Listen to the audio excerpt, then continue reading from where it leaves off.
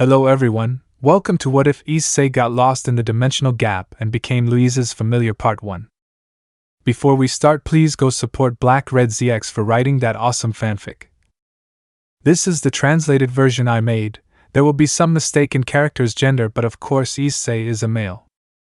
Hyoudou Issei, after Rias was kidnapped by her clone and he and the girls went to look for her in the dimensional gap, managing to find her and make her reconsider, but when the fragment of Issei's armor appeared, the brown-haired man prevented the fragment from hitting Rias, which saved her, but in that the girls were expelled from the dimensional gap, leaving only Issei and his copy, which they faced each other, and in the end Issei managed to defeat his copy, but he was very injured by the battle. But before he lost consciousness, an emerald sphere appeared in front of him, sucking him in. And when Issei woke up, he found out that he had become the familiar of a noble in a world where magic and wizards existed. What will happen to Issei now?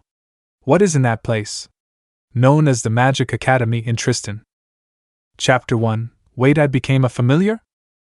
Fear was the only thing Hyoudou Issei could feel at this moment, where he feared losing something that was truly important to him, to the point of saying out loud that he loved it. And that something was his beloved President Rius, who looked at him coldly as she did at all the members of nobility who were there present watching her. "Bucho, please react, it's us, your beloved servants," Issei shouted, almost desperately, seeing her in that state. "Please laugh, come back to yourself," Aquino shouted from beside him. "Remember the things you did for all of us. Have you already forgotten everything you told me in that forest?" The screams of both showed all the feelings they had, something that Rias, influenced by the curse, partially noticed when having a reaction. A clear example that she could still hear them. Even with that state of mind, she could hear them clearly. "I remember that night, well, the one where you saved me from that gloomy forest. That winter night not only saved my life, it also gave me a purpose to live for," Kiba shouted as he looked worriedly at Rias. "One that I won't achieve if you're not with me. Bucho, please, we need you. You accepted me into your family even though I had no one. You gave me a place to call home," Kaneko shouted, her voice breaking. "Bucho, please come back. I want to be a great Gremry knight like Issei-senpai and Yudo-senpai, but I will only achieve it if you are there to see me. After all, you gave me a second chance," Gasper shouted on the verge of tears. "She gave it to me too. She gave me another chance to live my life, one that I wouldn't trade for anything. Living next to Issei-san and Rias-1 sama just like everyone else makes me happy, so please come back home with us," Asia shouted as several tears fell down her cheeks. "Not just them," Issei said as he took a step forward. "That afternoon, I truly believed I was going to die. I believed without a doubt that I would, but you appeared and gave me a chance, even if it was only for my screed gear. You gave me a life that I will protect with everything. Because you are part of it along with the others, and if you are not there, my life is not complete, and it will never be." Tears formed in Rias's eyes, having heard and felt everything they had said, undoubtedly moving her. But as they slowly approached, Rias screamed in pain as the fragment gradually left her chest, an act that gave Issei the opportunity to move towards Rias, thus interrupting the possession of the fragment by pushing her away and moving her away. Without a physical body to possess, the fragment began to take the physical form of Issei, who upon seeing it became undoubtedly furious. "Damn you," Issei said as he looked at the fragment that completely took his physical form. "Taking my appearance to be able to deceive Bucho, I will never forgive you, damn it." As Issei prepared to face his false self, Aquino took the weakened Rias in her arms, who stretched slightly to reach Issei, who activated the boosted gear, ready to fight like the others who were going to give their all in this fight. However, when they were about to take a step, the shield that had been protecting them disappeared, causing a crack to instantly appear behind them, which, without giving them the chance to react, took charge of sucking on those who were closest to it, taking everyone except the brunette, who had previously taken a couple of steps to face his false self, who smiled when he saw that now there was not one but the two of them inside the dimensional gap. "There are only the two of us left," the fake Issei said with a smile. "It seems so, but this makes things easier for me," Issei said as he looked seriously at his fake self. "I'll be able to finish you off without worrying about you hurting my friends." "Ha ha ha, you sound confident. Do you really think you can defeat me alone?" the fake Issei shouted as a powerful aura came out of his body. "I won't know if I don't try," Issei shouted into the air as the crimson aura surrounded him. "It doesn't matter what happens to me today, I'll make sure to finish you off, Balance Breaker." Welsh Dragon Drake shouted at the emotions of Issei, who was completely surrounded by the aura of the celestial dragon. Balance breaker. At the dragon's cry, the aura surrounded Issei quickly, covering him all over his body, materializing the form of the Security armor.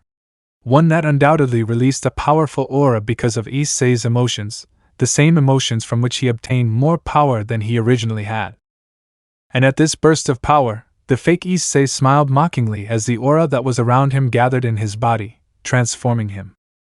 "Haha, try it if you can," shouted the fake Issei while taking the form of a dragon.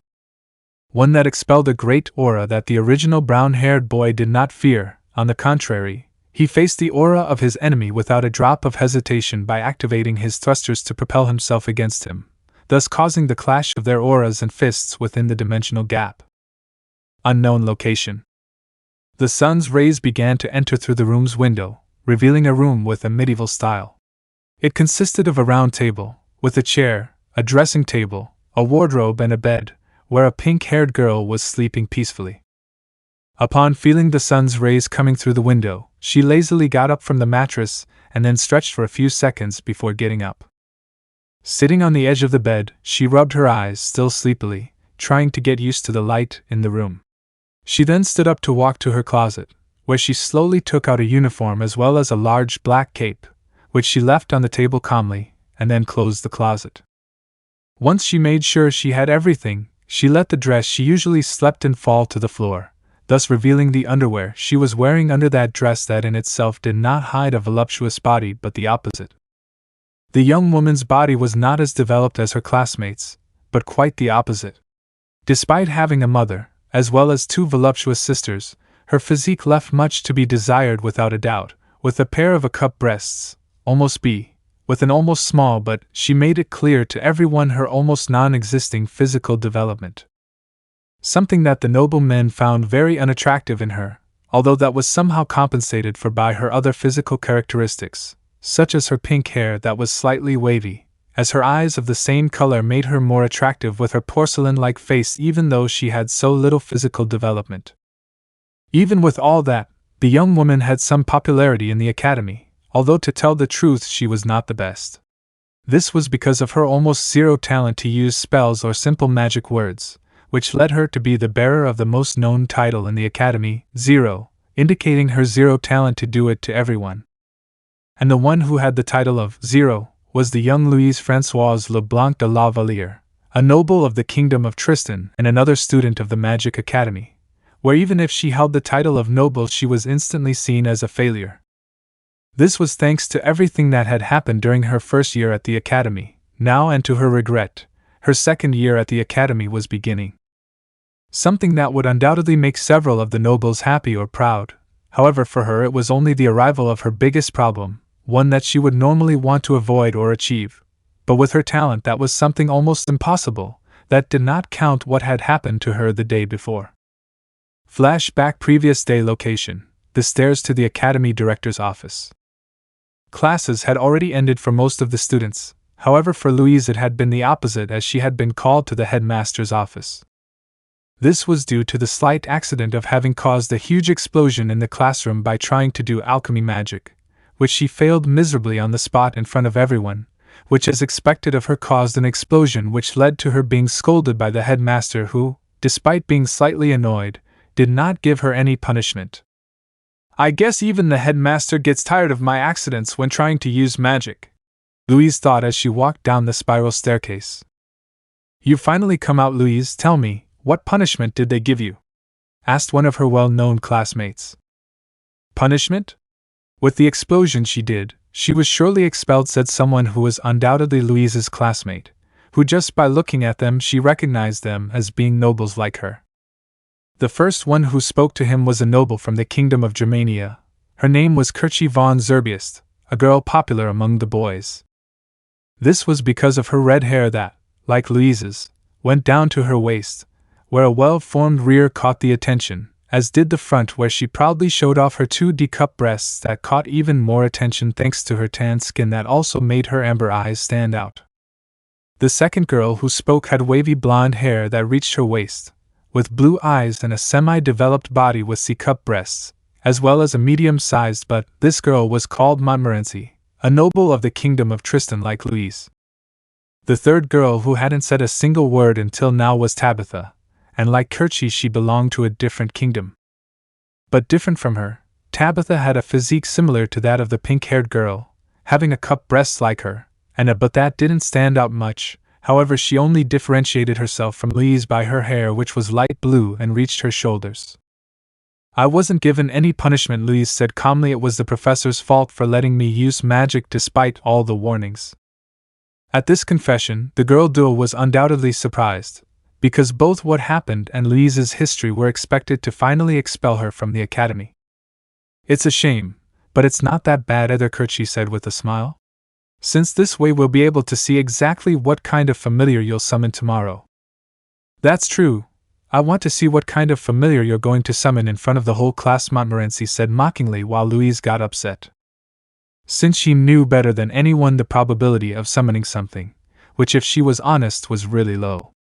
Even managing to summon something quite simple was the best case scenario. The worst would be that she didn't summon anything in the end, which would merit her being expelled from the academy in the end. Although you probably won't summon anything, after all you are Louise the Zero, Montmorency said with a light laugh. A laugh that managed to anger Louise, who really hated being reminded how bad she was at magic, so much so that just hearing the Zero made her furious. Laugh while you can, Louise shouted, surprising the duo of girls, where even Tabitha looked up at that shout. You'll see I'm going to summon the cutest and most powerful familiar that ever existed. His scream was heard all over the place, this as he was going down the stairs, leaving the three girls behind him surprised, since his words were full of great confidence that even surprised Louise herself, who was even more surprised than the three girls. Current time location, inside Louise's room. As that came to her mind, Louise put on the last item of her school uniform, which consisted of a cape of the same color as her skirt, black. Something that made her pink hair stand out, which she arranged after fastening the cape over her shoulders. I really shouldn't have said that, Louise said regretfully as she let out a heavy sigh. One that accompanied him while he took his wand and left his room towards the patio where they would summon their familiar that would accompany them until the day of their death. Dimensional gap location, somewhere in the void. The fight had remained in a stalemate. Currently Issei had removed a few wounds throughout his body, in which his copy followed closely behind him. Both had completely lost track of time. They didn't know how long they had been there fighting, but even so they knew that the next attack would be the last one they would do due to the wounds they both had, making it clear to them that the next attack would decide the winner. This time I'm going to defeat you, Issei said to his false self as a golden aura gathered around him. Same aura that from one moment to the next made a pair of cannons appear behind his back, which quickly began to gather energy. While the fake Issei roared as he opened his chest where an emerald green gem unexpectedly began to gather an insane amount of energy, thus proving that these were in fact the last attack that both opened, whereafter concentrating their energy to attack. They waited a second before firing both energies that in just a fraction of a second collided, causing a huge explosion that uncontrollably enveloped both of them. Tristan Kingdom Northern Magic Academy, Practice Backyard. Louise's classmates were in the courtyard summoning their familiars, something that worried her without a doubt currently. Since at that rate it was soon going to be her turn, something that did not make her happy without the slightest doubt, given that it would be her final sentence to finally be expelled from the academy, where she would undoubtedly be the only one to be expelled. This when seeing how her classmates summoned their familiars. Kerchi had summoned a fire salamander as her familiar, Montmorency summoned a frog, and Tabitha had summoned a dragon, one that surprised the entire class for being the strongest familiar up to that moment. Excellent, the familiars summoned today are amazing, the teacher said with a smile as he looked at his students' familiars. I think that would be all for today. I see them. Wait a minute, Professor Kerchi said with a slight smile. One of us still needs to summon his familiar, isn't that right, Louise? At the mention of her name, the entire class turned to look for her, finding her standing behind the nearest tree. I see, Miss Valier. Please do not prolong this any longer and summon your familiar now, said the professor while pointing with his staff to the place where she should summon. Why yes, Professor, Louise said as she approached the indicated place, feeling the gazes of all her classmates every second. They soon began to murmur about what was going to happen with her summoning. Something she ignored as much as she could as she made her way to the place the professor had pointed out to her. "Raise your wand and say the spell to your familiar," said the professor while Louise nodded as she raised her wand. "Me Louise Françoise Leblanc de la Valliere," Louise shouted as she immediately gathered her magic on the wand. "I summon you, my beautiful and powerful familiar." She shouted self-assuredly as those present gasped one after another, as none of them had used or thought of using the same words that Louise had used, thus giving everyone a brief distraction about the results of Louise's magic, which they all remembered when the great explosion that enveloped them appeared. Dimensional gap location, somewhere in the void. Currently in the gap, the battle had already ended, leaving the original Issei as the only winner. Who had multiple wounds throughout his body that prevented him from moving, had used all his energy in the last attack where he ended up being the winner, but thanks to that he had ended up right in the drift of the dimensional gap. "Damn, am I going to die again?" Issei thought as he saw all the shapes and lights of the gap. "Sorry, Bucho, I don't think I can go back home with you and the others," he thought sadly as he imagined the faces of all his friends, as well as the girls who were waiting for him and wished to see him return home safely, something that would not be possible. But in the midst of his sadness and frustration, an emerald green light slowly appeared, causing Issei to be slightly surprised, and under a strange instinct he guided one of his hands to that strange light, which he touched lightly before feeling a strong suction that drew him into the light, which disappeared when Issei entered it, leaving in that place as the only proof of his 8 pawns who had reincarnated him into a demon. Tristan Kingdom Northern Magic Academy, Practice Backyard. All the students present were gradually getting up, this due to the explosion caused by Louise. Unlike the others who had more angry faces than happy ones, she was undoubtedly worried to see what the result of her summoning was. "Typical Louise the Zero," a boy shouted while wiping the dirt off his uniform. Something that several of her classmates undoubtedly began to say, leaving the pink-haired girl with a slight sadness. This when confirming that her familiar did not appear before her, something that the teacher present named Colbert noticed. His appearance was not in itself very different from an ordinary teacher, since he was an adult man with semi-baldness. He wore small glasses as well as a blue robe, while in his hand he held a cane. "As I thought she couldn't summon her familiar," Colbert thought with sadness as he saw Louise's face. A face that showed concern about her next words, which she had to say before communicating them to the school management. Louise failed to summon her familiar. The rules of the academy said that if a student failed to summon his familiar, he would be immediately expelled, something that terrified Louise when she saw her teacher's face, knowing what she was about to tell him in front of everyone. "Wait, Professor Colbert, please let me try one more time," Louise said worriedly as she looked at her teacher. "I'll do it this time." "I'm sorry, Miss Valliere, but the rules are clear. You only have one chance to summon your familiar, and since you haven't summoned it, I'm afraid that," Colbert said with some regret while Louise clenched her fists. "Please don't," Louise said, hoping not to hear the next words as she lowered her head slightly. "Please don't leave me alone, I beg you. Please appear before me and save me from my fate. Please appear." Louise thought as a tear escaped from her eyes and began to slowly slide down her cheeks until it finally reached her chin, where it only took a second before falling to the ground. Right at the same time, a sphere of the same emerald green color silently appeared in the sky, dropping a nearly unconscious boy into a nosedive. No one noticed their presence at first, or at least that had been the case for the group of students, since contrary to them the familiars began to leave quickly or even rolled up and threw themselves to the ground in fear, leaving everyone present with doubts when seeing the entire reaction of the familiars. Where Tabhita's dragon was also clearly scared as it roared fearfully, constantly leaving everyone even more surprised and strange at that moment, where even Colbert did not understand what was happening to all of them, which lasted until Tabhita saw how all the familiars looked up at the sky in fear. Where even now her dragon looked fearful as well as scared, or rather terrified. "Up," Tabhita said, drawing the attention of those present. They turned towards the sky, noticing that there was a chestnut tree falling at great speed towards them, something that instantly surprised everyone. Even Professor Colbert noticed the location where that young man would fall, and that was in front of the surprised Louise, who had not noticed that yet. Impossible, is that Miss Valier's familiar? Colbert thought in surprise before realizing the same thing as the others. The one who was falling from the sky at great speed in front of those present was not slowing down. On the contrary, he was falling faster than before. Professor Colbert, Louise shouted as the boy hit the ground in front of them. Forks, Colbert shouted as he started a chant to try to stop the boy from hitting the ground. But as he prepared to use a spell, he realized that even if his chants were completed, the spell would not arrive in time to stop him at that speed of failure. But while Colbert thought of some way to save him, the brown-haired boy regained some of his consciousness, noticing that he was falling at great speed about to hit the ground. So using the little energy his body had recovered, Issei quickly turned around while taking out his dragon wings, which made him stop just a couple of centimeters from the ground.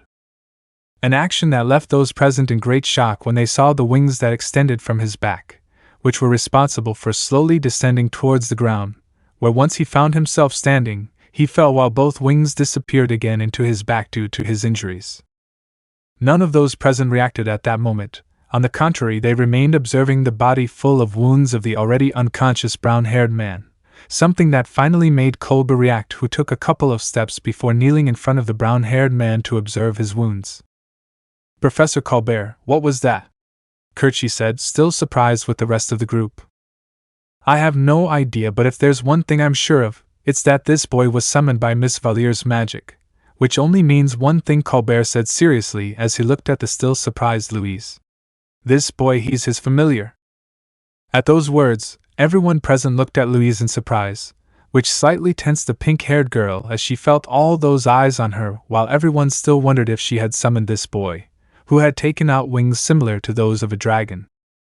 So the fact that he's injured like that, is it because of Louise's magic? Montmorency said, causing everyone there to notice the brown-haired boy's wounds. Which made Louise tense up, thinking the same thing, that she had been responsible for seriously injuring him the moment she summoned him. No, summoning magic doesn't damage the object or the being summoned, so this wasn't Miss Valier's doing. This boy was already injured before she summoned him, Colbert said as he looked at the brunette's wounds more closely, which told him what had been the cause of the great damage he had received. And if I'm not mistaken, these wounds are from a battle. The way and depth of his wounds make it clear that he had a rather brutal battle against someone or something.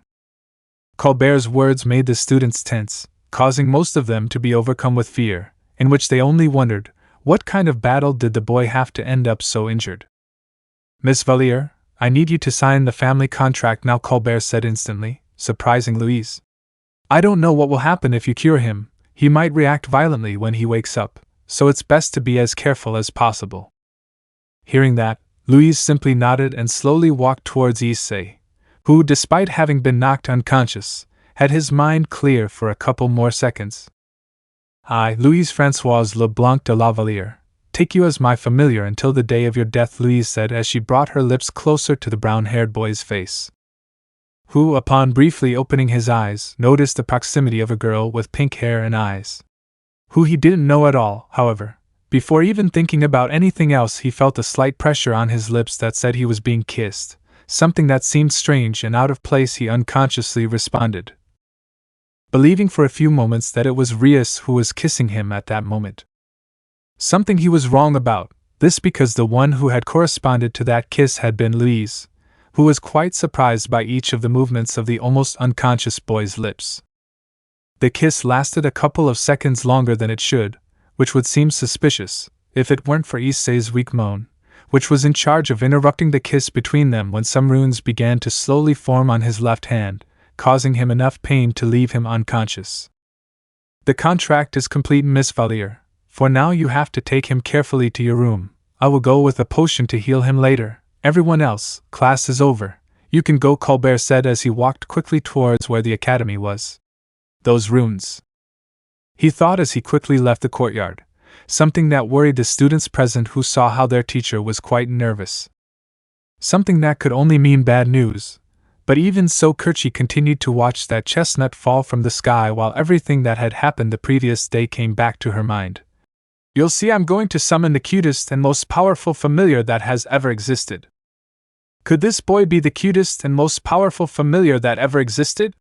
Courtyard wondered as she looked at Issei. Hey Geiche, Help me take him to my room, Louise said as she looked at the boy closest to her, who was trying to calm his familiar, who upon hearing Louise's voice turned around showing her blonde hair and blue eyes that fascinated women. Huh! And why me? Issei said, a little surprised and against helping. Just do it, Louise shouted, scaring the boy slightly. Good, Issei shouted as he waved the rose in his hand. He pointed at Issei as he began to move away slightly from the ground, staying in the air while Issei took him to Louise's room, who was leading the way. Where he didn't notice that behind them were Courtyard, Montmorency and Tabitha, who despite what they heard still felt a great curiosity about Issei, who was still in the world of unconsciousness even when they reached the girl's room. Thank you, Louise said as Issei left Issei on the bed. It doesn't matter, but I'm a little curious. Who is this commoner? Issei said as he looked at Issei somewhat curiously. Are you an idiot? After what happened outside, do you think this kid is really a commoner? He had a pair of wings coming out of his back. A pair of wings, Montmorency said with slight annoyance while Issei just shrugged his shoulders. I understand, you don't need to shout, Montmorency, Issei said while looking at the aforementioned. Commoner or not, I have to admit, that boy is quite handsome, Courtyard said, which got everyone's attention. Besides, we just need him to be powerful for Louise's words to be true. As soon as she said that, both Montmorency and Tabitha remembered what the present Louise had said before. Something that surprised them, except Issei, who didn't know what they were talking about. Well, I think my presence is no longer necessary here, so if you'll excuse me, I'll be leaving, Issei said as he walked out the door, leaving the quartet alone with the unconscious Issei, who moaned slightly in pain from his wounds, something that worried Louise a little. She didn't know what to do exactly about it, something that even those present felt in the face of the brown-haired boy's wounds. Hey, Montmorency said as he pointed at the boy's shirt. What's that? At Montmorency's question, those present looked where he pointed lightly, noticing that something with a cylindrical shape was protruding from within the brown-haired boy's already battered pants. To which Louise approached to take it in her hands. As she was closer, they all focused their attention on that type of cylinder that had a purple color that was adorned with a touch of gold in some parts. While in the center of it, there was the symbol of one of the 72 pillars of the underworld, the one that Issei faced before and defeated, the phoenix symbol of the phoenix family. What a strange shape, Louise said as she saw the cylinder in her hands, which she managed to open with a little twist. They discovered that inside there was a small bottle with a transparent liquid inside, which baffled those present when they got a better look at the liquid and the design of the bottle. That's strange, this is the first time I've seen an elixir of this kind, Courtyard said as she looked at the bottle. Have you seen anything like this before? No, for me it's also the first time I've seen something like that. Usually the elixir or positions have different colors. That way they can be distinguished, Montmorency said somewhat interested. What about you, Tabitha? Courtyard said to the blue-haired girl who hadn't said anything for the moment. It's my first time too. It could be an elixir in its pure form, I guess, Tabitha said as she slightly shrugged her shoulders. It's quite strange, but if he brought it there must be a reason, right?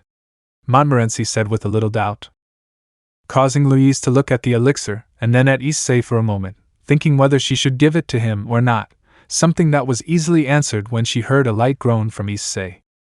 So Louise, without hesitation any longer, quickly opened the bottle in her hands to slightly open Issei's mouth, who felt the phoenix tears enter his mouth quickly, thus healing the wounds on his body, leaving all the girls surprised to see how quickly Issei had healed, who at that moment was able to breathe calmly. Miss Valier Colbert shouted in surprise, frightening the girls when they saw that their teacher was accompanied by Principal Osmond, an old man with white hair and beard who carried a huge staff with him as well as a black robe. Although his appearance, like Colbert's, quickly became pale when seeing that Issei's wounds had completely disappeared and it even seemed like he was going to wake up at any moment. Everyone please get out, Colbert said worriedly before stopping abruptly. This upon seeing Issei open his eyes in surprise, finding a room where he had never slept as well as people he did not know at all, and by natural reaction he got up as quickly as possible from the bed. An act that scared the girls and forced both men to stand in front of Issei to be able to face him if necessary, while the four girls remained sheltered right behind. Who are you? Colbert asked seriously as he quickly conjured a spell ready to defend himself and the girls. Something that Issei didn't notice, as he was both surprised and puzzled, since the way Colbert spoke to him was not one that Issei recognized, so much so that it made him nervous when he remembered that all the demons could understand the languages of the world without problems. "Can you understand us?" Osmond asked, seeing Issei's confusion, who still didn't understand anything. Something that only made him more nervous than he already was by not being able to understand a single word those people said. Something that made him wonder where he was at that moment. Did he end up in a strange place in the dimensional gap? "Drake, can you understand anything they're saying?" Issei asked the dragon on his left arm. "I really don't understand anything they're saying. The language they're using is new even to me," Drake said seriously as he thought for a few moments. "We don't know what the current situation is, but there's a way to find out." "And which one is it?" Issei asked while still maintaining his guard against both adults present. "You must kiss one of those girls, this way you can learn the strange language. This skill was developed for moments like this or in some situations where a dragon's partner speaks another type of language," said Drake, at which Issei was surprised. "What a good technique," Issei thought in surprise as he focused on the 4 girls behind him. "Okay, I know what I should do, but which of the 4 do I have to kiss?" "Try it with the pink-haired girl, since she was the one who gave you the phoenix tear, and for some strange reason I also feel the presence of a bond that unites you with her," Drake said as he looked seriously at Louise. "Remember, the kiss must last a minute or it won't work." "Understood," Issei said, causing the surprise of everyone present who did not understand the brown-haired boy's language. He looked at Professor Colbert for a few moments, before looking at Director Osmond, who was nervous about his look like Professor Colbert. But his nervousness didn't last long. When he saw that Issei had focused his gaze on one of the girls, specifically Louise, who became nervous like the other girls present. "Miss Valier, be careful," Osmond shouted when he noticed that Issei had set his sights on Louise. All the girls were scared by that scream, especially the aforementioned one who didn't know how to react to the warning, one that came too late. As both adults were about to give their first attack, they felt an object pass quickly by their side, and as soon as they turned around they saw how the brown-haired boy had taken Louise by the waist, who to everyone's surprise was kissing her, leaving speechless not only those present, but also Louise, who was surprised by this sudden movement, which she wanted to end by trying to use her hands to push Issei away. But the moment she tried to push him away, all the strength in her arms disappeared without giving her a chance to defend herself. All the strength in her body began to lose against Issei, who continued to kiss her without showing signs of stopping, at which Osmond and Colbert moved to try to save Louise. Although they barely took a step, Issei's dragon wings appeared again, at which both adults instantly stepped back, preventing them from getting closer. Issei still remembered his partner's words: he had to kiss the girl for a minute, or his goal of learning the language could not be completed.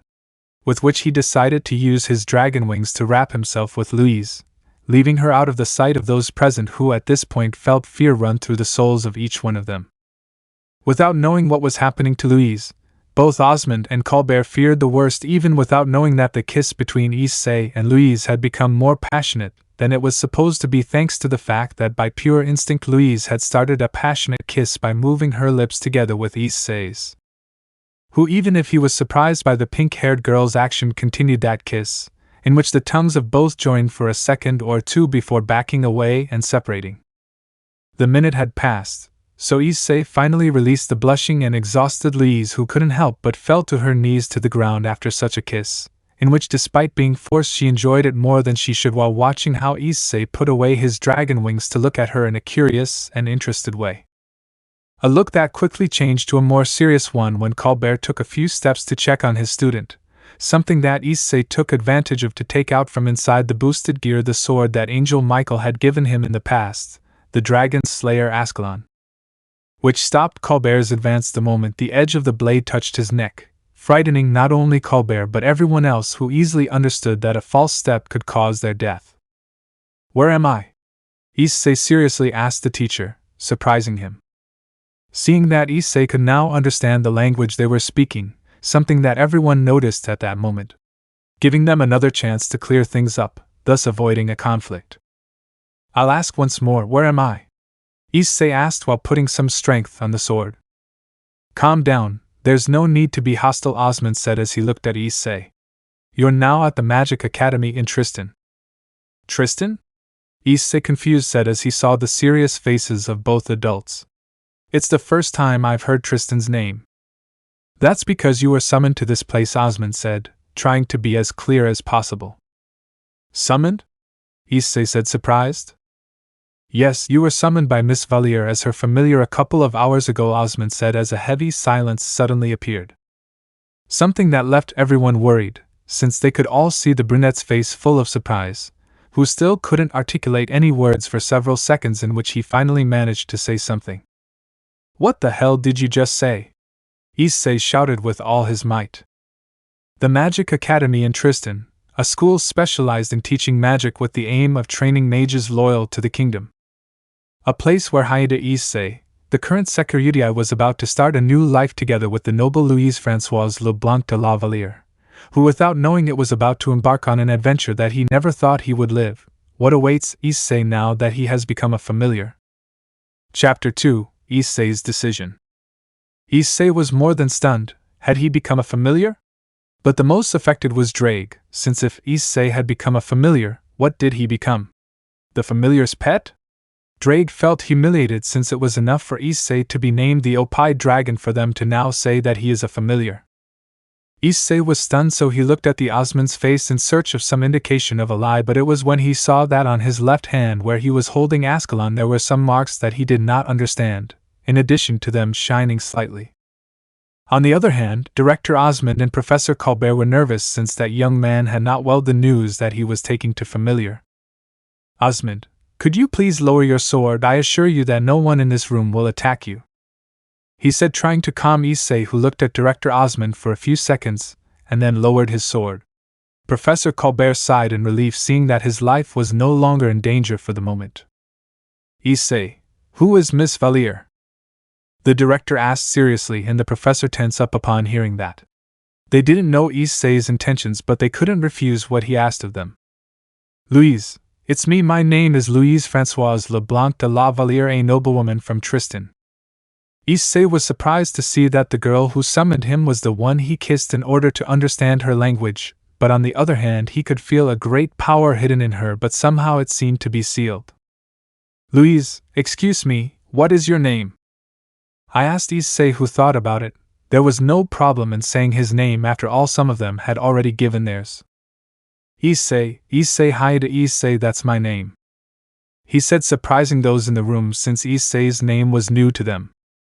Louise, well, Issei, could you calm down a little? We just want to know a few things.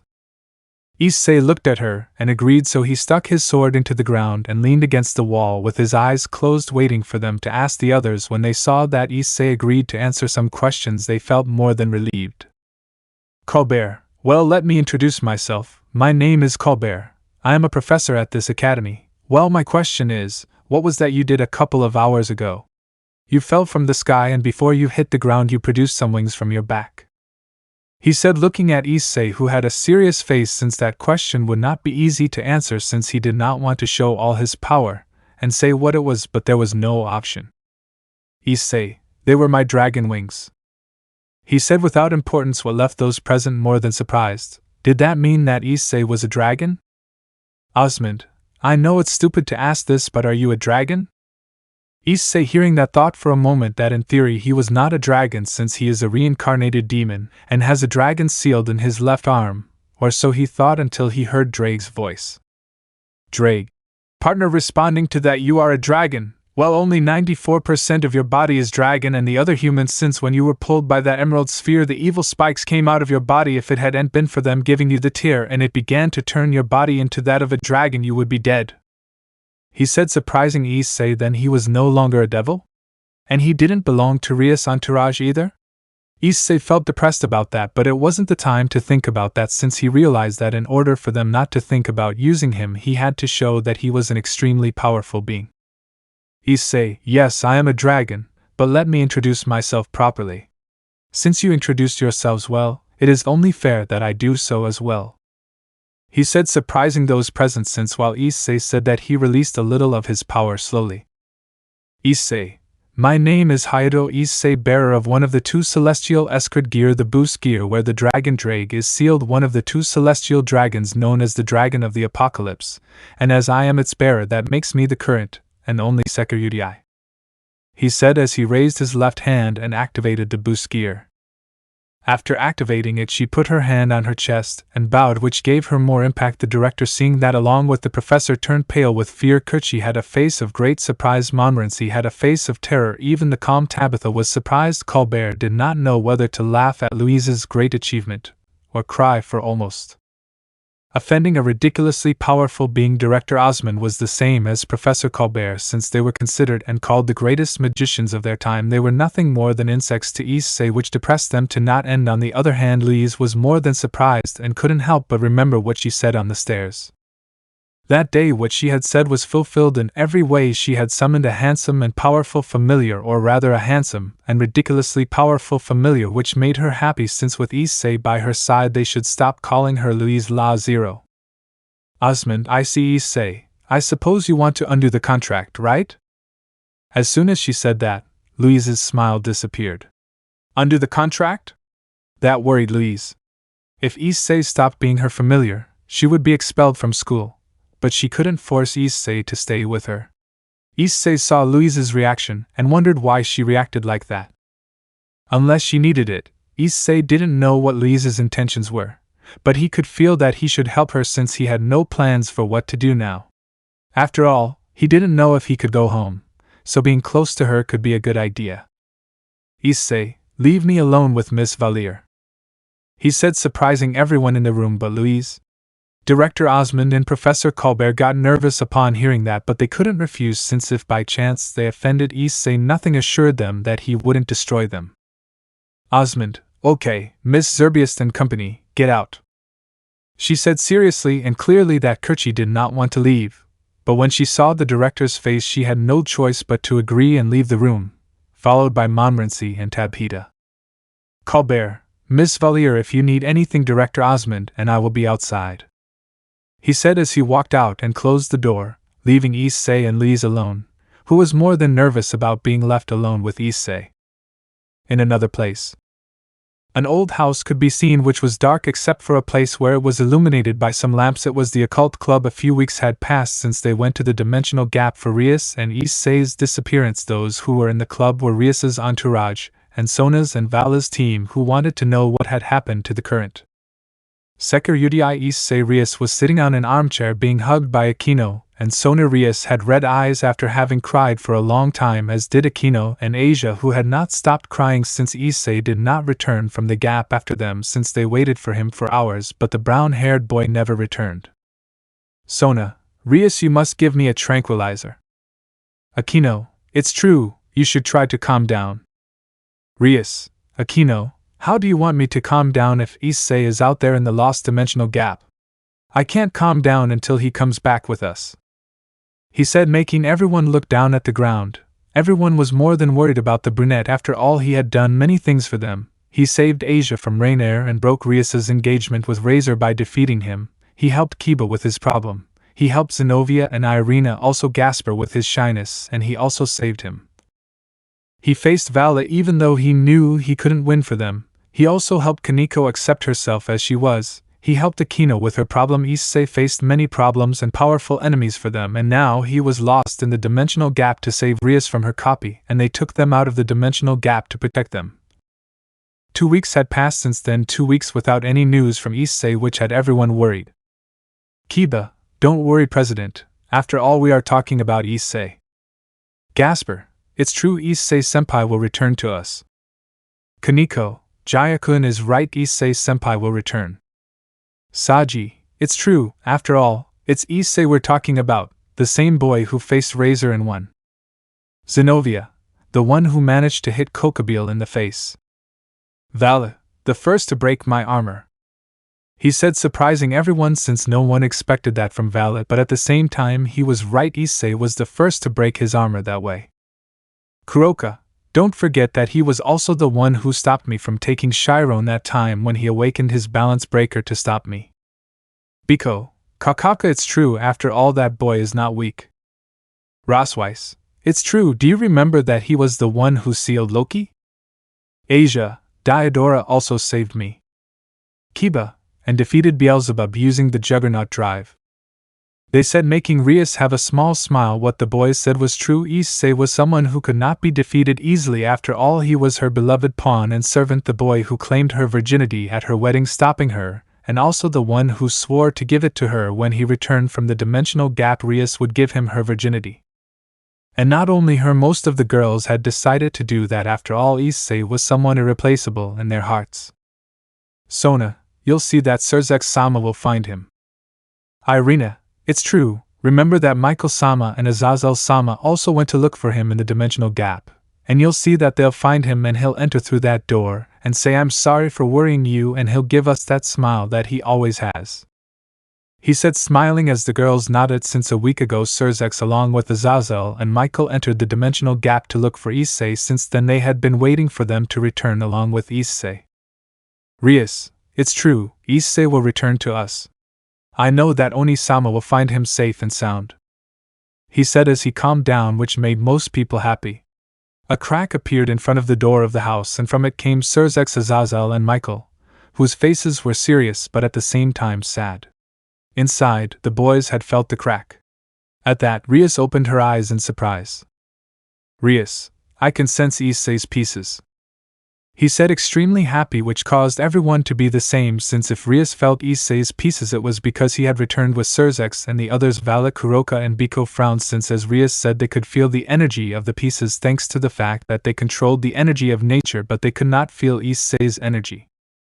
In that, Surzek entered through the door, being followed by Azazel and Michael, who had serious but sad faces. Rias stood up and looked at her brother.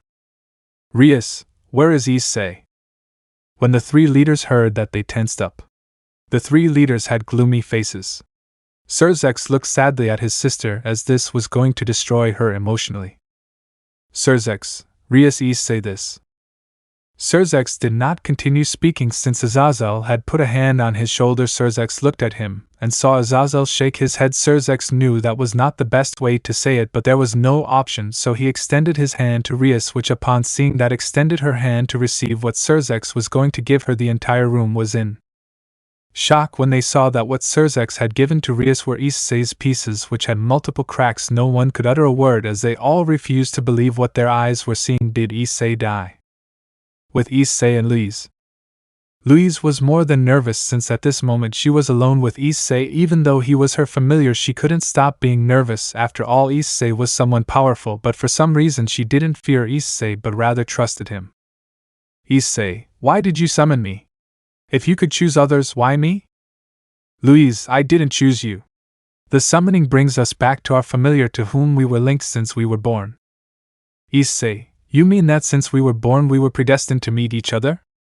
Louise, it's most likely, she said while putting a finger on her chin as if thinking about it, although Issei had doubts, since if he and she were destined to meet, shouldn't there be a reason? Issei, why did you get sad when Osmond said that he wanted to break the familiar contract? Louise was surprised to hear that, as she thought no one had noticed her reaction.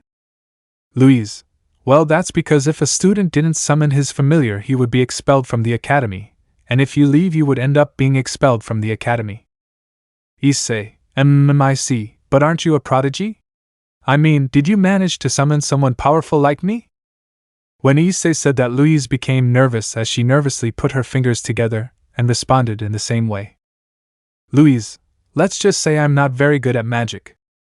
Issei, how much? Louise, well, every spell I do always ends in an explosion. Issei, really? Louise, if that's why. Issei, what? Issei asked, quickly realizing that Louise was having a hard time saying that. Was it something serious? Louise, they call me Louise Law Zero because since I managed to enter the academy I have not been able to do a single spell since they all end in an explosion. Even when I summon you it ends in an explosion, and right now I am the weakest in the school. He said, surprising Issei. The girl who summoned him was not powerful? But he could feel a great power coming from her. Did she not know about him? But if there was one thing he was sure of, it was that that power was sealed, since there was something that prevented that power from being detected. Issei, It's funny you say that since I can feel that there is great power within you. Louise, really? Issei, if you didn't know? Louise, no. Issei was not surprised in the least to hear her answer. If she knew about that power, she would have used it before, so it was to be expected. Issei, Louise, for what purpose do you summon a familiar? Louise, well, the goal of summoning a familiar is for them to help us and accompany us until our death. After all, they are faithful until death, and feelings influence the summoning.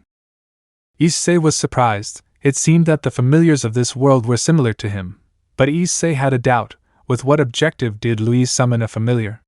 If emotions influenced the summoning, what feelings did Louise have when she summoned it? Issei, what were the feelings with which you summoned me? Louise was surprised by Issei's question. With what feelings did she summon him? That was something she would have a hard time saying. Louise, why do you ask that? That's something I can't say, you know? Issei, I see. Tell me what your goal is. Louise, my goal? Issei, yes, everything will depend on what you say. Louise was surprised to hear that, as her answer would depend on what. Louise, my goal was to summon a familiar that would make others stop calling me Louise La Zero. I wanted power to be someone, to be useful. I guess you don't understand, right? After all, you are someone powerful and loved, right? Issei lowered his head. He may have been now, but he wasn't in the past. He was hated for being one of the school's trio of perverts. He wasn't always useful to Rias. He was always the weakest of the entourage at first, and his decisions affected several people. But that wouldn't happen now. Issei didn't know if he could return to his world, but while he was here, he would have to find something to spend his time on while he looked for a way to return, so he decided. Issei, okay, I decided. He said, surprising Louise since she depended on Issei's decisions, so she was worried. Louise, what thing? Issei, Louise Françoise Leblanc de la Valliere, do you want power? He said, surprising her, that he wanted power? In a world where the strong rule the weak? It was more than obvious that he wanted power. Louise, yes, I wish I had power.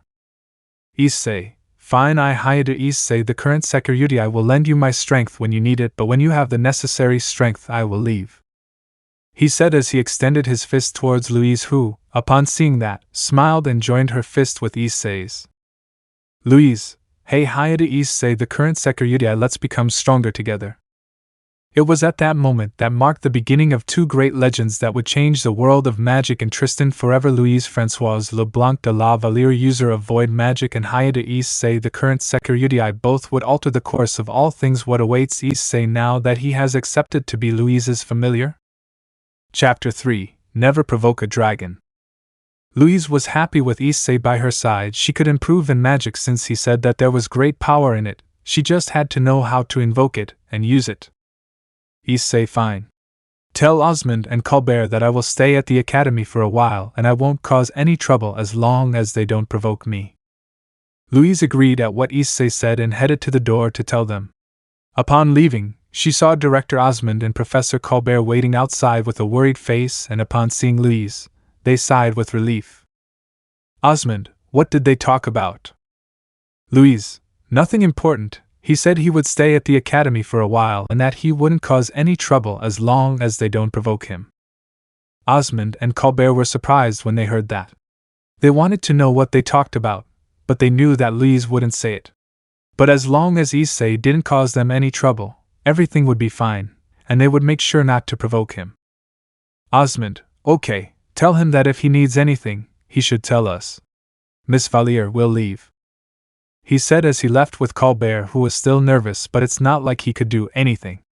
Louise, seeing them leave, entered her room and saw Issei looking out the window. Issei watched the two large moons in the sky. That was proof that he was in another world, so he sighed since he could feel that the girls were suffering because of him, but there was nothing he could do for the moment, so he sighed. He had noticed Louise's presence, but it was at that moment that Issei realized something he had overlooked, and that was where he was going to sleep, since he didn't think Louise would share his bed, or did she? But he also doubted that Louise would want to share him with a stranger like him, so he worked up the courage to say it when he looked back to see Louise, but he stayed still for a second and looked back at the window. The reason? Louise was changing. I could see how she took off her shirt with him in the room.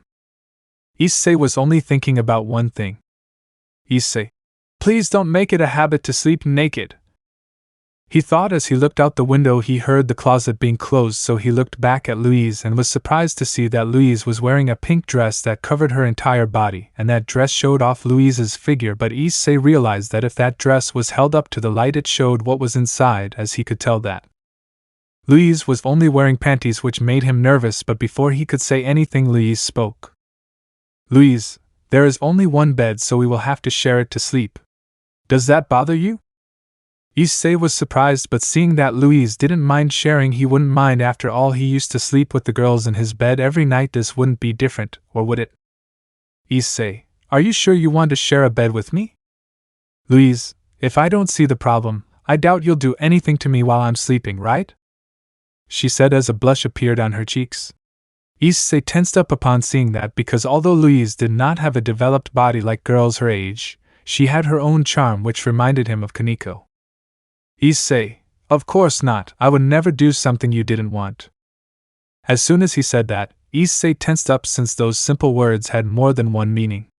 Louise blushed since she also realized that those words had more than one meaning, so she timidly lowered her head and also responded in the same way. Louise, I see, he said as he lay down, while the room darkened. Issei stood for a few seconds cursing himself for saying that, as it created a rather uncomfortable atmosphere. It was at that moment that Issei realized that his clothes were quite torn. His pants seemed to be fine, but his red shirt and his shirt were almost destroyed, in addition to having burned parts.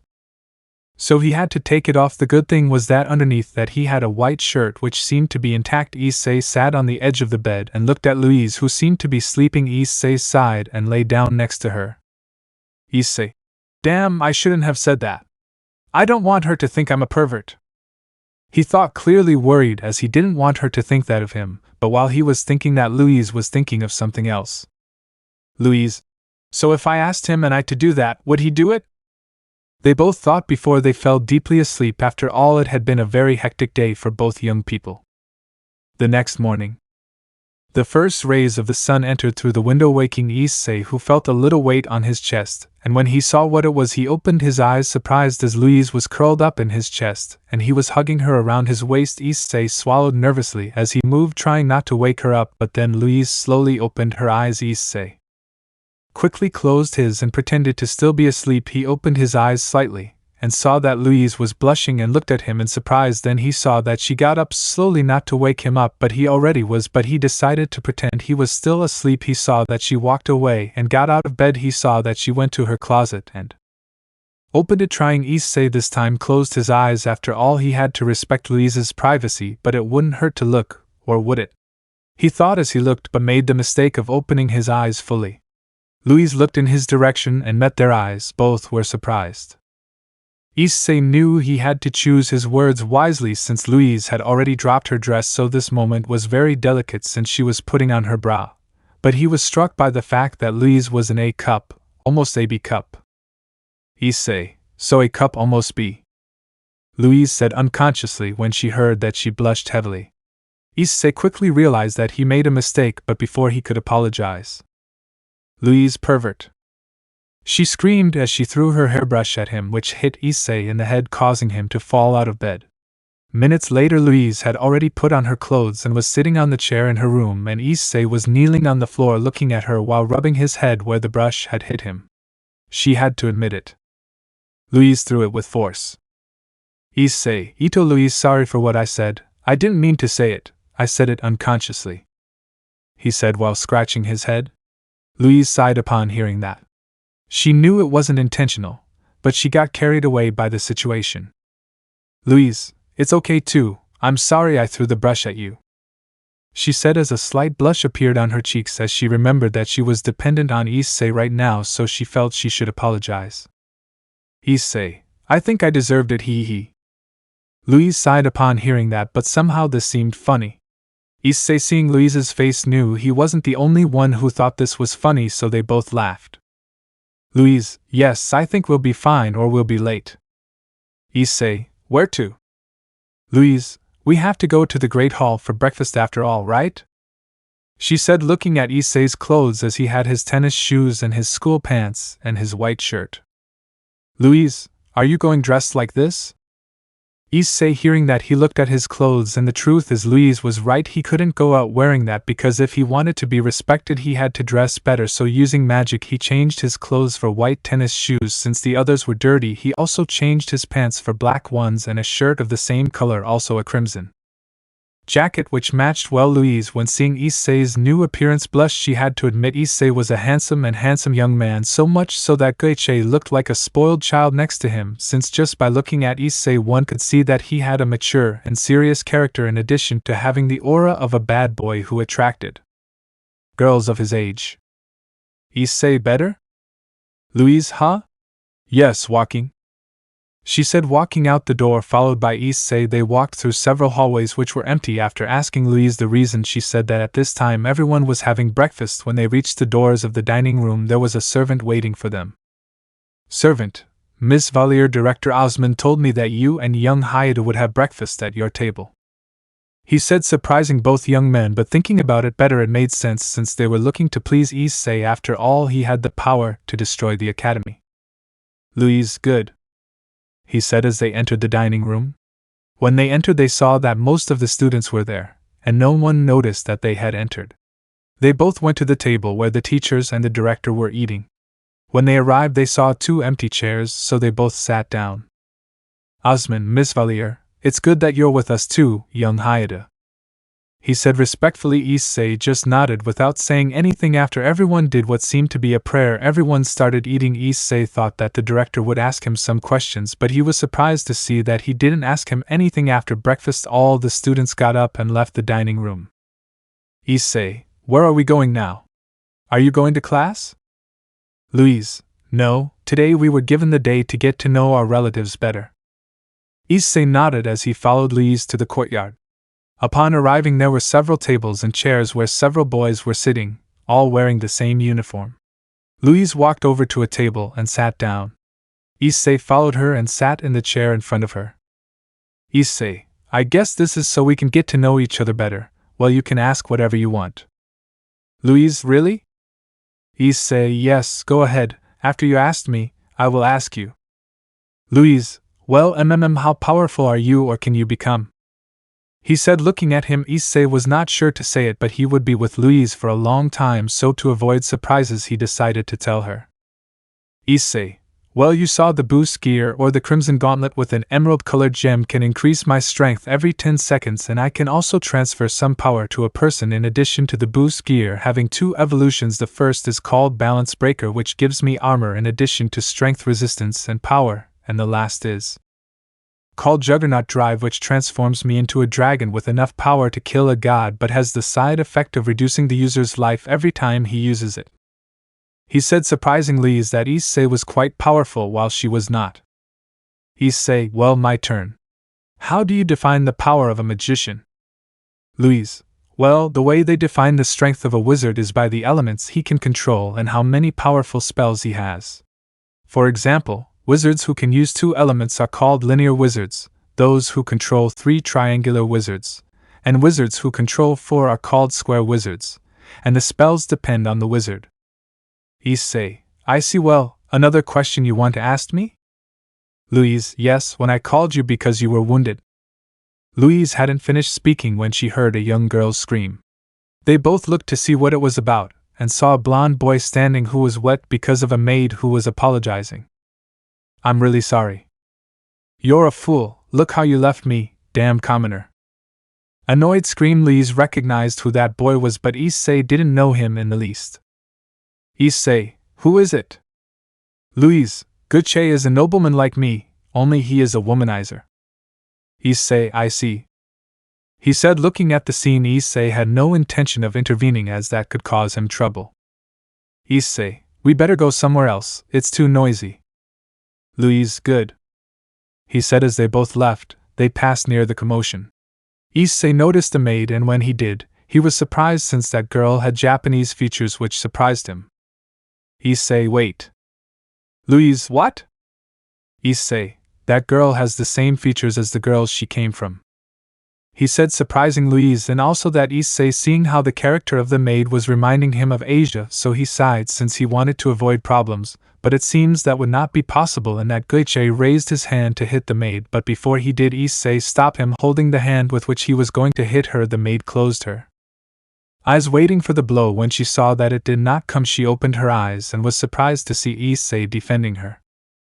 Issei, enough. Guiche, huh? Who do you think you are, commoner? To stop me, noble? Issei was surprised that boy called him a commoner.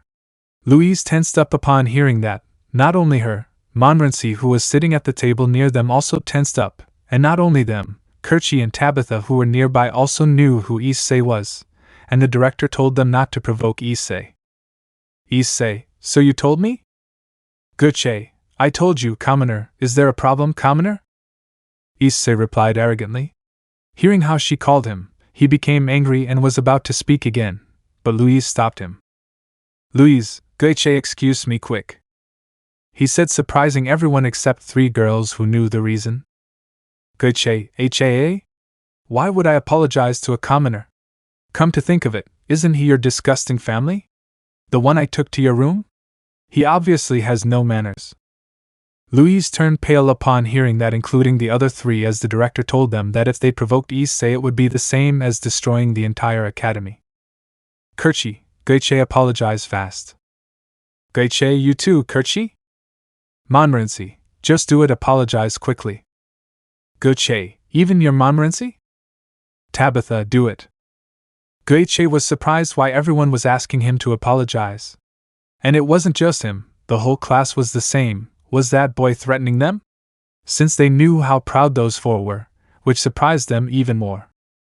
Louise, what are you waiting for? Apologize. Guiche, TSK, I don't know what's wrong with them, but I won't apologize you. I don't know what you did to them, but I'll teach you a lesson for messing with a noble. I challenge you to a duel. I'll wait for you in front of the academy. I hope you don't run away, he said as he walked away arrogantly. Everyone was surprised. Issei was surprised to see so much arrogance in that boy, which bothered him. Well, if he wanted a fight, he would have a fight. Issei, oh believe me, I'll be there.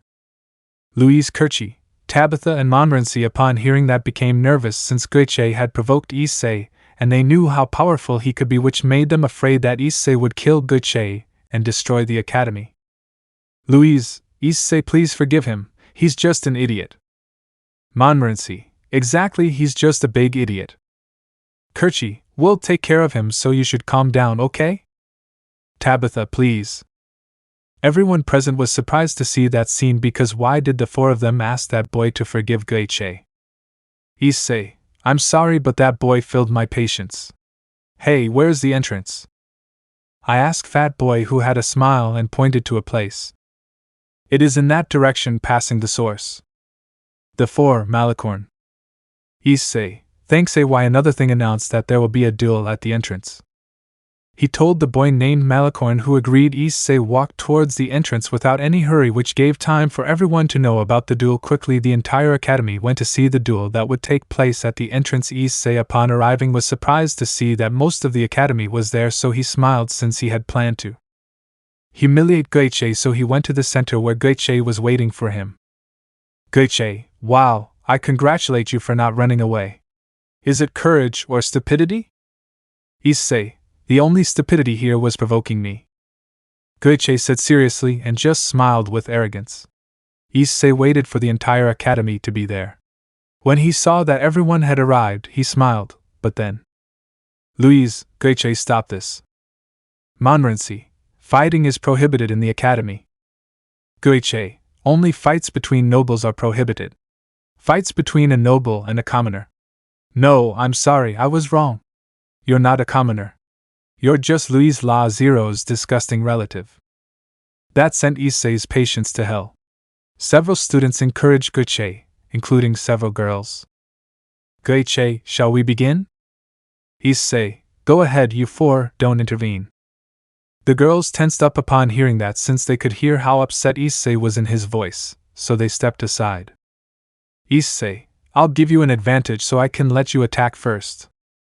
Guiche, okay, but I assure you that you will regret it. Come, I'll summon you Valkyrie.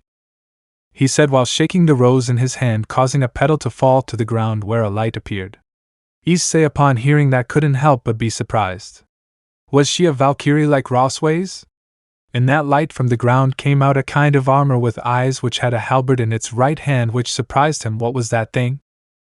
Since that was not a Valkyrie. Was he not thinking of summoning a Valkyrie?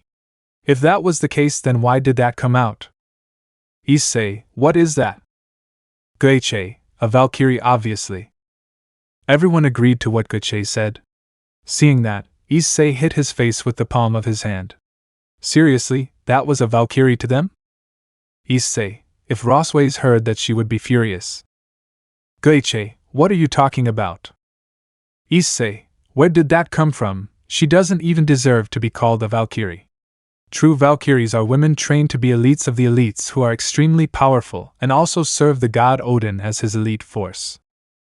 If you showed that there and said she was a Valkyrie, they would kill you instantly for disrespecting them, since that doesn't even deserve to be called a Valkyrie. He said, surprising Goichi. Not everyone, really. What Goichi summoned was not a real Valkyrie. In addition, what Issei said caught the attention of all the girls in the academy, since according to Issei the true Valkyries were elite women who served the god Odin. Since they knew who Odin was but had no idea that the true Valkyries were women? Which surprised them. Goichi, well, that doesn't matter, I order you to attack. He told the Valkyrie attempt according to Issei, which he saw as he charged towards him, while putting the halberd in front to pierce him. Issei sighed, seeing such an attack or attempted attack, since that attack was extremely weak, even Gasper could defeat him, so he moved a little, dodging at Issei's side at this attack that according to them should kill him, but in reality that attack would not cause him any damage if he touched it. Issei gently hit the armor with his fingers, which exploded into pieces the instant Issei touched it, surprising everyone but Goichi, since everyone saw that Issei had only touched the armor and destroyed it. Issei, that's there? Because if you do that, you won't cause me any harm. Goichi tensed upon hearing that, but it also made him angry, since in Issei's words he said that the Valkyries of his family were not strong. Goichi, you will regret it, he said as he shook the rose in his hand again, which dropped 2 petals to the ground where a glow came out, and 2 armors came out again, which were different from the first, since these were silver but still had halberds in their hands. Issei noticed that these were a little stronger than the first, but that was still not enough to hurt him. Both armors attacked with the halberds, which were aimed at Issei's head, who using a command stopped them without any problem, and with just a move of his hand he destroyed the halberds, and with his fingers he hit the heads of the armors, destroying them, which left Goichi in shock, and not only him, everyone present was the same. Goichi, impossible. Issei, that's there? Because the truth is, I'm disappointed. I know this time I won't use my hands, he said as he put them in the pockets of his pants. Goichi became enraged when he saw that, so he shook the rose again, where 3 petals fell, and from it 3 armors came out again, but these seemed to be made of gold, and they also had the same weapons as the first 3. Issei, does he only know how to do that? Doesn't he know how to do anything other than those things?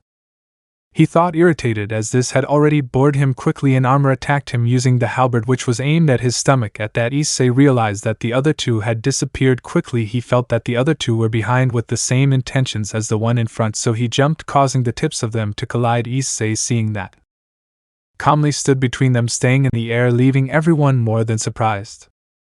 Issei, how boring, he said as he kicked the head of one, sending it flying. As it fell, Issei swept, knocking down the other 2, but before one could knock it down, Issei kicked it, destroying it. The other fell to the ground, stopping before it could get up. Issei stepped on its head, destroying it. Issei looked back at Goichi, who was sweating and breathing heavily. It seemed that summoning the previous armors consumed a lot of magic. Issei, don't you know how to do anything else? You're boring me with that stuff. Goichi, well, you asked for it, he said as he took 4 petals from his rose and brought them close to his mouth while muttering something, and then let them fall to the ground, where other armors came out which had a light blue color, and they had different weapons. 1 had the same halberd, 2 had a sword and a shield, and the last one had a bow and arrows, which surprised Issei. Goichi, I present to you the Diamond Valkyries, the most powerful I can summon, he said with a confident smile, since he thought that with this he could defeat Issei, who upon seeing them realized that they were quite powerful. Quickly the one with the halberd attacked him. Issei moved, dodging it, and threw a kick to destroy it, but before it could hit him a shield got in the way and armor quickly stopped his attack. Issei moved. Dodging a sword slash from the other armor, Issei moved his head, dodging an arrow which had been shot by the one behind. Issei was going to attack, but in that a fist hit him in the face which caused him to step back, which surprised everyone since that was the first hit that Guiche's armor had given him, and that a thread of blood came out of Issei's mouth which he wiped with his fist while smiling. Issei, I admit that it was a good hit, but you will need more than that to defeat me, but I'm tired of playing with you, he said as he activated the boost gear, surprising everyone. Issei wanted to show off some of his strength so that they would stop underestimating him and calling him a commoner, which irritated him. Guiche, seeing the boost gear, was shocked as he was also surprised by Issei's words. Had he always been playing with it? Issei, it's time to destroy these things, he said while charging a dragon shot. The other, seeing that, quickly moved away. Issei, seeing that shot which destroyed the 4 armors. Guiche fell to his knees upon seeing that. Not even his strongest Valkyries could defeat Issei, which he found hard to believe, and not just him, the entire academy that watched the fight found it hard to believe. Issei walked towards Guiche, who had lost all fighting spirit. Issei, now you see it's useless? I can kill you at any time, and at no time did I use my power. I defeated them using only physical strength. Can you imagine what would have happened if I had used it? Guiche tensed upon hearing that, as did the entire academy who watched Louise, since they all knew that Issei had been summoned by her. Issei turned to leave after everything. Guiche lost all fighting spirit. Guiche, damn commoner. Guiche muttered, which Issei heard, which annoyed him, so he fired another dragon shot which passed by Guiche's head. Issei manipulated the dragon shot and made it explode in the sky, causing a huge explosion the size of the academy, which scared everyone. Issei walked up to Guiche and grabbed him by the neck and slammed him into the ground, causing a crater, surprising everyone as Guiche let out a cry of pain. Issei, never call me commoner again, do you understand? He said as he let go and walked away from Guiche, who had a lost look on his face. Issei looked at all the students, who looked at them with fear in the case of the men, since the girls looked at him blushing. After all, Issei was a handsome boy for them, and he also proved to be someone really powerful. Issei, that's for you too. Whoever calls me a commoner will die. Any doubt? He said with a sincere smile which scared the entire academy, who shook their heads repeatedly. At that, Issei remembered something.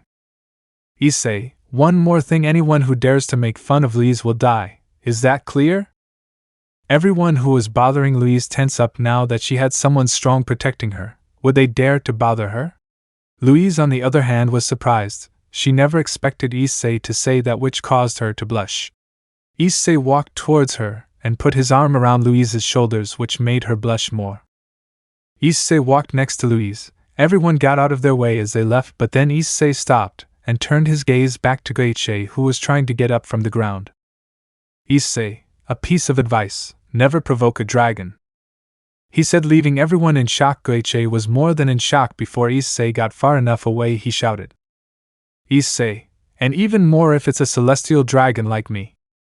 Everyone turned pale upon hearing that and looked at Guiche, who was more than pale from fear of a celestial dragon. At that, Guiche understood why the girls asked him to apologize to Issei. After all, he had the power to kill him. What would happen now that everyone saw part of Issei's strength?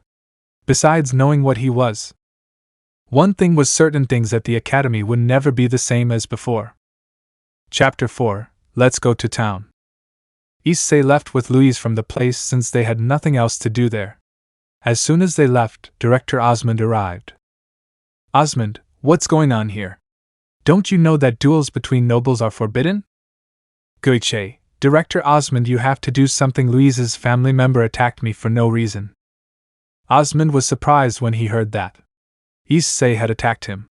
But why? He said he wouldn't cause trouble unless. Osmond, what happened? Guiche, I was calmly and. Guiche, don't lie. Guiche, you provoked him, calling him a commoner and a disgusting relative. Osmond was surprised upon hearing that, but quickly became furious since that boy could provoke Issei's anger, and he would not have been able to do anything to stop him. Osmond, brat insolent, do you realize what you could have caused? Issei is a celestial dragon, not even I could do anything to him. He has the power to destroy the Academy completely. And not just the Academy, he can destroy the entire kingdom of Tristan, and you go and provoke him. Issei was surprised because he thought that the director would be on his side, but instead he was scolded by him, which made him lose the only dignity he had left. Osmond, listen well everyone, never provoke Issei. He is a being that you cannot afford to offend, understand? Students, HAI. Everyone was surprised. They believed that Director Osmond could face Issei, but he himself said that he couldn't, which made them afraid of provoking Issei. Osmond, now I'll go see Issei. I hope he's not upset, he said as he left, leaving all the students who looked angrily at Issei, since he could have caused the death of all. The boys wanted to hit Issei, but instead the girls were very curious about Issei, since he told them that the girls in his world could be Valkyries and serve the god Odin. On the other hand, they wanted to know more about Issei's world. Plus, a blue-haired girl with glasses known as Tabhita. On the other hand, a red-haired girl known as Kirchi was more than furious because Louise, who had not had any achievements, had a familiar making her strong. And if that were not enough, Issei was terribly handsome and pretty, and he gave off an aura of maturity which the girls liked. On the other hand, Montmorency felt sorry for Issei, but after all he asked for it. Everyone left, leaving Issei alone, who had lost all dignity, while with Issei, who had a smile for having defeated Issei and making him see how useless he was more than happy. After all, he hated boys who were like Issei. It was then that he realized how he was with Louise, which made him nervous. Issei, sorry I got carried away, he said, walking away from her. Louise was surprised when she saw that, but she also felt sadness for Issei's departure, which surprised her because why did she feel that way? Louise, it doesn't matter, by the way, thanks for saying that so they would stop bothering me. Issei, you're welcome, I was planning on doing it anyway, since it was the same with me, he said, whispering the last thing which Louise couldn't hear. But before she said anything to a girl arrived, where they were both knowing instantly who it was. After all, the fight with Issei was because of her. Louise, you are the maid who wet Issei. Why yes, but that was an accident. Issei, I see, what can I do for you? I wanted to thank you for protecting me, thank you very much. Issei, you're welcome. By the way, what's your name? True, excuse my bad manners, my name is Siesta, and a pleasure, young man. Issei, by the way, sorry, my name is Issei. Hyoudou Issei. Siesta, are you a noble? Issei, huh? Why do you say that? Louise, that's because only nobles have a surname. Siesta, what Miss Valier said is true, only the nobles have a surname. Issei, I see, he said, somewhat surprised, since in Japan it was normal to have a surname, but in this place only the nobles had one. Fence that this resembled the medieval times of his world. Issei, seeing Siesta better, realized that she had Japanese features, but before he asked Director Osmond, Siesta, seeing that, left. Siesta, if you'll excuse me, I'm leaving, he said as he left, leaving Director Osmond, Issei, and Louise alone, who had a nervous face. Issei, is something wrong? Osmond, yes, I came to apologize for the problems caused to you by the young people of this academy. I hope you are not upset. Issei, don't worry, I'm not a spiteful person, he said with a big innocent smile, making Director Osmond sigh with relief upon hearing those words. Issei smiled upon seeing that. Issei, I just make sure to destroy them so they don't give me any more trouble, he said as Director Osmond and Louise gasped, as if Issei were to kill Issei or another noble, it would cause the kingdom of Tristan to hunt him down to kill him, but since Issei was extremely powerful, it would cause a full-scale war.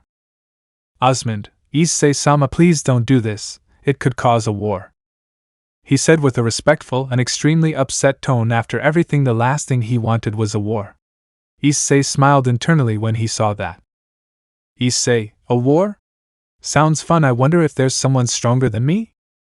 She said with an extremely large amount of innocence, which caused more terror to Osmond, who was pale with fear, while Louise had a calm face, since during the time she was with Issei she realized a couple of things. Making Issei angry was not so easy unless you said the right words. Also, he would not attack unless it was necessary, and lastly, he liked to joke excessively. Issei noticed Louise's calmness, so he knew that she knew that he was joking. Issei, when he saw the face of Director Osmond, who was more than pale, smiled.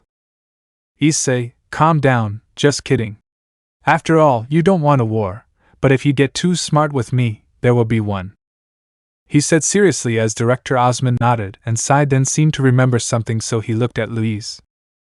Osmond, Miss Valier, a few minutes ago I was informed that a letter had arrived to the town that it was urgent for me to read to you. Louise, I see, thanks for letting me know, he said as the director agreed and turned around to leave the place. Issei was surprised. There was a town near here. He was curious to know where it was, so he looked at Louise. Issei, is there a village nearby? Louise, if it is about 3 hours away, if you go on horseback, it will take about a day. Why? Issei, because I'm curious to see what that town is like, and how long does it take if you fly? Louise, that would be an hour to get to the town. Well, see you later. I'll go see the town, she said as she turned around to leave, but then Issei grabbed her hand and pulled her towards him, pressing her against his chest. Louise was surprised by this action but at the same time blushed. Louise, what are you doing? Issei, isn't it Ovio? I also want to go to the village, so I'll take you there, just tell me where to go, he said while behind him on his back came out a pair of crimson wings similar to those of a dragon in every way. Issei waved at them strongly and they shot out from the ground into the sky, leaving the academy, but not far from them amber eyes were watching them. Kerchi, so they're going to the village, huh? Tabitha, are we following them? Tabitha, no. Kerchi, or come on Tabitha, they're flying, so I'll never catch up with them if I go on horseback. Please help me, okay? Besides, you're not fooling me, you're curious too, Issei, right? Tabitha watched Kerchi for a moment until she whistled, and after a few seconds a blue dragon appeared which landed in front of them. The two climbed onto the dragon as it flapped to fly. Once in the air, Tabitha told her destiny. Tabitha, let's go to the village. The dragon agreed as he flew in that direction, while with Issei the brown-haired boy was flying at a great amount of speed, being guided by Louise. 20 minutes passed after they left the academy, and in the distance they saw the town. Louise couldn't help but be surprised, since the time it took them to arrive was surprising, since in dragon it took about an hour, in a wind dragon it took half an hour, but it took Issei about 20 minutes to arrive, which surprised her. Issei descended before they reached the town. After all, it would be strange to see a boy with dragon wings flying through the sky, so he landed a few meters from the town and lowered Louise, whom he carried in his arms the whole way. Louise was blushing since Issei hugged her for a long time, which she was not used to. Louise, wow, you are fast. Issei, and that's without using my maximum speed, he said as he began to walk to the village, leaving Louise stunned, who only wondered one thing: what is Issei's true strength? Since if he was that fast, his strength must be great. So she followed Issei, who was surprised to see what the village was like. Issei, awesome. Louise, is it? Well, it doesn't matter. Will you come with me? I still have to go get the letter my family sent me?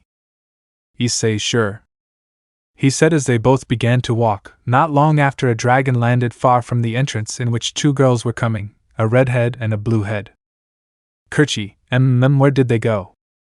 He asked while looking for them with his eyes. Tabitha, on the other hand, was not looking for them, but her attention was on a bookstore that was nearby, so she headed there. Kerchi, seeing that, sighed and followed her, since she knew how much Tabitha liked books, so she accompanied her. On the other hand, Issei and Louise were in a place that seemed to be a place where they delivered and sent letters. Louise spoke to the receptionist while he looked around, curious about that. The receptionist handed a letter to Louise, which she received.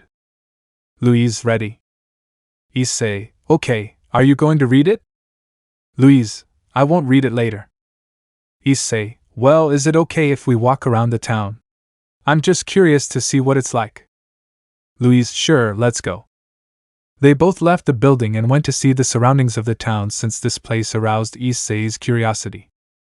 In another place, it was a rainy day at Ko's school. All the students were at school and some were walking in the rain using an umbrella. It had been a month since Issei disappeared, and the entire school had already noticed that Issei was missing, which worried a few, since most of them liked that he was missing, especially the female audience. Matsuda, what will happen to Issei? It's been a month and he doesn't come to school. Motohama, I also think the weather has been very strange. It's not the rainy season, but it hasn't stopped raining. Aika, don't you know what happened to him? Matsuda, We didn't go to his house, but his parents have been away for 2 months. I see. The boys said while they were in the hallway, which was very full of students since classes were suspended for a meeting that was taking place at this moment. They were talking about that since Issei had become the topic that everyone was talking about since they noticed that he stopped coming. At that point, 2 girls who were near them spoke. Kates, I don't know what you're worried about. It's better if he stops coming since then you can't spy on us anymore. Murayama, correct, better if Issei didn't come back anymore. They said with a smile while the whole hallway listened to it. Every student who heard that agreed at that, but what those girls didn't notice was that behind them was Rius, who was heading to the club and heard what they had said. Rius, what was that what you said? Rius asked as she looked at both girls with some surprise, who became nervous upon seeing Rius since they adored Rius as they saw her as an example to follow, and her speaking to them made them happy. Kates, Rius-senpai, nothing important. Just that it's better that Hyoudou Issei never came back to this school. Better yet, I hope he died. Plop. The entire hallway fell silent. The only sound was that of the girl Kates falling to the ground while holding her cheek in pain since Rius had slapped her, which left those who saw it more than surprised, especially the girl who looked more than in shock at Rius, who had her eyes covered by her hair. Rius, that he died? Tell me, what do you know about Issei? Like to say that he deserved to die? She said, surprising everyone, but what left everyone more than in shock was that tears were falling from Rius's eyes at that Rius looked at her, and everyone saw that Rius had several tears in her eyes which did not stop falling. Rius, answer, do you know something about him? To say that he deserves to death? Tell me. She screamed in extreme fury, and in her voice you could hear a great amount of pain. Aquino, Rius, stop it, said Aquino, arriving along with the entire occult club, who had also heard that. Everyone in the hallway was surprised to see that all the girls who belonged to the occult club were trying their best to hold back the tears in their eyes. Rius, but she has no right to say that. Aquino she doesn't, she said while being hugged by Aquino while Rius cried bitterly on her chest. Aquino, Rius, you should calm down, he said as he tried to take Rius away, who wouldn't stop crying just like the girls who tried to hold back the tears that threatened to come out of their eyes. Kates, but what I said is true, she said in a whisper that everyone heard. The girls hearing that looked angrily at the girl, who was surprised to see the hate-filled look of the girls of the club, and not only her. Everyone who was in the hallway, also Aquino, looked coldly at Kates, who had a look full of fear as she saw how the girls' eyes were turned. Aquino took Rius from the place, followed by the other members of the club, leaving only Kiba, who approached Kates, who, seeing that Kiba approached, thought that he would help her so that she could get up, but Kiba did not extend his hand to help her. She, seeing Kiba's face, was surprised since Kiba had a serious face and a cold and hate-filled look which scared her. Kiba, never say that about Issei again, understand? He said in an extremely cold voice which surprised everyone in the hallway. After all, that was the first time they saw Kiba, so he turned around and left, leaving everyone confused at that Azazel arrived since he had seen everything that had happened. Azazel, are you okay? I asked Kates seriously, who was a little surprised to see Azazel's seriousness. Kates, yes, but why did they act like that? What I said is, Azazel, Issei is dead, he said, leaving the entire hallway in a deathly silence. Everyone looked at Azazel hoping he would say it was a joke, but seeing his serious face they saw that it didn't hurt him. Azazel. The girls' reaction was more than natural. After all, they loved Issei more than anything in this world. They loved him so much that they fought for their attention, and not only that, they had sworn that Issei would be the first and only man to have them, since he helped them and saved them on multiple occasions of life or death. Issei was someone who cared about his friends and was faithful to them until the end. He would even give his life for them, and he did. Issei died defending them a month ago in an accident where Issei's body was completely destroyed. They suffered for that, and still suffer for that. After all, Issei is someone irreplaceable in their hearts. Now tell me, what you said was fair? For those who knew and loved him for a long time? Kates, why I don't know. Azazel, they knew him for a long time, and they ended up falling madly in love with him. The reason they didn't know about Issei's death is because Issei's case is classified, so it's normal for them not to know. I'm telling you so you don't make the same mistake as Issei, since he's a true hero. He said as he left everyone stunned. Hyoudou Issei, the boy that most of the girls hated, died? And not only that, the most beautiful girls loved and respected in school were more than in love with him? In that everyone remembered the explosion that happened a month ago. Everyone had sad looks, and it was then that they understood why it was raining. The sky was crying for the death of Issei. In the village of Tristan, Issei saw everything surprised, since for him this was the first time he saw this, but for Louise this was normal, and that Issei saw that in each house there was a sign hanging which had an image, but he could not understand them in the least. Issei, Louise, what do those signs mean? Louise, those signs mean what they do or sell. For example, that sign is from a bakery, he said, pointing to a sign which had the shape of a slice of bread, which surprised Issei, who looked at another one which had the shape of an anvil. Issei, and that one? Louise, that one, it's the blacksmith shop, and the place also sells swords, he said, looking at the sign. Issei looked at the sign for a few seconds and then turned the other way. At that, the back door of the blacksmith shop opened, and a strange man, according to Issei, took out a barrel with several swords. Louise looked in another direction, but Issei stared at the barrel which was left in the alley while that guy re-entered his shop. Issei could feel something calling to him right in the barrel, so he approached Louise. Seeing that she was surprised and followed him, Issei approached the barrel, and from among all the swords he took out one that had a sheath. Issei observed it for a few seconds as if he were in a trance. Louise, do you want that sword? But why, if you already have a better and prettier one than that one? Issei, yes, I know, but it's just that I feel a connection with this sword, and since that guy just threw it, I took it with me. Louise, if you want, but we have to go back since my leave is about to expire. Issei, excuse me? He said as he hung the sword on his back as they walked to the exit of the town. Louise, yes, because if a student wants to come to the town, they only have a 5-hour permit, and we must return because I want to practice my magic. Issei, I see, so let's go, he said as they left the town. But what they didn't notice was that Courtyard saw them from the tent, surprised. Courtyard, did you come to buy a sword from him? Louise was blushing, since to return Issei had to carry her again, and she carried the sword in her hands since Issei was not used to flying with her on his back. After another 20 minutes they arrived at the academy, and landed in front of the entrance. Issei, where do they practice magic? Louise, well, because I'm not good at magic and all my spells end in an explosion, I have to practice a little away from the academy, she said as she walked, being followed by Issei, who was not surprised to hear that. They walked until they reached a forest where there were traces of explosions, which surprised Issei. Issei, Louise, show me how you do your magic, maybe I can help you, he said, surprising Louise, who nodded and waved her wand, which she pointed at a rock. The rock trembled, and out of nowhere an explosion appeared, which surprised Issei, since he believed that Louise had used a powerful spell. Issei, what spell was that? Louise, the simplest levitation, she said as Issei turned his back. Seriously, Louise couldn't do the simplest spell? Issei sighed and placed the rusty sword against a tree and looked at Louise, who was waiting for her opinion. Issei realized that the reason Louise couldn't do spells was because of the large amount of power that was inside her. She used a lot, so it was normal that instead of the spell coming out there was an explosion.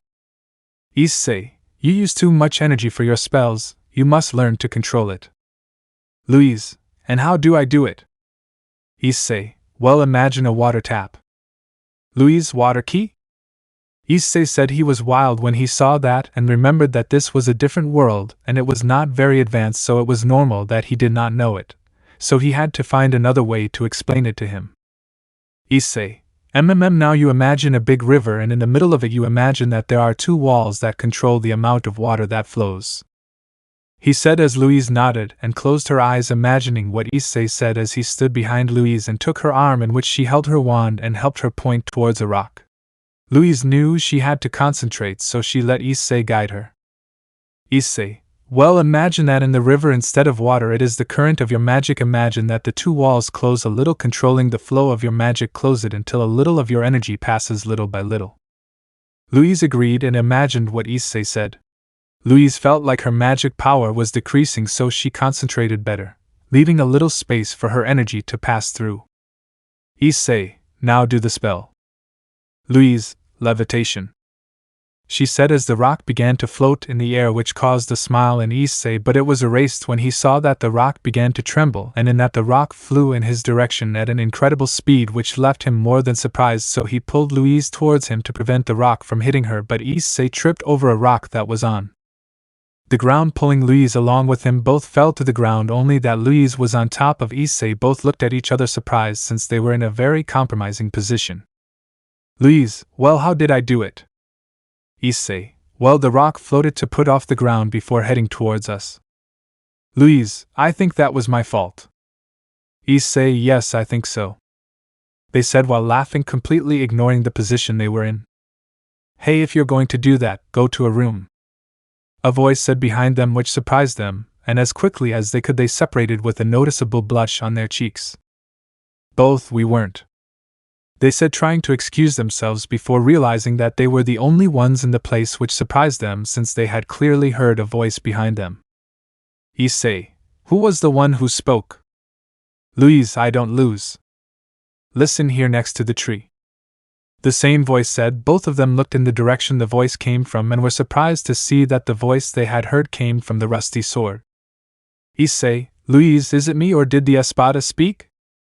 Louise, yes, it was the sword that spoke. She said, equally surprised as they both looked at the rusty sword that was leaning on the base of a tree. Chapter 5: The Derflinger Sword and the God-Slayer Ascalon. Both boys looked at the espada more than surprised since it was the first time they saw a talking sword. Issei made sure to see if there was someone nearby who was playing a joke on them, but he realized that there was no one, which surprised him more than he already was. Why are you so quiet?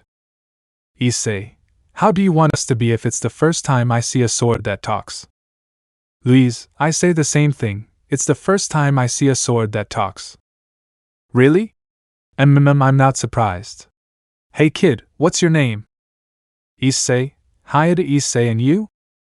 My name is Derflinger, and what is your girlfriend's name? Louise, my name is Louise Françoise Leblanc de la Valliere. Derflinger, what a noble woman, and I see you're her familiar, right? He said, surprising them both. How did that sword know that? If everyone who knew Issei mistook him for a commoner who bothered him. Issei, how do you know that? Derflinger, because only Gandalf the Void Wizard familiar can wake me up. Issei, Gandalf? Louise, Void Mage? They said, confused as they both looked at the sword, which didn't say anything. Louise, what are the Void Wizards? Derflinger, you don't know? Well, they are the mages who are able to use void magic, which is terribly powerful and difficult to handle. The magus will not be able to cast any spell until he has summoned his familiar, which has the key to using void magic. Issei, and what is Gandalf? Derflinger, Gandalf is the name of the Void Wizard's familiar. His duty is to protect the wizard while he is casting a spell, since void magic spells are very long, so he must defend him in that period of time. Issei, so these runes are proof that I am Gandalf, right? Derflinger, exactly. The power of that rune is that it allows you to use any weapon and also tells you what its functions or abilities are. Issei, but when I activated the boost gear nothing happened. Derflinger, boost gear? I don't know what that is, but if the weapon is quite strong or powerful the mark will take a while to analyze it. Issei, I see that boost gear. He said as he activated it, and waited a few seconds, then Gandalf's mark began to shine brightly, which surprised him, and out of nowhere a large amount of information appeared in his mind, which surprised him, and not only was it Drake, he also received all that information. Issei, I didn't know the boost gear could do that. Drake, me either, it's amazing what he can do. Issei, it's true.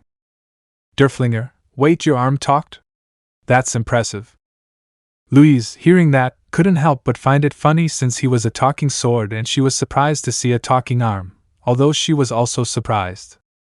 Louise, and it is said by a talking sword, although it is also the first time I have heard that voice.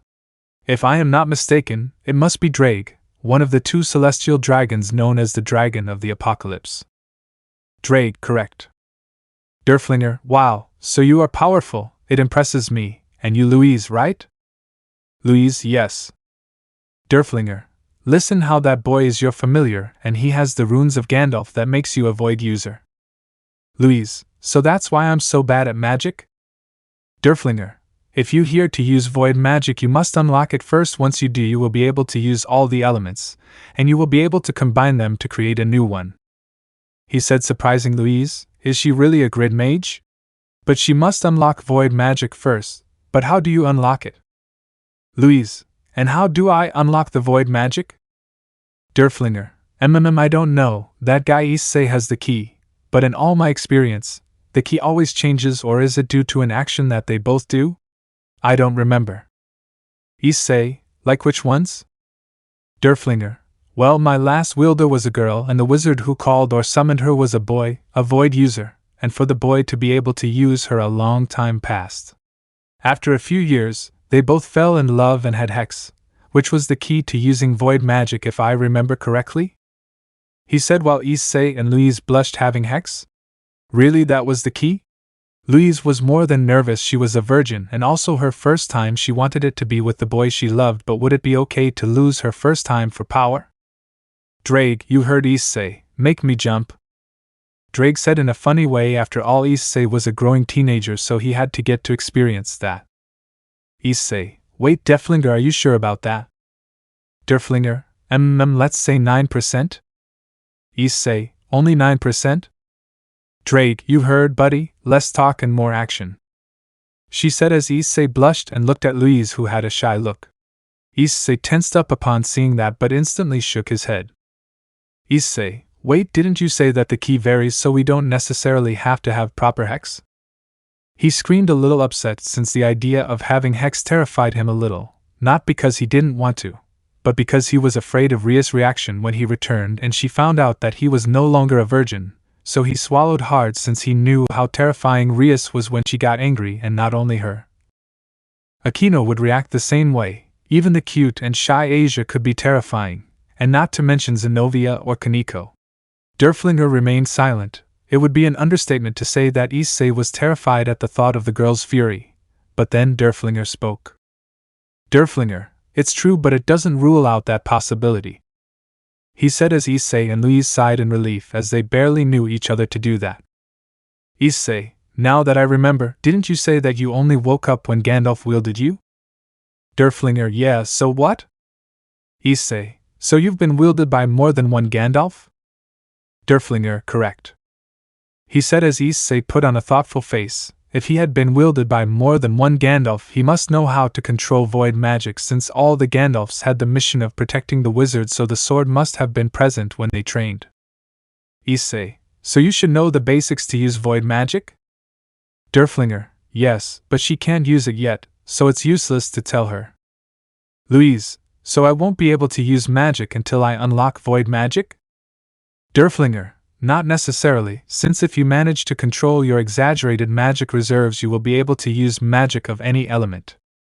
Louise, I see. Issei, well, I decided. Derflinger, how about changing forms? Derflinger, shape-shifting?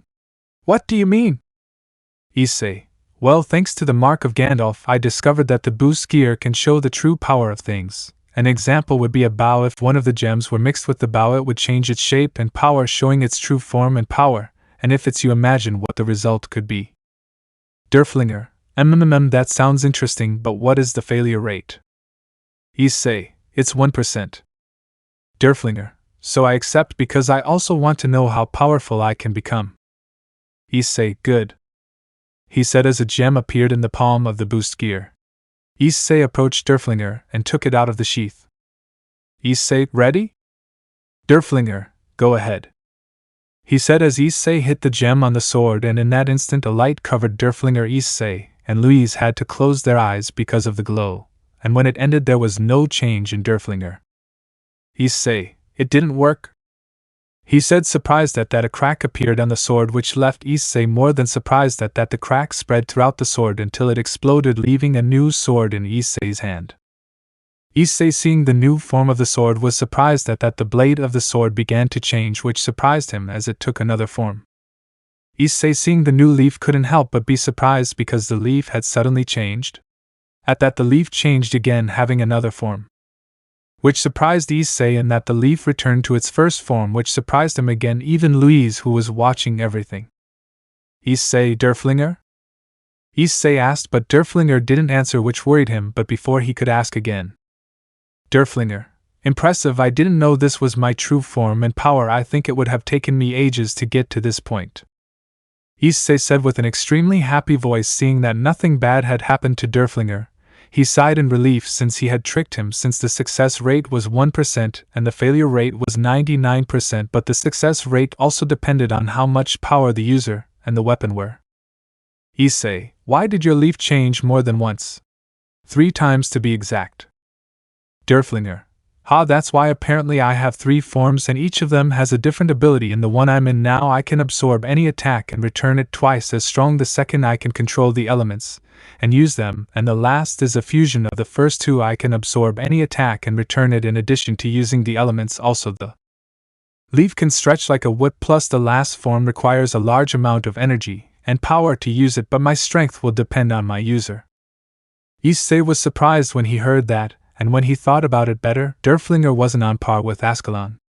At that, Issei thought about what Ascalon's true form and power would be. He quickly summoned the sword, and as he did with Derflinger, the gem hit the sword and a light covered it, and when it disappeared, Ascalon was seen, which had another appearance. Issei, seeing Ascalon's new form, was also surprised that that was not the only thing that changed. His power had increased so much that he could not tell what his true power was. In addition, the Dragon Slayer aura was stronger, so much that it caused chills even to Drake, who felt great chills just by seeing the sword. At that point, Ascalon returned to normal, which surprised him. Derflinger, it seems that using that form requires a lot of energy and power. I can only be in this form that allows me to absorb and return any attack with twice the strength, since our strength will depend on our user. Issei, I see, he said as he put Ascalon away, but before he did, Ascalon glowed again, twice as bright, not 3 times as bright, which blinded them for seconds. At Ko's school, all the members of the Occult Club could be seen sitting in the club room. They all had sad faces except the girls, who had swollen eyes after crying for a long time. It had been 2 months since Issei's disappearance, which had everyone sad since Issei's parents returned and the girls had to tell them what happened to Issei, and knowing that their only son had died devastated them, and they cried bitterly like the girls. Plus, after the school found out about Issei's death, nothing was ever the same again. Everyone felt guilty since everyone had spoken ill of the brown-haired boy, so the atmosphere at school was very depressed. Rias was sitting in her desk chair with a lost look like the others. Then a magic circle appeared, and from it came Sirzex with a slightly serious face. Sirzex, Rias, you refused another rating game again? Rias, yes. Sirzex, Rias, you can't keep doing that. This was the 3rd time you rejected it. Rias, I don't care, he said in a low voice as he looked at the 8 pawns on his desk, which had already been repaired. Sirzex sighed upon seeing that, ever since Issei disappeared, his sister was no longer the same. Now he didn't care about anything, just like his entourage. At that, another magic circle appeared, and from it came Azazel, who, upon seeing how the situation was, sighed, then looked at Sirzex. Sirzex, Azazel, what are you doing here? Azazel, I came to see why the boys hadn't gone to train with Tannen. Sirzex, haven't you gone to train? Azazel, no, Tannen told me that he would wait for them until they recovered from what happened. Sirzex, I see. At that, a 3rd magic circle appeared, and from it came Michael, who looked at both leaders. Michael, I saw that you had gathered. Did something happen?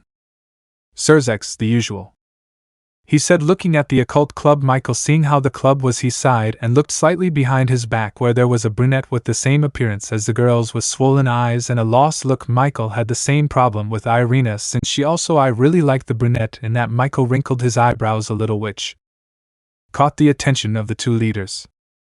Sirzex, is something wrong, Michael? Of course, when Sirzex said that, he caught the attention of everyone, who looked at him with doubt.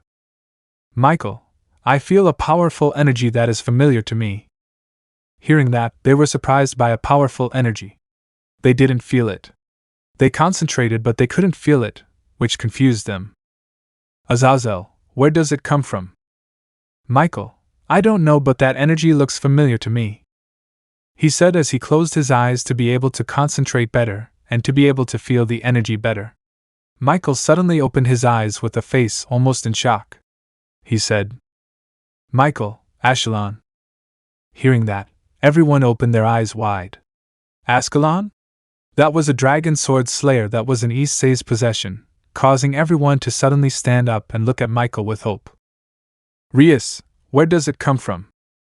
"Michael, no loss, but the energy gets weaker every second," he said as he increased his power to better feel the power of Ascalon, which disappeared.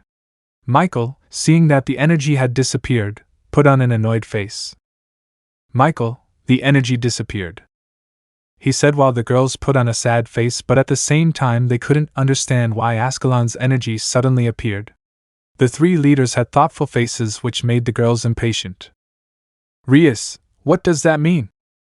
At that the three leaders looked at each other and nodded. It seemed that they had come to the same conclusion, so they turned to look at the girls and said, "The three, Issei may be alive," they said, leaving the entire occult club in shock. "Is Issei alive?" "With Issei." Note: this happened at the same time as in the DXD dimension. When they opened their eyes they saw another form of Ascalon which was more powerful than the previous one. Issei along with everyone present put on a face of terror when they felt the power of Ascalon, which seemed to be infinite. In addition to the fact that the Dragon Slayer aura was so strong that it caused Issei a great terror that made him fall to his knees, and it was almost impossible for him to breathe, as well as Drake and Louise, since they felt a great terror and oppression that forced them to be on their knees, since the aura of the Ascalon sword caused them a terror that was unimaginable, in addition to the fact that everyone was more than pale, so much that their color resembled snow, even Louise, who almost fainted when feeling the great power of Ascalon, which was more than terrifying, and that the Ascalon sword returned to normal, which relieved the boys and Drake. Everyone tried to breathe normally since everyone without exception was breathing heavily. "Louise, but what was that? Drake?" he asked as he looked at his left hand where the boost gear was. Drake had gone silent, and with a trembling voice he answered, "Drake, that was a weapon kills gods," he said, leaving Issei more than in shock, who upon hearing that name caused great terror, and not to mention Louise, who gasped in terror upon hearing that. "Issei, Amada, what?"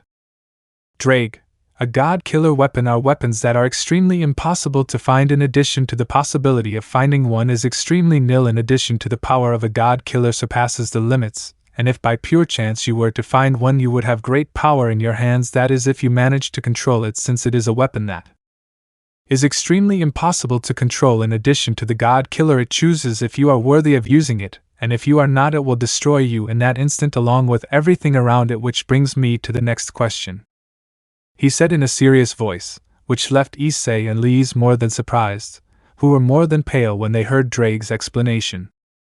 "Drake, how the hell did you manage to hold it in your hand as if it was nothing, since it kills it, gods, destroys everything it touches instantly?" Issei turned pale upon hearing that, since Drake said that a god slayer weapon chooses whether you are worthy of using it or not, and if you weren't it would destroy you along with everything there is, and he held it as if nothing, but that didn't mean that the god slayer chose him as its wielder? "Issei, so that means the god killer chose me as its wiper?" "Drake, yes, curse, that's what I have hard to believe." They both shouted, since as Drake said, no one had managed to master a god-killing weapon, so he was nervous. "Louise, so if the god-killing weapon chose Issei, it doesn't mean there's no danger, right?" she said as she and Issei looked at the boost gear waiting for Drake's response. "Drake, I do and think so, since the sword can change its mind and at some point it could reveal itself," he said, causing Issei to turn pale, as he could die if the sword were to reveal itself. "Drake, unless," he said as he stopped to think, which made Issei impatient, but before Issei could ask him anything, Drake spoke. "Drake, Issei, do you remember the other ability of the boost gear?" "Issei, being able to mix two different powers was how I managed to steal Valia's power." "Drake, exactly, but this time we will not mix two powers, but rather what we will mix will be two swords, which will be Ascalon and Derflinger. If we manage to mix the two, you will be able to control the god-killing sword Ascalon." Hearing Drake's proposal, everyone looked at the boost gear in surprise, even Derflinger, who was more than nervous about mixing with a God Slayer sword. But before he could say anything, Drake spoke again. Drake, of course, to do that a great amount of power is necessary, and Issei must be stronger if he wants to wield that sword, so he would be stupid to do it now. Everyone breathed a sigh of relief upon hearing that, especially Derflinger, since he wasn't ready to do that yet, and another thing, what was the success rate? But something told him it wasn't any good, so he didn't ask. Issei, I think it would be better to keep this a secret. Louise, it would be best, it's late, I think we should go back. Issei, yes, I think so. He said as he took Derflinger, and to Issei's surprise Derflinger's sheath had also changed into Derflinger's form, which made things easier, and he resheathed it while hanging it on his back. They both returned to the academy calmly. Upon arrival, Issei remembered something, so he looked at Louise. Issei, by the way, you haven't read the letter. Louise, it's true. Issei, well, I'm hungry, so I'll see you later. He said as he left, and Louise agreed. Louise searched through her cloak and found the letter, and opened it, and read what it said. As she read it, she opened her eyes wide. Louise, this is bad, why would she come here? Curchy, Louise. Louise, I don't have time right now, Curchy, I have to. Curchy, she's here. He said, surprising Louise, who looked at Curchy expecting her to say it was a joke, but when she saw her face she knew it wasn't, since she had a worried one. Louise, why do you have that worried face if it's me who is affected by this? Curchy, have you ever thought about what would happen if Issei met her? Louise gasped at the thought of what could happen if the two of them were to meet, which worried her beyond belief. At that point, Tabitha looked back. Tabitha, it's close, she said in a serious and annoyed voice. Both knew who she was referring to. Curchy realized that Issei was not with Louise. Curchy, wait, what about Issei? Louise, he said he was hungry and went to get food. Curchy, and in which direction did he go? She said as Louise gasped and looked in the direction Tabitha was looking nervously. Curchy was surprised when she saw that. Curchy, this is bad, she said as she and the others ran to find Issei, who was walking calmly thinking about how to master the Ascalon Godslayer's sword, but then he remembered that he didn't know where the kitchen was. Issei, I should go back and ask Louise, he said as he looked away, and in the distance he could see Louise along with other boys. Issei, how good it is close, he said as he walked towards her, at which point Issei frowned as he looked at her, but the closer he got, the more he frowned. Issei, why does Louise have that white cloak? Wasn't it black? He said as he approached. It was then that he noticed that Louise's hair color was blonde, which surprised him. Wasn't it pink? Issei, hey Louise, why did you change your appearance? He asked while standing a few meters away from Louise. Upon hearing that, he turned around with the other boys, and to Issei's surprise, it was Louise, only the aura emanating from her was different from what he remembered. Another thing that surprised him was that she was wearing another uniform just like those boys, but before he could ask, he heard a voice behind him. Louise, Issei. Issei, hearing Louise's voice behind him, was surprised beyond belief and turned around, finding her and Curchy and Tabitha. When he turned back, he saw the other girl, who was identical to Louise. I could say that they looked extremely alike. The only difference would be the hair color, since Louise was pink and the other Louise was blonde. The other differences were that the blonde Louise had a more developed body than the pink Louise. The only thing they had in common apart from their face and height was the color of their eyes, which it was pink, and that the blonde Louise looked at Louise pink with a mocking smile. She said, "Long time no see, Louise." "Louise, same here, Lucy," they said as they looked at each other with great rivalry and hostility, which surprised Issei, who was in the middle of them. He could only think of one thing. Issei, what the hell is going on here? Chapter 6. Wait, they're twins? To say that he wasn't confused would be an understatement, since Issei couldn't understand how it was possible for Louise to be in two different places at the same time, and they didn't seem to get along at all. It was more like they wanted to kill each other with just a look, which surprised Issei, since on more than one occasion he saw that kind of look with Rias and Aquino when they fought for his attention, but that didn't matter now. What mattered to Issei at the moment was knowing what was happening. Issei, let's see which one of you is Louise? Louise, it's me, Issei. Issei, then who is she? he said, pointing at the blonde Louise, who looked in surprise at Issei, who completely ignored her gaze. Issei closed his eyes to think about Louise's possible response, but he never expected the following. Louise, Issei, she is Lucie Françoise Leblanc de la Valliere, my twin sister, he said as Issei suddenly opened his eyes and looked at Louise, then at the girl now called Lucie, who looked at him in surprise. Issei, you have a twin? Louise, didn't I tell you? Louise said with a nervous smile, while Issei looked on in disbelief at what Louise had said, but now that he thought about it, it made more sense since they both looked alike in more than one way, except that Lucie looked at him like he was a weirdo, who didn't surprise him since the clothes he was wearing weren't common in this place. Lucie, I'm going to ignore that, okay? Louise, tell me how you've been. I hope you haven't forgotten what father said. Louise tensed up upon hearing that, which did not go unnoticed by anyone. Issei became serious upon seeing that reaction. Issei, Louise, what are you talking about? Lucie, didn't she tell you? I don't know if you're her friend, but I'll tell you. Father has been disappointed with Louise's performance at this academy, and also because of her zero talent for magic. He said that if she managed to summon her familiar, it had to be one that surprised him. If his family member disappointed him, he would take Louise out of the academy and leave her at home until she got married. Issei was surprised to hear that, and not only Kurchi and Tabitha also, but the boys behind Lucie smiled mockingly, which angered Issei. Lucie, father sent me to see a relative, so where is he?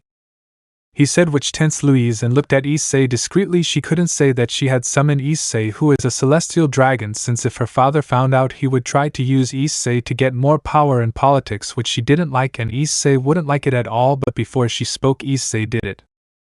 Issei, here I am Louise's familiar, he said, surprising everyone present. Lucie, upon hearing what Issei said, began to laugh, as did the boys behind her, since they thought Issei was just a commoner. Lucie, LOL, you really summoned a commoner as your familiar? Boy, you live up to your nickname. Louise la zero lol, he said while laughing. Issei, just by looking at Lucie, he could see that she was quite strong, even stronger than Goiche. Plus of the boys who had the same uniform, she was the strongest among them, or so he thought, until he saw a boy behind Lucie who surpassed Lucie's power in every way, but he did not have Lucie's uniform but had another type of clothing. But he did not continue thinking about it, since it bothered him that Lucie had called him a commoner. Issei, what did you call me? Louise, upon hearing Issei's question, panicked, as did Kurchi and Tabitha, since they knew that Issei hated being called a commoner. Lucie, commoner? That's what you are, isn't it? She said mockingly, which infuriated Issei, who was going to approach her, but in that a staff prevented him. And when he saw who it was, he got upset, since it was Director Osmond who stopped him. Lucie, when seeing the director, bowed as he made her friends. Lucie, it's a pleasure, Director Osmond. Osmond, likewise, Miss Valliere. Issei ignored that and looked coldly at the director, who felt great terror when he saw Issei's gaze, but on the outside he seemed calm. Issei, Osmond, take away your staff now or you will regret it. Lucie, along with all her friends, couldn't help but was surprised to see that Issei had no respect for the director. Osmond, young Hyoudou, please calm down, he said, trying to calm him down, but Issei was just getting impatient, so he just said, Issei 1. Osmond, seeing that Issei began to tell, was filled with terror, but on the outside he remained calm, so he spoke to Issei using a spell so that Issei could hear his thoughts. Osmond, Issei-sama, I asked you please calm down, since Miss Valliere belongs to an elite academy, so if something happens to her they will come for you. Issei, as I said before, if they want a war, they will have one. Osmond's terror only increased upon hearing that. On the other hand, Lucie did not understand why Director Osmond had allowed that boy to call him like that. Issei 2. Louise was about to intervene when she and Lucie looked up at the sky, Lucie with a smile and Louise with a worried face. Lucie, it seems that father has decided to come in person to see your familiar, he said, looking at Louise, who was more than nervous about that, since her father was not the most patient man, so she was somewhat worried. Issei was surprised by that. Really, Louise's father had come? In that from the sky a griffin descended in which sat an adult man who had a cold look, who got down from the griffin and approached them with calm steps. Quickly Louise and Lucy knelt in front of him, as did Kerchi, Tabitha, and the other children. Osmond only made a slight bow. Instead, Issei did nothing. Mr. Valier, my daughters, how long has it been since I last saw you? You loved. Yes, father, it's been a while. We both missed you. Issei was surprised to see how well coordinated they were. I have noticed the expressions of Kerchi and Tabitha, who had worried faces, while Lucy's friends were more than calm. Mr. Valier, tell me, Lucy, what is your sister's relative like? Lucy, the truth is not worth talking about my sister's relative, father. Mr. Valier, I see, she said as she sighed and looked at Louise, who got nervous feeling her father's gaze on her. Mr. Valier, sighed Louise, you have disappointed me once again. I thought that if I enrolled you in this academy you could improve in magic, but I saw that I was wrong. Louise, but father. Mr. Valier, silence. How many times have I told you not to interrupt me when I speak? Louise, I'm sorry, Louise said with tearful eyes, which did not matter to Mr. Valier, who only sighed seeing Louise like that, so he looked at Lucy and said, Mr. Valier, I don't understand, Louise, why you're not like your sister? Lucy is a great sorceress, the strongest of her generation at the Southern Academy, and you are the weakest in this academy. Additionally, Lucy summoned a powerful familiar in her academy. By the way, where is it? Lucy, wait, father, usually pay your respects to father, he said as the boy who had been kneeling behind Lucy stood up and knelt in front of Louise's father. The boy's appearance was similar to the Japanese, but Issei was sure he was not. The boy had blonde hair and emerald green eyes, as well as having a sword sheathed on his back which seemed to be made of gold. Yujui, it's nice to see you again, sir. You look better than before, I must admit. Mr. Valier, it's a pleasure, Yujui. See, Louise, Lucy's familiar is one worthy of her. After all, Yujui is one of the legendary phoenixes. Issei heard that he was surprised. That boy was a phoenix. But did he have a human form?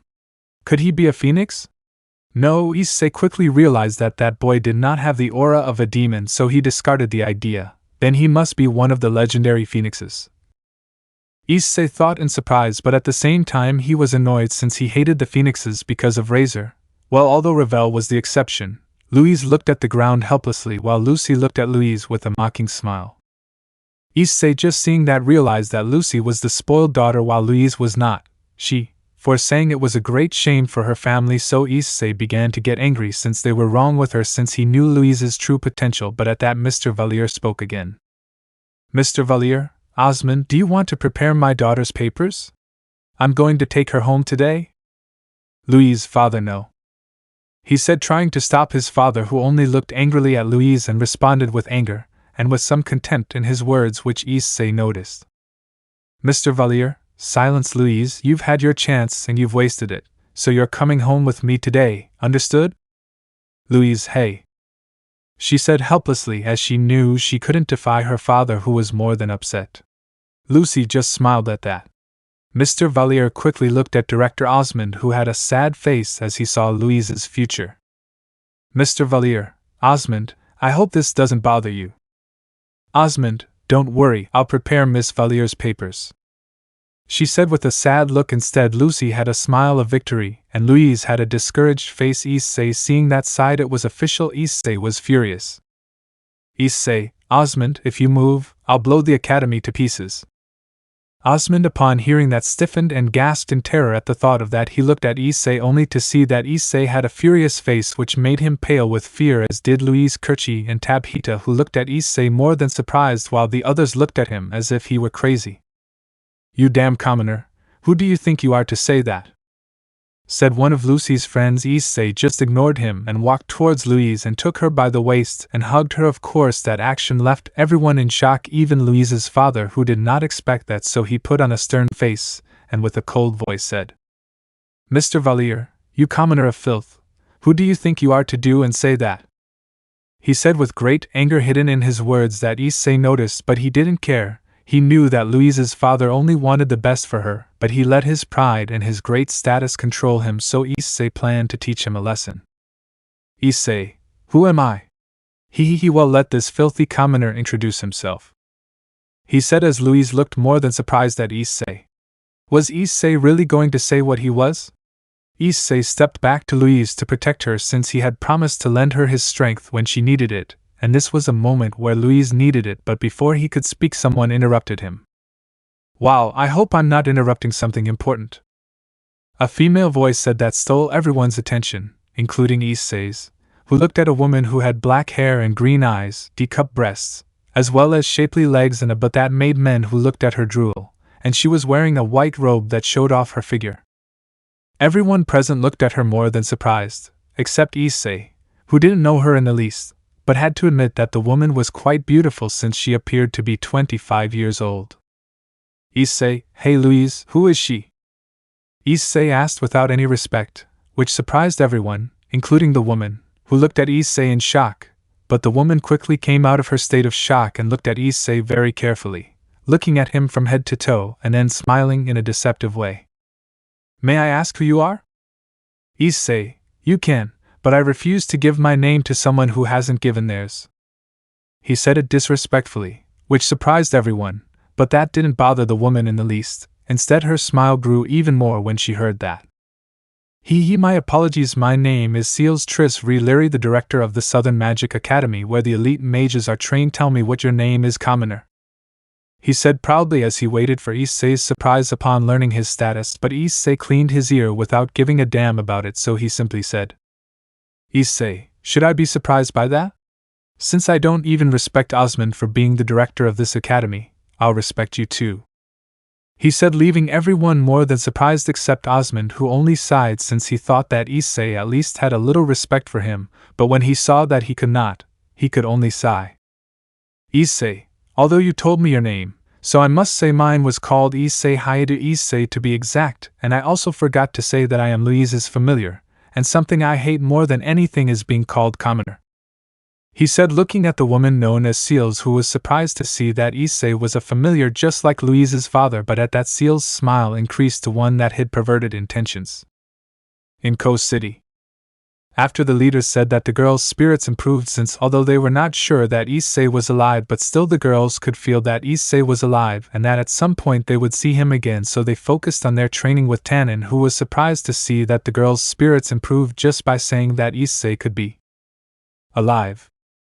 "Tannen, okay, take a break," he said as he watched everyone from the Occult Club train as it was getting dark and they hadn't stopped training since the morning, which surprised him since they had been doing that for almost a week. "Rias, but we can still continue," Rias said as she panted from exhaustion and looked at Tannen, who just sighed upon hearing that since they had been training since dawn. "Tannen, that's good, but they should know when to stop. It's useless to overexert themselves," he said as everyone stopped training. Tannen was satisfied with the boys' progress, as they had greatly increased their power, which had surprised him. 3 circles appeared from which the 3 leaders emerged, and Azazel was accompanied by Betrayal. "Tannen, what's wrong?" "Azazel, nothing, we came to see how the boys were doing." "Tannen, they have made a lot of progress."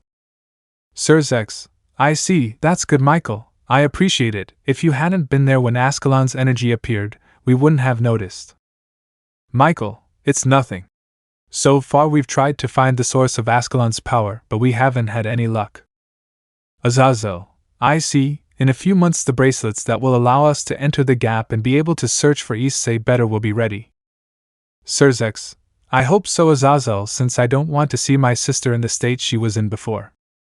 "Betrayal, I say the same about my daughter. I had never seen her that way," he said as he looked at his daughter Akino, but then the 5 of them saw that the girls had put on some upset faces, which surprised them. "Tannen, is something wrong?" "Rias, huh? Nothing, it's just that I have the need to kill a black-haired girl with green eyes." "Akino, Era, I also have a great desire to skin a Asia. It's true, I also want to torture someone in the worst way possible, and then cure them, and then torture them again." "Zenobia, how strange, I also want to open the stomach of a black-haired girl with green eyes with Duranel." "Kaneko, I'm the one who broke several bones and left a black-haired girl with green eyes half dead. It's strange." they said while they began to think about why they had those desires, but what the girls didn't notice was that they had said all that with an innocent smile, and that smile was radiant but hid a great killer instinct, and also that a great black aura of death emanated from them which had an exaggerated killer instinct. Another thing that the girls had ignored was that the leaders along with the boys and Tannen were burning in a corner. Tannen was sitting in a fetal position, while he hugged his legs and covered himself with his wings, and the leaders were hugging him like the boys, who bewildered the girls when they saw that, since all of them were trembling with fear, or rather were they terrified. Rius, is something wrong? Asia, maybe they were surprised to see our progress in training. Aquino, it's true. Zenobia, true, after all we are getting stronger. Kaneko, it's true, but I still want to skin a green-eyed black-haired girl. Rias, me too. Asia, I know, and if we train harder so that when we find her we can skin her together. Aquino, Era, I like the idea. Zenobia, me too. Kaneko, then we have to make an effort. All HAI. They said in unison with sadistic smiles on their faces, in addition to the aura of death increasing which caused terror in all of them who had the same pure soul thought that had made the girls angry, since from what they saw nothing good awaited that girl, they thought, since they couldn't even speak, and also seeing that aura they all wanted to cry. With Issei. After the brown-haired boy said that, Issei felt that something was wrong, since he had a bad feeling. Issei, I feel a great danger approaching, but it's not directed at me? He thought, confused, while Seals turned pale out of nowhere in addition to feeling great terror. Seals. Why do I feel like my life is in great danger out of nowhere, and I also feel like it's better to commit suicide now that I have time? She thought in surprise but decided to ignore it and looked at Issei with a smile. Seals, well then I apologize for calling you. Can I ask what you were talking about? Mr. Valier, nothing important. Seals. And tell me, how is my daughter doing in magic? Seals, oh, it's going well. She's one of the best students I've ever had, and I wanted her permission to take her as my disciple. Mr. Valier, please, it would be an honor for you to do so. They said while Lucy smiled happily, except for Louise, since it hurt her to hear that she was not important to her father. Issei noticed that and got upset, but before he said anything he was surprised by the following. Seals, in addition to Lucy being one of the 10 chosen to represent the Academy at the next Magic Festival. He said, which caught Issei's attention. Magic Festival? What the hell was that? Issei could still feel that Osmond's spell was still active, so he asked him. Issei. Osmond, what is that about the Magic Festival? Osmond, hearing Issei's voice, couldn't help but be surprised, but he was also surprised that Issei asked that. Osmond. It is a festival where the academies of the South, North, East, and West compete to see which academy is the best. We are the North, Seals is the South. The academy has won 4 times, Seals the same, the West 2, and the East 3 times. And the academy that wins 5 times will have the right to ask for whatever it wants. Of course, the winning student will be able to ask for whatever it wants. Another thing is that the festival happens every time. 10 years. Issei was surprised to hear that, since it sounded more like a competition than a festival, it also had some resemblance to the Riatig games in its world, and whoever won could ask for whatever they wanted. On the other hand, the winner would be praised as a great magician. In that, Issei looked at Louise. If she won, her father would have to leave her alone, and she would be able to show what her true potential was, and it sounded more than fun to participate. Mr. Valier, really? Ha ha ha. It is a great honor that my daughter is one of the chosen ones, but it is a shame that I have to go since I have things to attend to, so I am going to leave. Louise, let's go. Osmond, I will send someone for my daughter's papers later.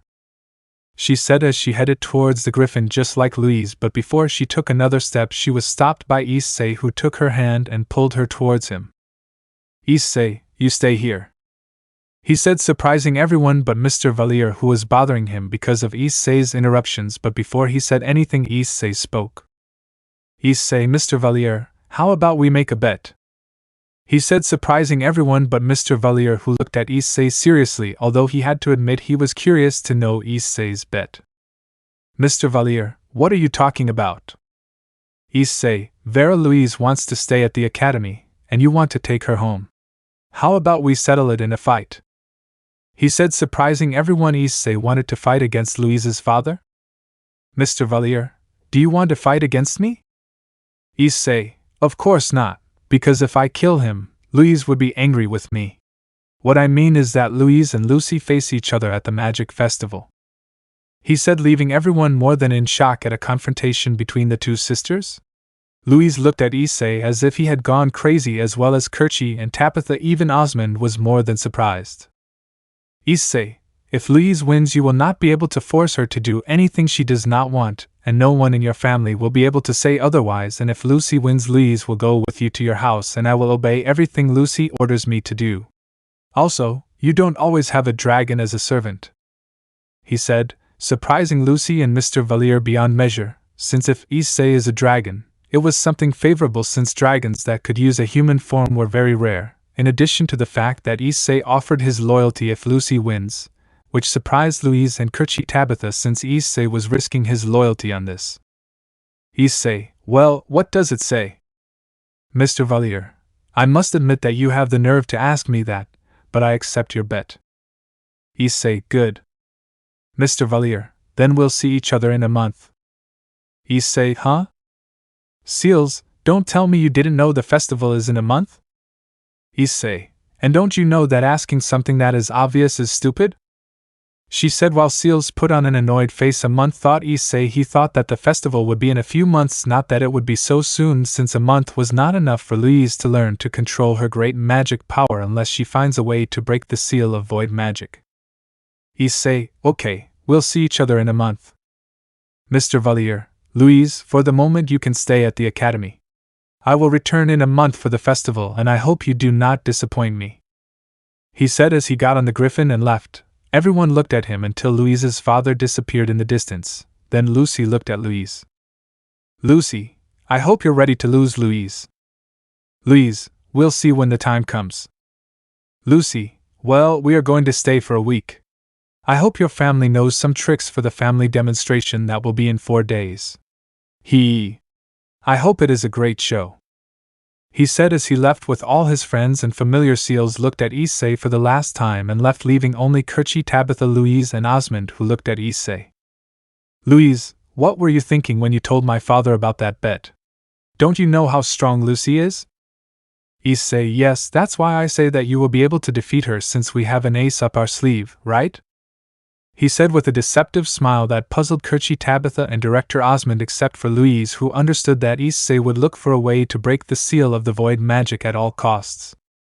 Issei, with a magic festival things will get really fun, Issei muttered as he looked at the blue sky with a smile, as something told him that this month would be very entertaining.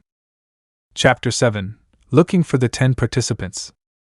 Issei, who was looking at the sky with a smile, realized that he did not know what the rules of the festival were, so he looked at Osmond and asked him. Issei, Osmond, what are the rules of the festival, or what is it all about rather? Osmond, well, the rules of the festival are: 1. Only nobles can participate. 2. Killing the opponent is prohibited. 3. All magic is allowed except those that can kill. 4. A sword can be used if approved before the fight, and both competitors can use them. 5. The participant who falls off the platform loses. 6. To win you must defeat the opponent until he cannot move or make him surrender, or as I said before, throwing him off the platform. 7. Elixirs cannot be used during the fight. 8.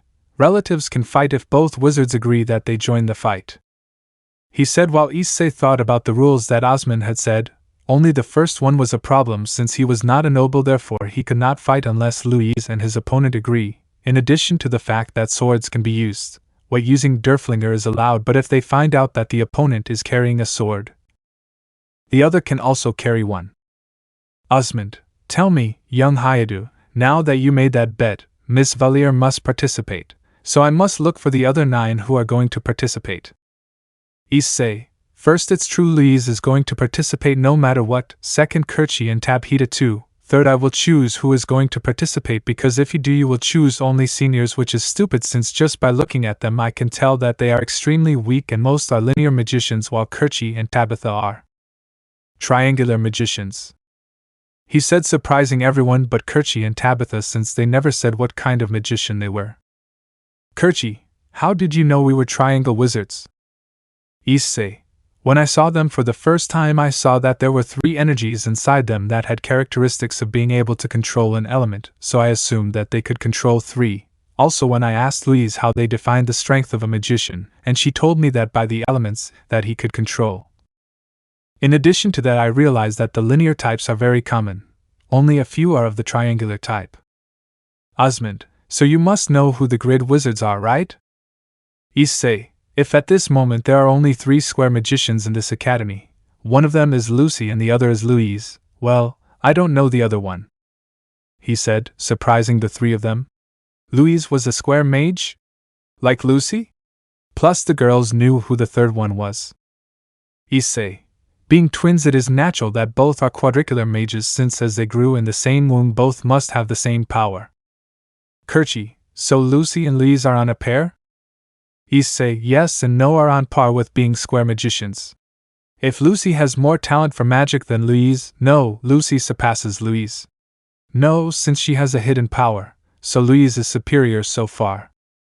He said, surprising them, but they were surprised by what Issei had said so far. Louise, what did you mean by for the moment? Issei, I said that because it seems that Lucy is training a power that is powerful, but compared to Louise's it is nothing, but Louise still does not control that power, and it is sealed which prevents her from using it, and Louise's magical power far exceeds those of this academy. Lucy has a magical power similar to Louise's, but even so Louise's is superior, but being very large makes it difficult to use.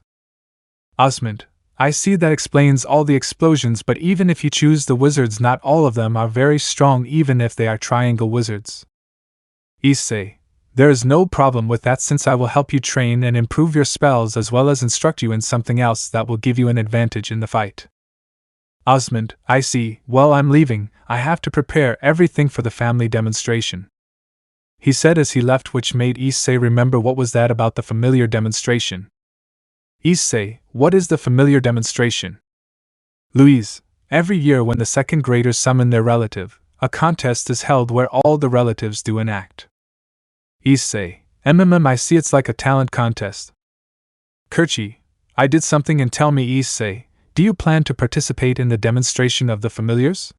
Since the princess of the kingdom of Tristan will be present. Louise, will the princess eat? Kerchi, that's what I heard. Issei, do you know her? Louise, yes, when I was a child I had the opportunity to be the princess's playmate. Issei, I see, and thanks to that I came up with a great idea. Louise, which one? Issei, simple, please ask the princess to make me a noble. He said, surprising the 3 of them after hearing Issei's idea since they didn't expect that. But even if they asked the princess, it would be impossible for her to do that. Louise, even though the princess has that power, she can't do it unless you've done something for the entire kingdom of Tristan. Issei, I see, doesn't destroying the kingdom count? The 3 know. Issei, damn well, how about I stop the guy who tried to rob the academy? Louise, that could work. Wait, what is someone trying to rob the academy? Issei, yes, since last night I felt a presence that tried to enter a place that was sealed, but I didn't give it importance. Besides, we will see that later. Now we have to gather the 10 who are going to participate in the magic festival. Can anyone think of anyone? The girls were surprised to see how confident Issei was, but since he was here, they should have worried about a simple thief. Kerchi, how about Montmorency? Issei, well, she is a linear-type magician, but she can also become strong if she focuses on controlling the 2 elements she has. There are 5. Are there 5 missing? Anyone else? Louise, how about Malicorn? If I remember correctly, he said he was a triangular wizard. Issei, if I remember correctly, he's that boy who always has a smile, right? Kerchi, yes. Issei, although his physique is not the best, but his magic power is good, and it helps that he is a triangular magician. Well, there are 6 left. For our missing, come on, they must meet someone else. Kerchi, well, I can't think of anyone. What about you, Tabitha? Tabitha, Gaiche. Both girls were surprised to hear that since Issei did not like Gaiche, and seeing his upset face they knew that he did not like the idea. Issei, even though Issei is a triangle magician, I don't like him in the least. Louise, I know you won't like it, but he could be useful. Also remember that if I lose against Lucy, you will be at her mercy. We will need all the help we can get to defeat his friends who are strong. Issei, Tsk well Issei will join, there are 7, 3 are missing. Anyone else? Courtyard, I noticed that you're telling someone else. Are you telling yourself? Issei, no, since I am Louise's familiar I cannot participate unless it is a noble. The one I am counting on is the girl who is a few kilometers from here in a forest. She seems to be of the square type. I am not sure, but she is in that direction. Another thing is that she has a power similar to Louise's. He said, surprising the 3 since they didn't know that, and also that his power was similar to Louise's. Louise, are you sure? Issei, yes, and since she can use magic, she can enroll in the academy, right? Courtyard, well, if she can use magic she can sign up, but how did you find out about her, and how do you know she's a girl? Issei, never underestimate a dragon. Well, as I said, we are missing 3. Can anyone else think of? Courtyard, well, this is the... she said, bewildering Issei, who made a confused face, except for 2 of them, Louise and Tabitha, who knew who Courtyard was referring to. Louise, wait, you're not talking about him, are you? Courtyard, if I talk about him. Tabitha, he could be helpful. Issei, who are you talking about? I asked, confused while looking at them waiting for their answer. The girls exchanged glances and the one who spoke was Courtyard. Courtyard, well, do you remember the 3rd square wizard you mentioned? Issei, yes, in fact I was about to suggest that we choose him, but it seems that you don't like him. Louise, well, the one who doesn't like it is me. Issei, and why is that? Courtyard, because he and Louise dated for a while and well. Issei, wait, what you said, he's a man and that he went out with Louise, but why did you stop dating? Did something happen between you? Louise, well, we distanced ourselves because he wanted me to marry him, but I didn't want to, and after that we distanced ourselves, and every time we see each other I feel very uncomfortable. Issei, and why did you refuse to marry him? Louise, because I found out that your father asked you to. She said, surprising Issei, who thought about it for a few seconds. In this world, honor was something that everyone wanted besides power. From what he could see, Louise's father was someone important, so that boy's father should have asked him to approach Louise, in other words, to make her fall in love with her and marry her, but Louise refused, knowing that. Issei, I see. If things are like this, I don't think it's good for us to choose him. Louise, I'm sorry, but we don't have time to put our feelings into this. We're against the clock, so it would be better if we asked for help. Issei, fine, if that's what you want, fine. There are 8, we're missing 2, can anyone else think of anything? Courtyard, no, not really. Tabitha, can you think of anyone? Tabitha, how about her? He said as he looked in one direction. Everyone turned to see a girl leaning against a tree reading a book calmly.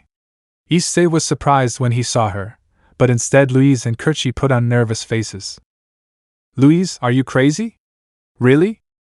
He said, looking at Tabitha, who just raised her shoulders. Issei stared at the girl who had light purple hair, or was it purple? He couldn't know exactly. What he could be sure of was that the girl was a triangular magician who surprised him, since she had an aura that said she had already fought in a real fight. Issei, who is she? Tabitha, she is Jeanette. She is a Gallia noble like me. Issei, I see. The truth is that she is strong. She is a triangular mage, and why don't they want her to be on the team? Courtyard, well, let's say she's a little weird since she likes things that are sharp like knives, and she's also a bit sadistic, which scares most people, and she's closed off since she doesn't talk much about her past, and she's not very talkative. That's all we know about her. Issei, I see. Well, we have 9, 1 is missing. Louise, wait, have you already chosen her? Issei, yes, as you said, we can't put feelings in the middle, so it's inside. Courtyard, if that's what you want, go ahead, but Issei, even though we're going to have to participate because we know the situation, there's no guarantee that the others will do it. Louise, it's true that what happens if they refuse? Issei, don't worry about that, since after all I can be very convincing. He said with a smile that baffled the girls, so they sighed and walked to the closest one, which was Jeanette, who was still reading her book. Courtyard, Excuse me, Jeanette, he said while Jeanette stopped reading and looked at them a little surprised since normally the others did not talk to her. In fact, they avoided doing so, so she was surprised. Jeanette, can I help you? Louise, well, we wanted to know if you could join us so we could participate in the magic festival. Issei, yes, since you are very strong from what I see, and we really need your help. Jeanette, really? Issei, if I did, would you help us? She said as Issei knelt down and took her hand and asked her with a warm smile that made the girl blush slightly. Jeanette, hey. Issei, thank you, he said while kissing her hand, which made the girl blush a little more, which Issei being Issei didn't notice. Issei, in an hour we will meet at the director's office. You will go, right? Jeanette, hey. She said, blushing as Issei nodded and stood up before leaving with the girls, leaving Jeanette alone, who looked at her hand and smiled slightly as she watched Issei's figure move away. Jeanette, I think I like it, he said as he watched Issei's figure disappear while he walked with the girls looking for the others. Louise, is that what you meant by being very convincing? Issei, What are you talking about? If she had refused, I would have bothered her until she accepted, since I can be very annoying if she proposed it to me, but I was surprised to see that she accepted, he said as the girls looked at him more than surprised, since for them Issei had used his charm to get Jeanette to accept, but when they heard that Issei didn't make an effort to do that, they were surprised. Issei, well, now where do we look? Louise, normally at this time Montmorency is in the library.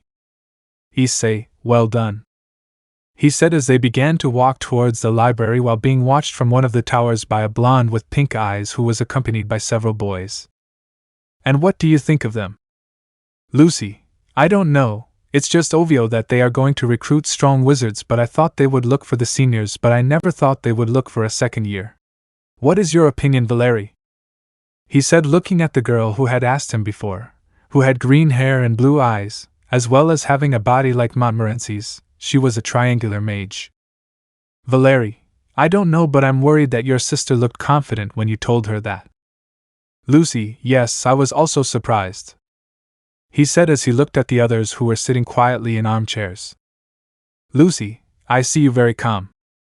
Why shouldn't we be? Do you think your sister can beat us? Lucy, of course not, Marcus, but you still do something that makes me uneasy. Marcus, what? He asked the white-haired, blue-eyed boy who had a bored look. He is a triangular magician. Lucy, I don't know if you noticed, but Louise's familiar did not respect Director Osmond or Director Seals. It's true, said a girl with black hair and red eyes who had a neutral look, as they were surprised to see that this girl was a triangular mage. TSK, who does that commoner think he is to do that?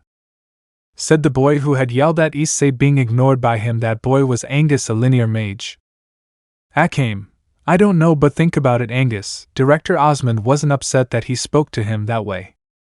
Angus, it's true.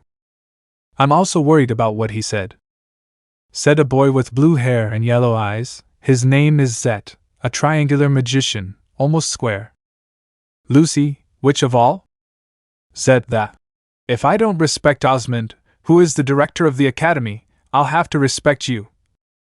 Correct, he said it in a way that made it seem like he was superior to them, as if he had great power.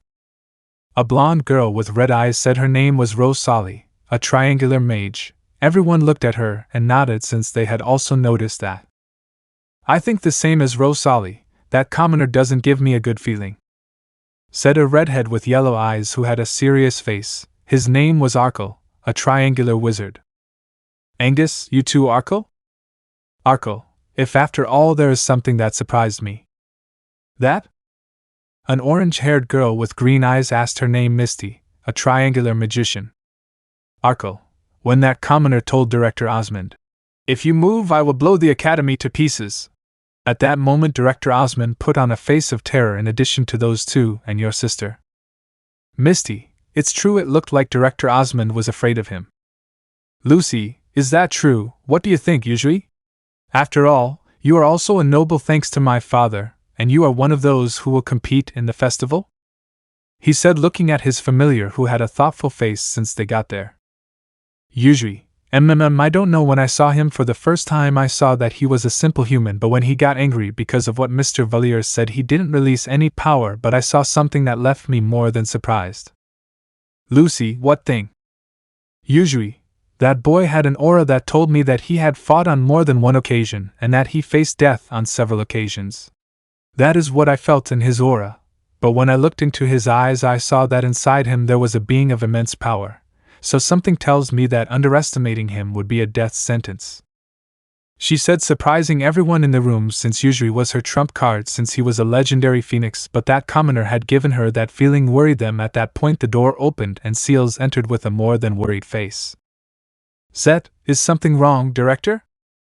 Seals, that commoner Issei made me a little curious when I saw him, so I decided to ask the students about him, and what they told me surprised me.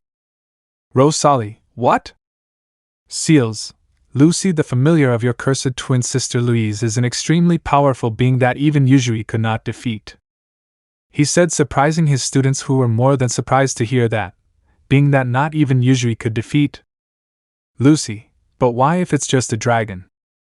Seals, no, because he's a damn celestial dragon. He said, leaving his students more than in shock. To celestial dragon? With Issei, the brown-haired boy was standing with Louise, Tabitha, and Courtyard at one of the tables in the library where Montmorency, Malicorne, and Issei were. Montmorency, participate in the magic festival? Louise, if you were chosen to participate. Malicorne, but why would Director Osmond choose us? Courtyard, it wasn't the director, it was Issei. He said while everyone was surprised and looked at the brown-haired boy, who looked at a fly that was flying next to him, and then squashed it with his hands, and then cleaned himself with Guiche's cape. Issei, what? Montmorency, you chose us for the magic festival?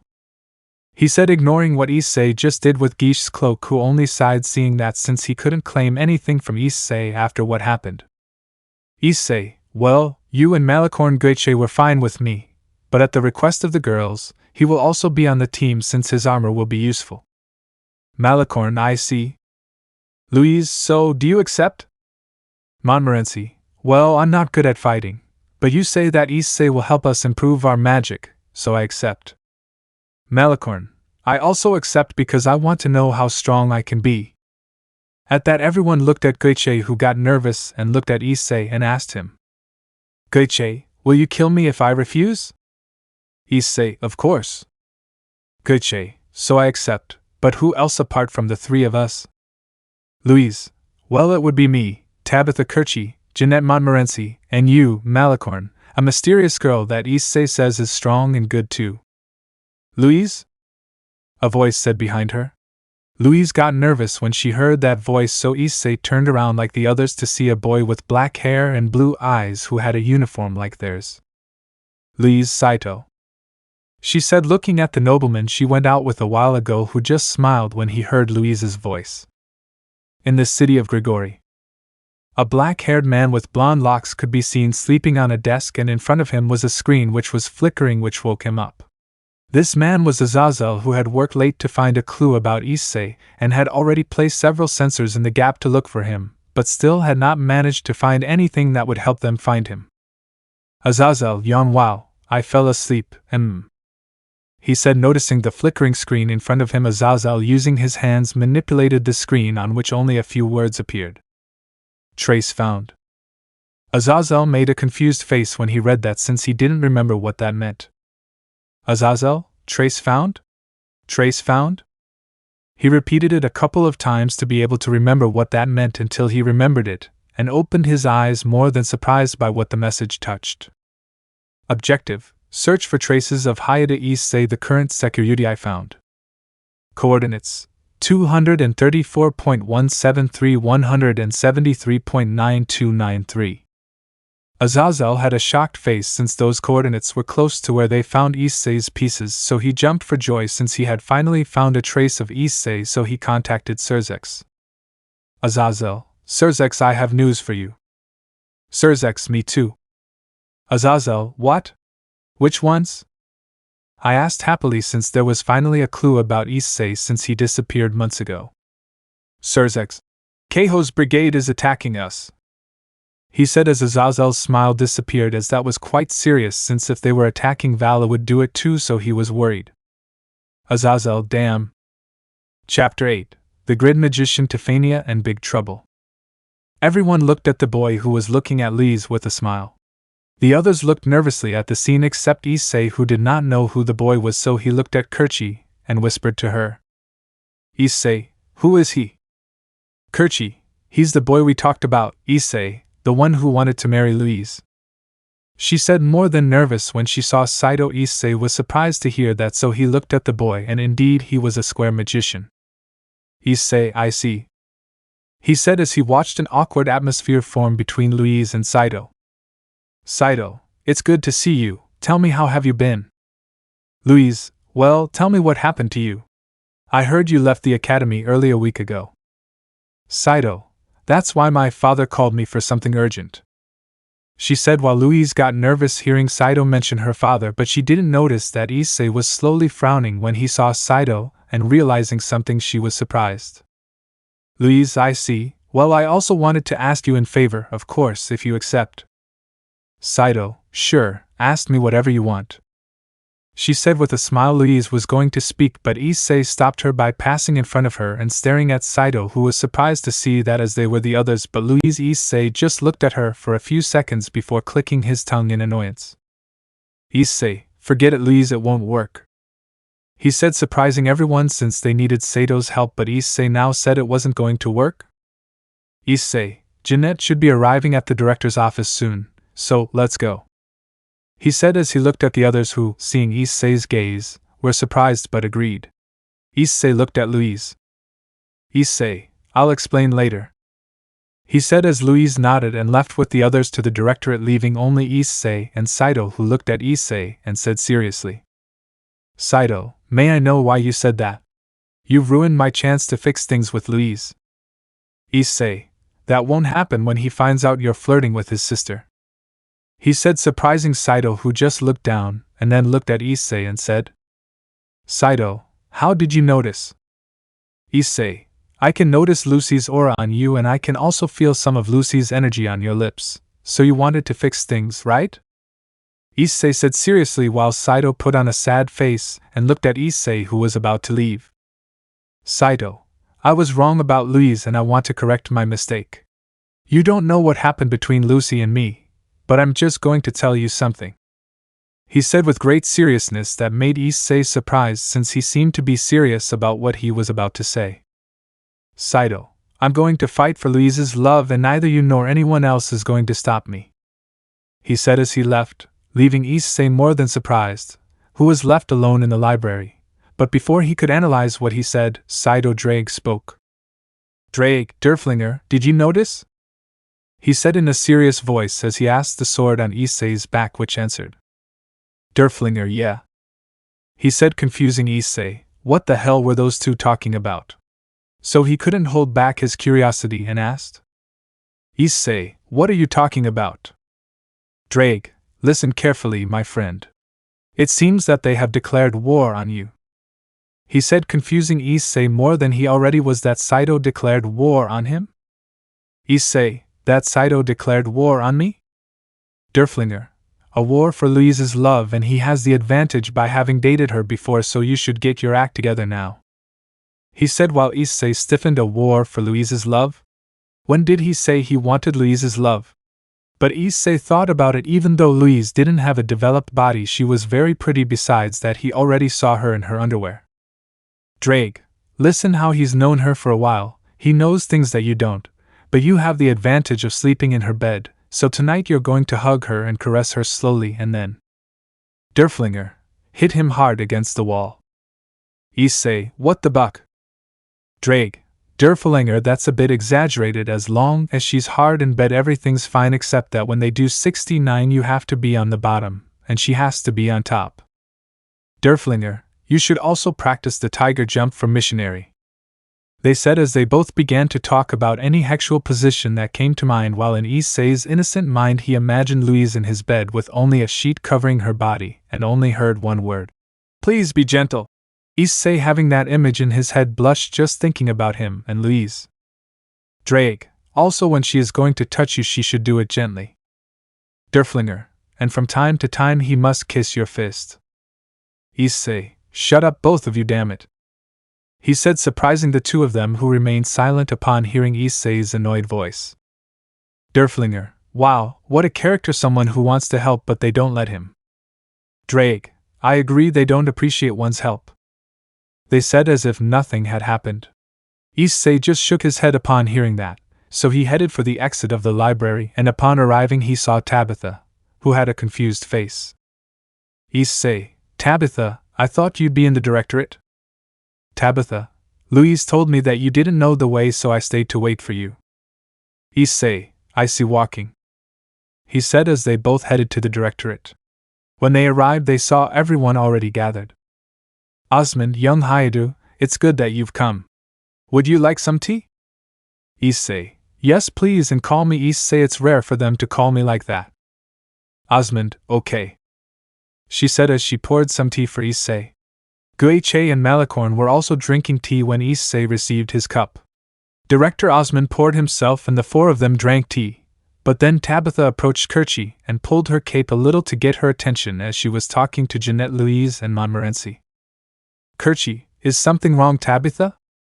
She said, looking at Pella Celeste as well as the other girls as they were curious about what Tabitha was going to say. Tabitha, what is 69? Tabitha asked innocently, causing Issei Guiche Osmond to spit his tea into the cup upon hearing Tabitha's question. On the other hand, Malicorn choked on a cake he was eating, while the girls had no reaction at all. Curchi, 69? It's a number. Curchi said, confused as the boys tried to save Malicorn, who couldn't breathe because of a piece of cake stuck in his throat. Tabitha, according to some it means something else. Tabitha said as she tilted her head slightly while the girls put on a thoughtful face. Curchi, no, Miss Louise? Louise, no, not really. Jeanette? Jeanette, not Montmorency either? Montmorency, less according to me is just a number. Tabitha, and the missionary? He asked again while the boys tried to get Malicorn to breathe again since his face had already turned blue from not being able to breathe. Curchi, missionary? Is this the first time you've heard that word? Louise, I'm the same. Jeanette, me too. Montmorency, what could it mean? They said while ignoring what was happening a few meters away from them while Tabitha asked again. Tabitha, and the tiger leap? He said as the girls put on a thoughtful face while Issei threw Malicorn to the floor and used his elbow to hit his stomach, causing the piece of cake to come out, but upon coming out it entered the director's mouth, who choked and tried to breathe. Guiche, seeing that, ran to a vase, removing the flowers he vomited. Issei held back the urge to vomit and tried to help the director, who was turning blue. Instead, Malicorn tried to breathe normally. Curchi, I guess that's a jumping tiger? Louise, I think the same. Jeanette, it's the most logical thing. Montmorency, that's true. They said as Tabitha put on a thoughtful face as she asked another question again. Tabitha, and hit the wall hard? He said as he asked the last thing. The girls were surprised to hear that, and hit the wall hard. They didn't know what that meant, but Issei did the same thing as with Malicorn. He threw Director Osmond to the floor and hit his stomach with his elbow, removing the piece of cake that was stuck to the ceiling. Guiche vomited again when he saw that. Curchi, I really don't know what hitting the wall means. Louise, I'm the same. Jeanette, maybe you mean hitting the wall, I guess? Montmorency, I think the same. What do you guys think? They said as they looked at the boys, and as they did so they became bewildered as Malicorn was trying to breathe, Director Osmond was on the ground trying to breathe, Issei was beside him breathing in relief, and Guiche was holding a vase in his hands. Curchi, and what happened to you? The four don't ask. They said as the girls put on confused faces. At that, Louise remembered something and looked at Tabitha. Louise, Tabitha, where did you hear all that? Tabitha, from the conversation of the dragon that is on Issei's arm and the sword. Tabitha said as Issei tensed up and looked nervously at the girls, who looked at him with doubt, but before Issei said anything, Drake, calmly, what Derflinger and I were talking about was that Cido had declared war on Issei. He said as the entire room fell silent. Cido declared war on Issei? Was he an idiot to declare war on a dragon? And one like Issei who was a celestial dragon.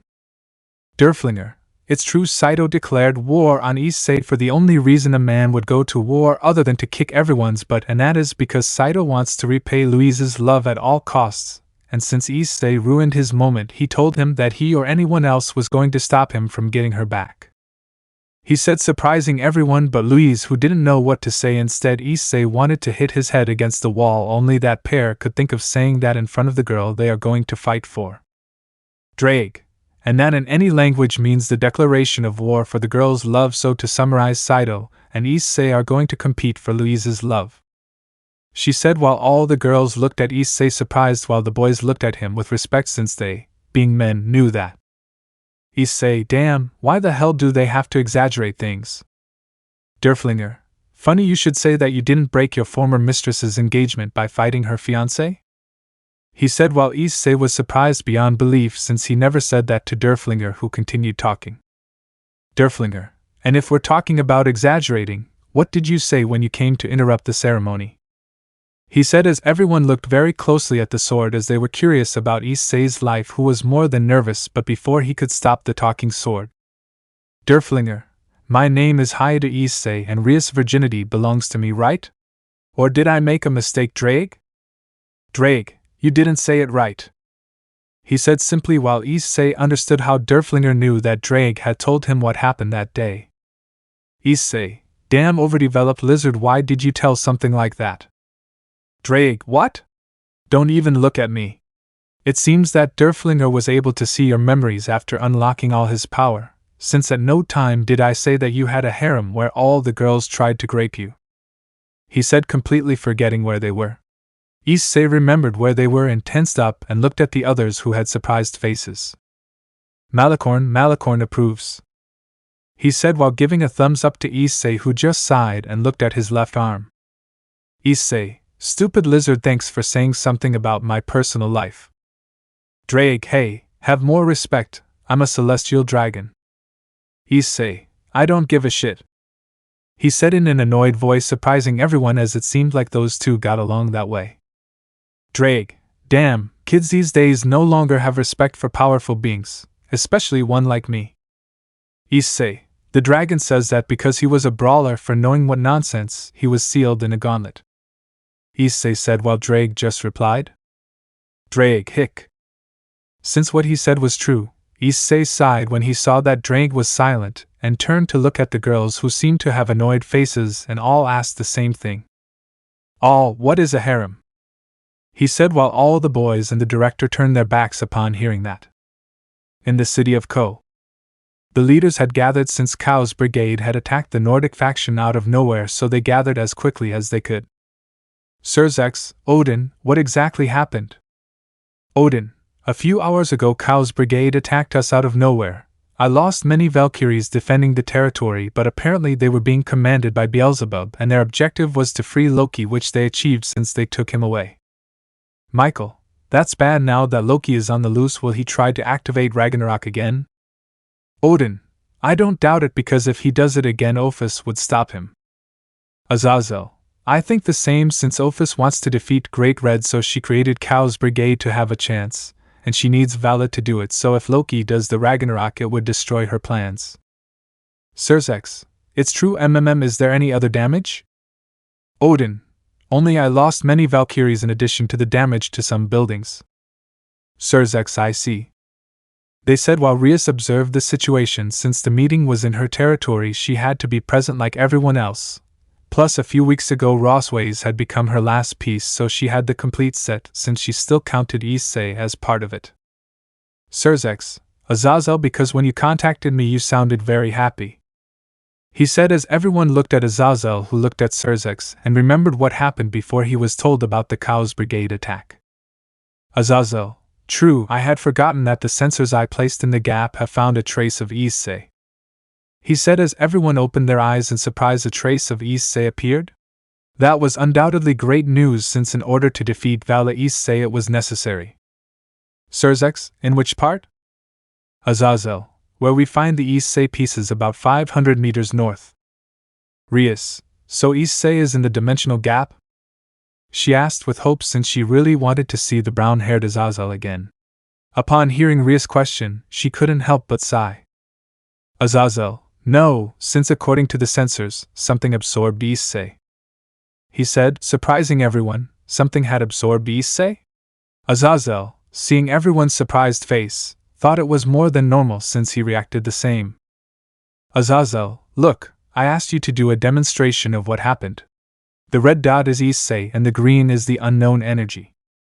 He said as an image appeared in front of everyone where a red dot appeared, and from what Azazel said it was Issei, and out of nowhere the green dot appeared and enveloped the red dot, which surprised everyone in that the green dot disappeared.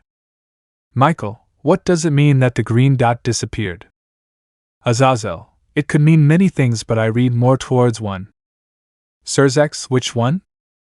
Azazel, Issei was transported to another place far from here, and whatever took him left the pieces of Issei as proof that he would never return. He said, surprising everyone, Issei had been transported to another place?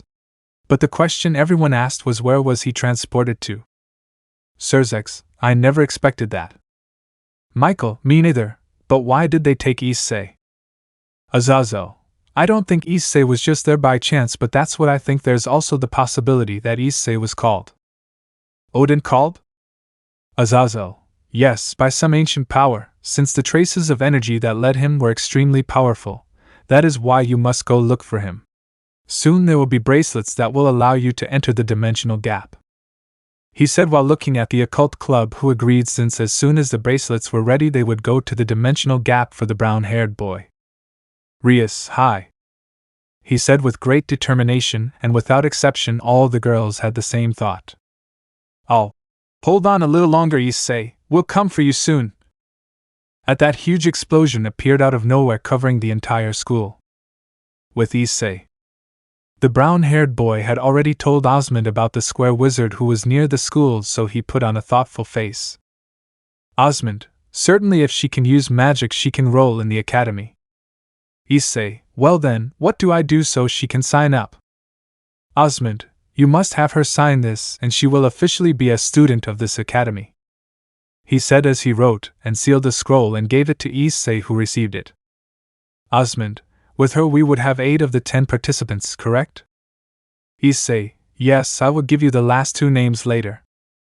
He said as he left the director's office accompanied by the others who looked at Issei waiting for what they were going to do. Issei, well, I'll go look for the magician. You guys stay and wait for her to come back. Better yet, Louise takes everyone to the place where you train. We'll train there.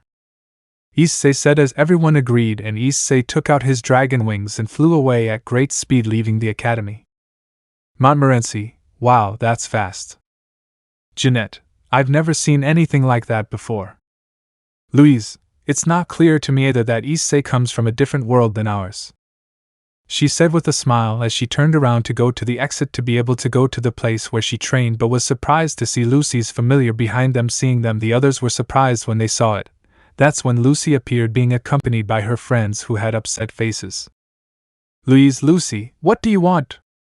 He said while Lucy smiled. The boys knew when they saw Lucy's smile that she did not come with good intentions. With Issei. The brown-haired boy was flying at high speed while he looked at the forest below him. He had already reached the place where the square mage was, but as soon as he arrived, the girl's energy disappeared, which surprised him since he could feel it a few minutes ago, so he landed on the ground and began to look for her with his eyes. Since if she could hide her energy from him, that girl was not weak, so he continued walking for a few minutes, then he heard something that made him alert. Crack. I heard Issei as he stood on guard, but at the same time he stood on guard he noticed a sound of something falling, so he looked up only to feel like 2 really soft things collided with his face, which caused him to fall to the ground. Issei was surprised to feel a softness on his face, and for some reason the sensation seemed familiar to him, so with his hand he squeezed what was on his face, noticing that it was very soft, plus on more than one occasion he felt this sensation, so he opened his eyes surprised and squeezed it once more just to be sure, but when he did it again he heard a sound that made his mind blank. Oh! Issei, faster than a damn lightning, was more than 2 meters away from the girl, and when he saw her better he saw that the girl was blushing and also had a hand near her mouth, as well as having a shy look. Issei, seeing the girl's body, was surprised by DD cup breasts, an hourglass waist. But that would tempt anyone, as well as beautiful legs, as well as beautiful skin, and if that were not enough, she was wearing a green dress that showed off her figure, which had him more than surprised since the girl was really beautiful in every way, in addition to having beautiful blonde hair that looked like molten gold and beautiful blue eyes. Plus the girl was wearing a straw hat which made her blush, but Issei quickly shook his head and looked at the girl, who still had a shy look. Issei, Ido, sorry, I didn't mean to do that. Issei said, really embarrassed. The girl was a little surprised but answered. It doesn't matter, but who are you? Issei, huh? It's true, I didn't introduce myself. My name is Hyoudou Issei. It's a pleasure, and you? My name is Tiffania Westwood, he said as he looked curiously at Issei, who opened his eyes in great surprise as he had realized something, and that was that the girl in front of him was a square mage, and slowly the girl began to emanate an energy that he recognized was the girl he was looking for. At that point he saw that the girl stood up and took a basket that was near a tree where there were apples and some were in the basket. At that point the girl looked at him. Tiffania, you're not from around here, right? If you want, we can go to my house, she said with a kind smile. Issei blushed a little since the girl was very kind, so he nodded and got up from the ground. At that he heard Drake's voice. Drake, this one wants something and it's not money. Derflinger wants hex. Issei, shut up, you bucking idiots. Issei shouted angrily as it seemed that those two had agreed to bother him every chance they got, so he just ignored them and followed Tiffania to her house. They walked for a few minutes until they reached a cabin in the middle of the forest. Upon entering, Issei was surprised since although the cabin was somewhat small, it was very cozy. Issei saw that Tiffania sat at a table where they had to kneel to be able to take things. Issei saw that it looked like the ones in Japan, so he sighed and sat down. Tiffania served him some tea that Issei drank. Tiffania, and what do you do in this place? Since you are the first one who comes to this forest. Issei said, a little confused when he heard that. He was surprised. Was the first boy he had talked to?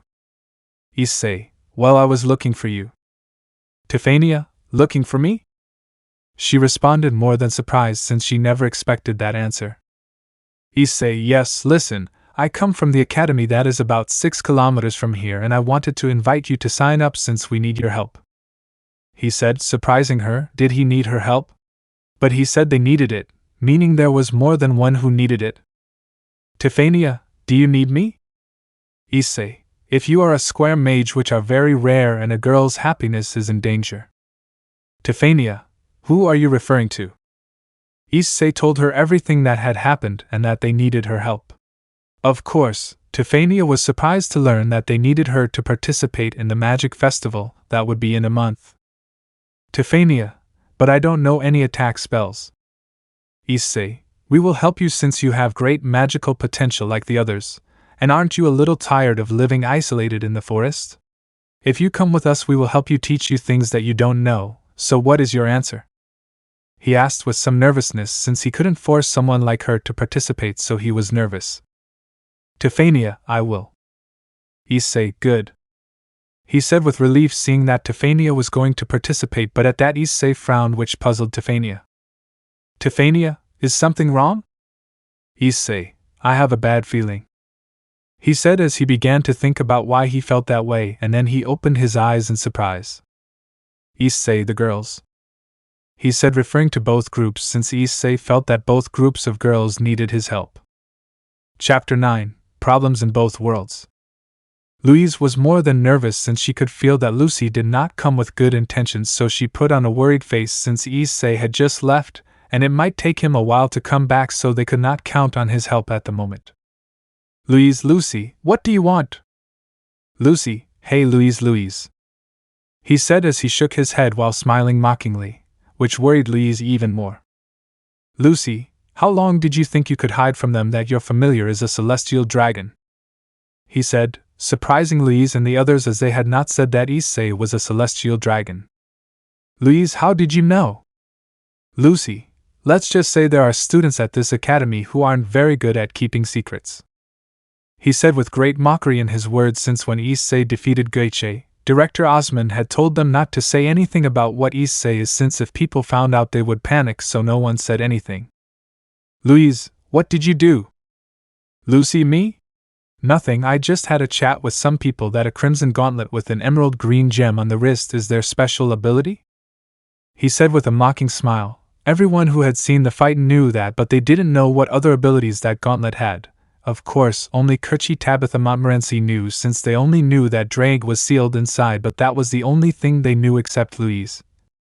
She already knew what they were since Issei had told her the 2 evolutions of the boosted gear, and the ability to increase its strength every 10 seconds, so she didn't show much surprise. Louise, so what if you know that? After all, you don't know what Issei is capable of. Lucy, and you do, right? He said as Louise tensed up. Lucy smiled arrogantly upon seeing that, as she wanted to know what Issei's abilities were, so she was going to force Louise to tell her. Lucy, hey Louise, you're easy to read, so how about we have a long sisterly chat? Louise, don't even think I'll tell you anything about Issei. Lucy, hey Louise, are you going to tell me or I'll force it out of you? It's up to you. He said while a great hostility was forming in the environment that when you looked closely you could notice how the 2 groups were preparing to fight, but they never expected the following. Lucy, Louise, under the rule of the Valier family, I challenge you to a duel. He said, surprising everyone, since if someone challenged under the command of his family, the challenge had to do it obligatorily, since that was only valid in his family, in addition to the fact that if he refused to duel he would have to leave his last name, so no one could help Louise now. Lucy, and to make it fair, how about the familiars join the duel? Tell me what you think. She said while Louise tensed up, since Issei was not there to help her, and she did not know when he would return, so she was worried, since as Lucy was the one who challenged her she made the rules, but even so she could not make rules in which Louise was at a disadvantage, but Louise had not improved much when it came to magic, so she was more than worried. Lucy, the rules are simple. Only one family member can help us, and whoever leaves the circle loses. He said while flames came out from the ground and a circle was formed where Lucy and Louise were. Yujui stood next to Lucy, surprising Louise. Lucy, what? Didn't I say that familiars could join the fight? He said with great arrogance. Yujui had a neutral face as he looked at Louise as if she was not worth his time. Lucy, let's get started. She said as Lucy took out her wand, as did Louise. Although Louise couldn't do any spells because of her large reserve of magic, she could still use what she learned with Issei on how to at least control her magic a little. Louise, fireball. She said as she imagined what Issei had told her, a river where she could control the flow of her magic. Everyone opened their eyes in surprise as out of nowhere Louise's wand launched a large fireball. Even Louise was surprised. She managed to cast a spell perfectly. Lucy, like the others, was surprised but quickly put on an annoyed face. Lucy, Yujui. He said as Yujui stood in front of Lucy and with his hand stopped the fireball to begin absorbing it, surprising everyone. Lucy, I never thought you'd be able to cast a spell. She said, looking at Louise, who became a little serious when she saw that the fire attacks would not work against them, but before Louise could do another spell Lucy spoke. Lucy, Yujui immobilizes her. He said while Yujui nodded, and before Louise realized that Yujui was already behind her, which left her more than surprised since her eyes could not follow Yujui's movements. Everyone else was the same, since they could not see him either except Lucy's friends, although they could not. Either of them knew that Yujui was quite strong, so they knew that Lucy was going to win this duel, so they were more than confident. Their only duty was to prevent any of Louise's friends from helping her, so they were watching them, but also their attention was on the duel. Yujui had taken Louise's hands, squeezing them a little, forcing her to let go of her wand. Lucy, it will be a problem if you use more spells. Although you surprised me, I never thought you would be capable of using one. I see why that boy made that bet. You have improved a little in magic. TSK. Well, it doesn't matter. You are going to tell me everything I want to know about him. Louise, I won't tell you anything. Lucy, yes you will. I have all the time in the world, since none of your friends or teachers can interrupt a duel by order. Only Father can. But he doesn't care much about you, does he? He said while smiling mockingly as he approached Louise, who tensed upon hearing those words, since that was true, and when Lucy was in front of her. Lucy, tell me, I want to know what is the true strength of your familiar. Louise, I won't tell you anything. Lucy, I see. He said as he hit Louise in the stomach, surprising everyone, but Louise, who had not expected that blow that had taken almost all the air out of her lungs. Lucy, it would be boring if I attacked you with magic, plus I could hit Issei, and this way I can cause you more pain. He said as he hit her in the stomach again. Louise's friends had their eyes wide open. Courtyard was about to intervene, but then she felt the tip of a wand on her back. Rosalie, if I were you I wouldn't move. Church, TSK. She said, realizing that everyone was in her situation, which worried her since at this moment Louise was being beaten by Lucy. There would be no problem if Louise could defend herself, but Issei had her immobilized, so Louise was at Lucy's mercy. Courtyard. Issei, come back quickly please. He thought as he looked at the sky, hoping that Issei would appear at some point. In Coast City. The entire school had been reduced to rubble. Everyone was trying to get up since the explosion had them by surprise. Everyone without exception had taken injuries since they did not have time to defend themselves. They all looked at the sky only to see a silver-haired boy floating in the air who had a white suit. It was Loki, and behind him was a silver-haired boy with white and blue wings. It was Vala, who looked at everything with a smile, and not far from them was his team Biko, Kuroka and Arthur, who left everyone surprised. Odin, Loki, you really have some guts to come and attack us. Loki, silence. When I kill you I will claim Olympus as mine, since it is necessary if I want Ophi's help. He said as everyone put on serious faces as another magic circle appeared and Shalba came out of it, looking at them angrily. Asia was a little scared since he had sent her to the dimensional gap. Sirzex, Shalba, I see that they revived you again. Shalba, that doesn't interest you since they are going to die here.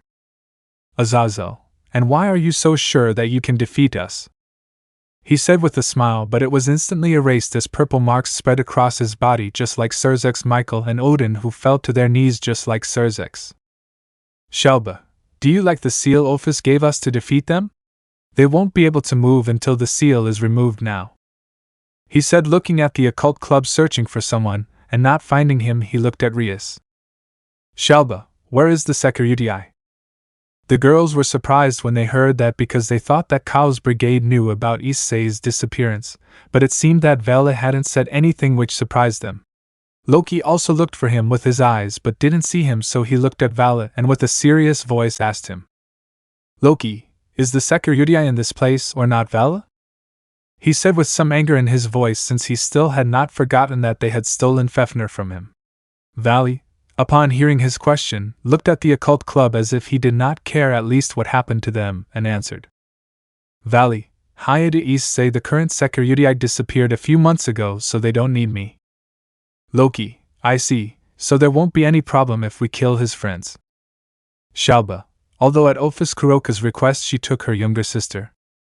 Loki, I don't care if he does whatever he wants as long as he can kill the rest. He said, looking at them with an extremely sinister smile. At that 2 more magic circles appeared, and from these came Betrayal and Seraphal, who had serious looks which surprised Loki and Shalba.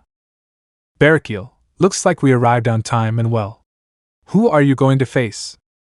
Seraphal, let Loki take care of Shalba. Betrayal, while Rius Gremory tries to free Sirzex and the others. Rius, hi. That upset Loki and Shalba since those two were not in their plans, so they prepared to fight. Loki, well, let's fight. Vala, don't forget what Ophis said, you must support us in whatever we need you for, so stop the Gremory brat while we take care of those two.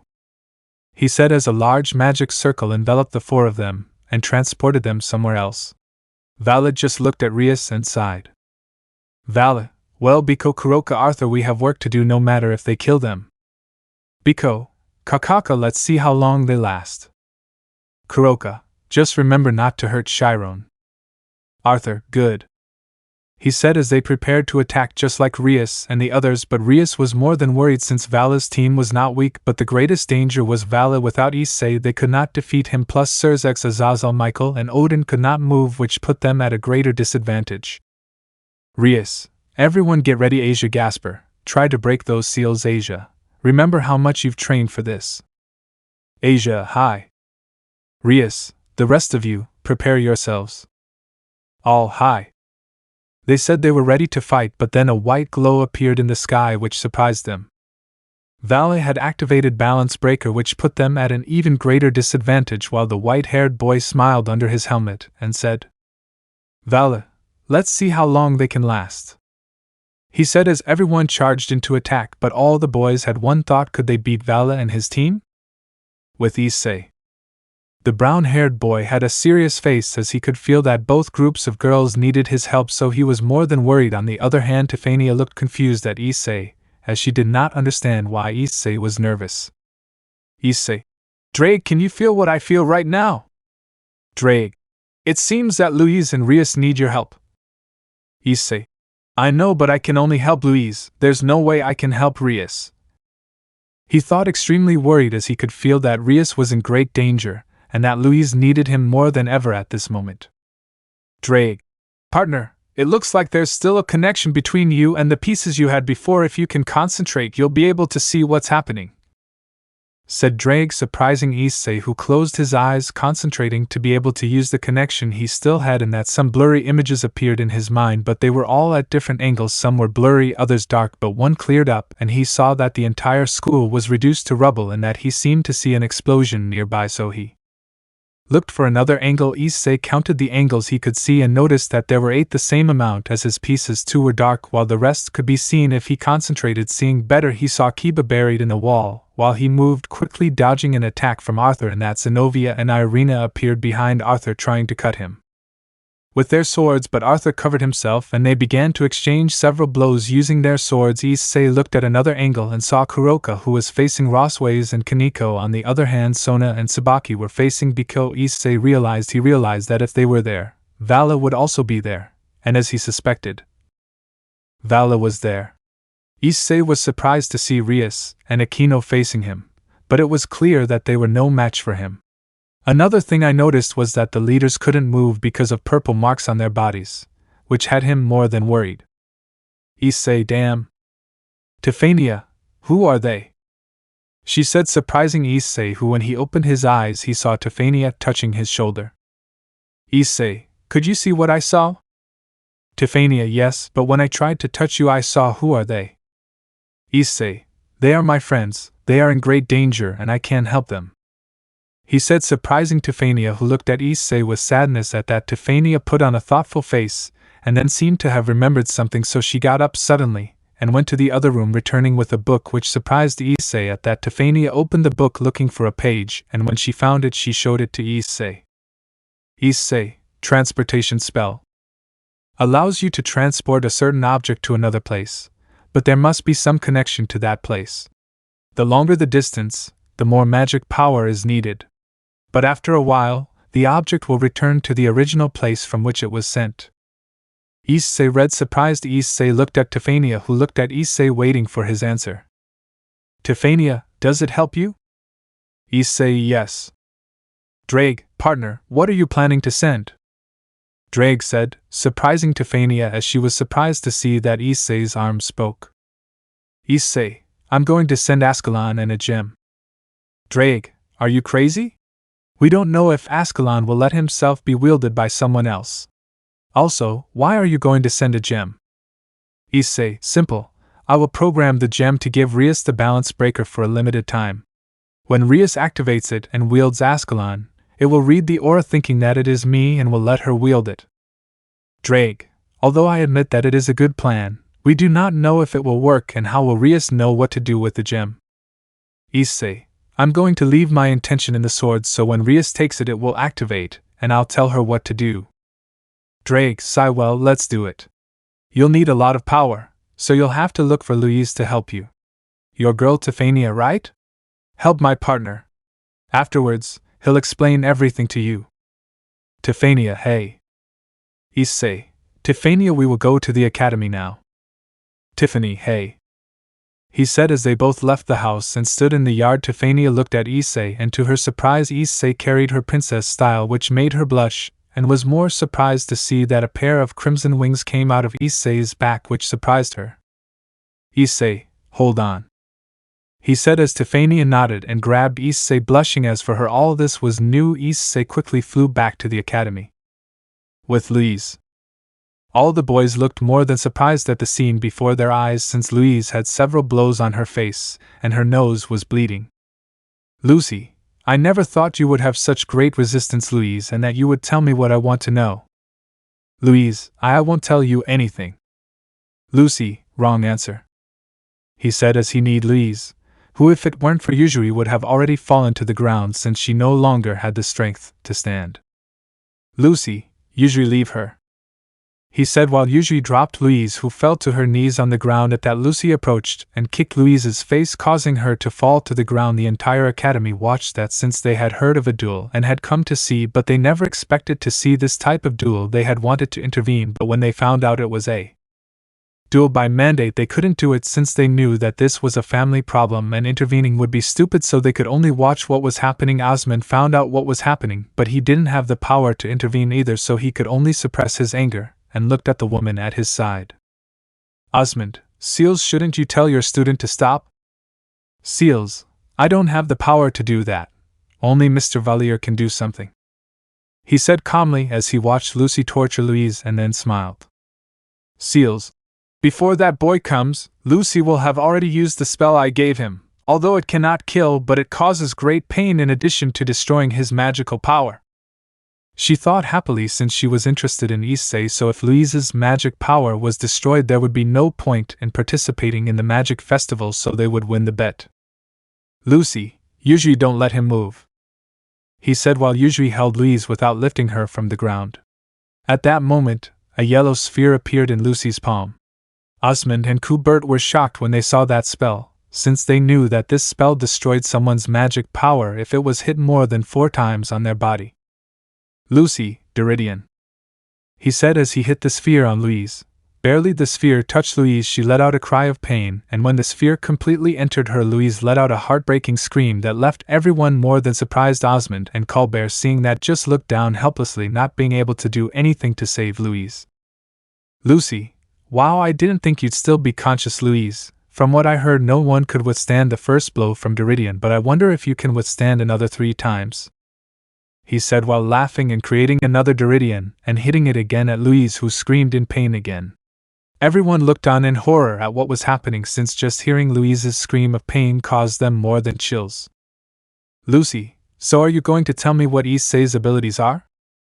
She said, looking at Louise, who had several tears coming out of her eyes. Louise only looked at Lucy, who, when she saw how Louise looked at her, became furious, because in Louise's eyes there was an unbreakable will which made her more than furious.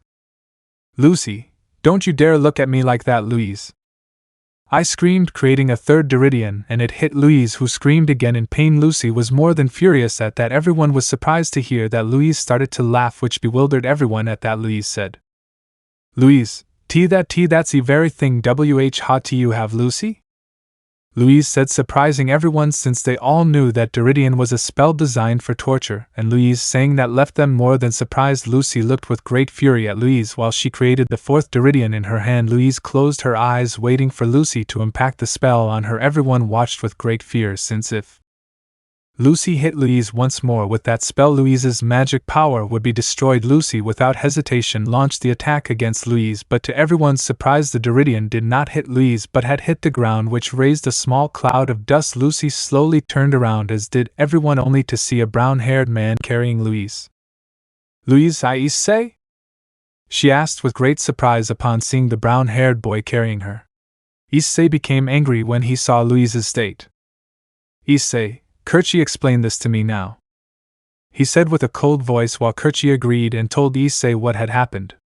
Issei, upon hearing that, gritted his teeth in fury as a crimson aura came out of his body. Issei, I see, hold on a little, Louise, I'll take care of this, he said as he laid Louise down on the ground and turned around and looked at Lucy and Yuzuri, who was in front of Lucy. At that, Issei walked towards them while his hair covered his eyes. Issei, Drake, Buck hiding our strength anymore. Drake, I think the same, Issei. After all, nobody messes with a female dragon, he said while Issei smiled upon hearing it. That it seemed that Drake would not stop bothering him with that, so he smiled, since what he said was true. Nobody messes with the dragon's partner, and being close to them, he said. Issei, so you wanted to know what my power was? Fine, let me show you. He shouted angrily, as now Issei didn't care about continuing to hide his strength, so he would show them what his true strength was. Everyone was shocked to see a large amount of power suddenly come out of Issei, raising a large cloud of dust preventing them from seeing what was happening to Issei. But Lucy, like usual, had the same thought: how could Issei have saved Louise? Since at no time did Yuji let go of her, and out of nowhere he had disappeared only to appear with Louise in his arms. At that the cloud of dust dispersed, revealing something that left the entire academy in shock, since where Issei was before was a crimson armor which had a terrifying power. Issei had activated the balance breaker. Issei, this is my true strength, he shouted furiously as Lucy realized that they had made a mistake in provoking Issei. Chapter 10. Back to Code temporarily. Anger. That was what Issei felt at this moment, since just seeing the state Louise was in had him more than furious, since he had promised to help her and lend her his strength when she needed it, and he had failed her at this moment, since Louise was hurt, so he was going to make the blame pay. Issei, Louise, this will end soon, he said as he walked towards Yujui, who just looked at him coldly but was still on guard since he didn't know what Issei's power was, so he was more than alert. Plus Issei was looking at him the same way. He could feel the power coming out of Issei, which had him more than nervous since it was the first time he felt a power like that. On the other hand, Issei had begun to approach them, so Yujui attacked Issei, to which he did nothing. Yujui tried to hit him in the face, but Issei with his hand stopped his blow. As if nothing happened, Issei just applied a little force to his hand. Crack. Everyone opened their eyes in surprise, as they all knew that sound was the sound of a broken bone. Issei, without any effort, had broken Yujui's bone, to which he only made a face of pain. Issei hit Yujui with a monstrous force that caused the entire ground to crack, sending him against the wall surrounding the school at a monstrous speed. Lucy was more than surprised when she saw that. Issei slowly began to approach Lucy, who looked at him in surprise. Issei, what was the name of that magic you used on Louise Deridian? He said as Lucy stepped back upon hearing that, since Issei said it with an extremely cold voice while walking towards her, which scared her a little. At that Yujui appeared behind Issei trying to hit him, but Issei only moved his hand back, hitting him without even seeing him, sending him against the wall again. Issei, I don't know how that spell is done, but that doesn't mean that I can't break 1 or 2 bones to cause you great pain, she said coldly, but Issei noticed that Lucy was too calm, as if she wasn't afraid of him. Issei approached her, but Lucy kept a serious face.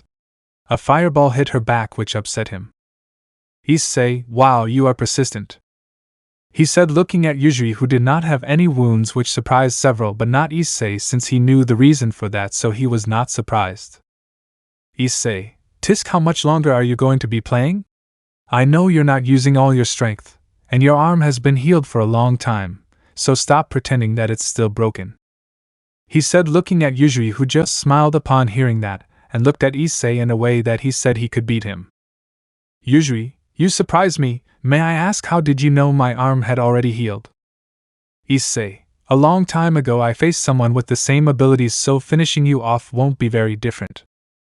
Yujui, I see, although we already know what we wanted to know, so we are leaving, she said with a smile that surprised Issei, who returned his gaze to Lucy, who was surrounded by her friends and seals, who had a strange object in her hand which shined.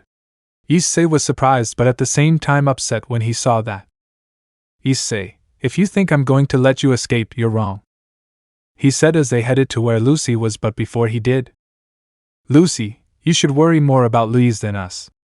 I may have only hit her with the Deridian 3 times, but that's more than enough to damage all of her magic power. If she doesn't get help soon, her power will slowly be destroyed, she said, surprising Issei, who stopped upon hearing that. Quickly Yujui stood next to Lucy while looking at Issei, who instantly knew what they had planned. They wanted to know what her power was, so they used Louise as a means to achieve it, and thanks to that Issei acted without thinking and used the balance breaker. Lucy, see you at the Magic Festival. Louise, of course, if you can participate. But before we go, are you coming with us, darling? She said, looking at a black-haired boy with blue eyes who was surprised and looked down, and walked until he was next to her, who surprised everyone. Seals smiled when she saw that, and said, Seals, Osmond Cido from now on belongs to my Academy of the South by order of his father, so we'll see each other at the festival. he said as they disappeared from the place. Issei clenched his fists in anger when he saw that they had left. He was going to ask Osmond where the South Academy was to destroy it, but he remembered Louise's state, so he went to see her while deactivating the balance. Issei, how is it? Courtyard, for the moment he is fine, he just lost consciousness. Osmond, but what Miss Valier said is true. If we don't heal Louise soon, her magic power will slowly be destroyed. Issei, and how do we heal her? There must be a cure, right? Osmond, there is, but it would take a month to gather all the ingredients, plus a day for preparation.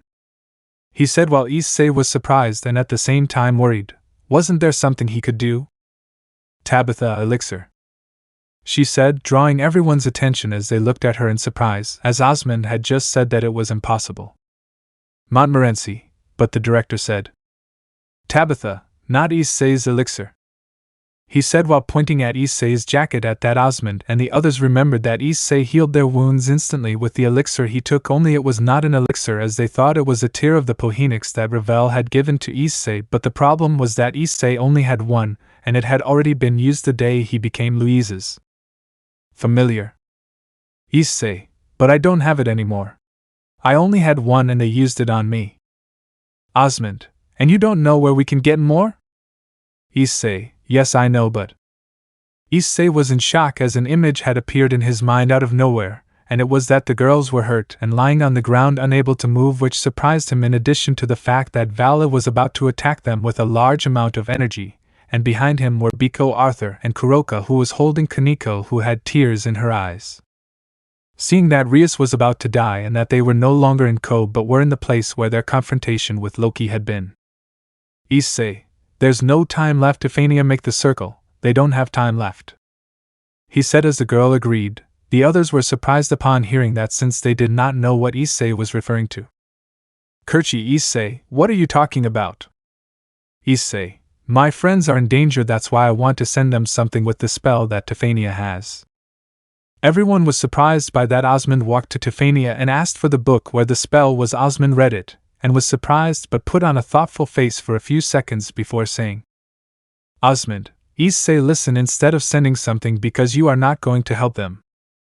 Issei, what do you mean? Osmond, this spell can send something to another place with enough magical power, so sending you would not be something impossible to do, but a great connection with that place is necessary.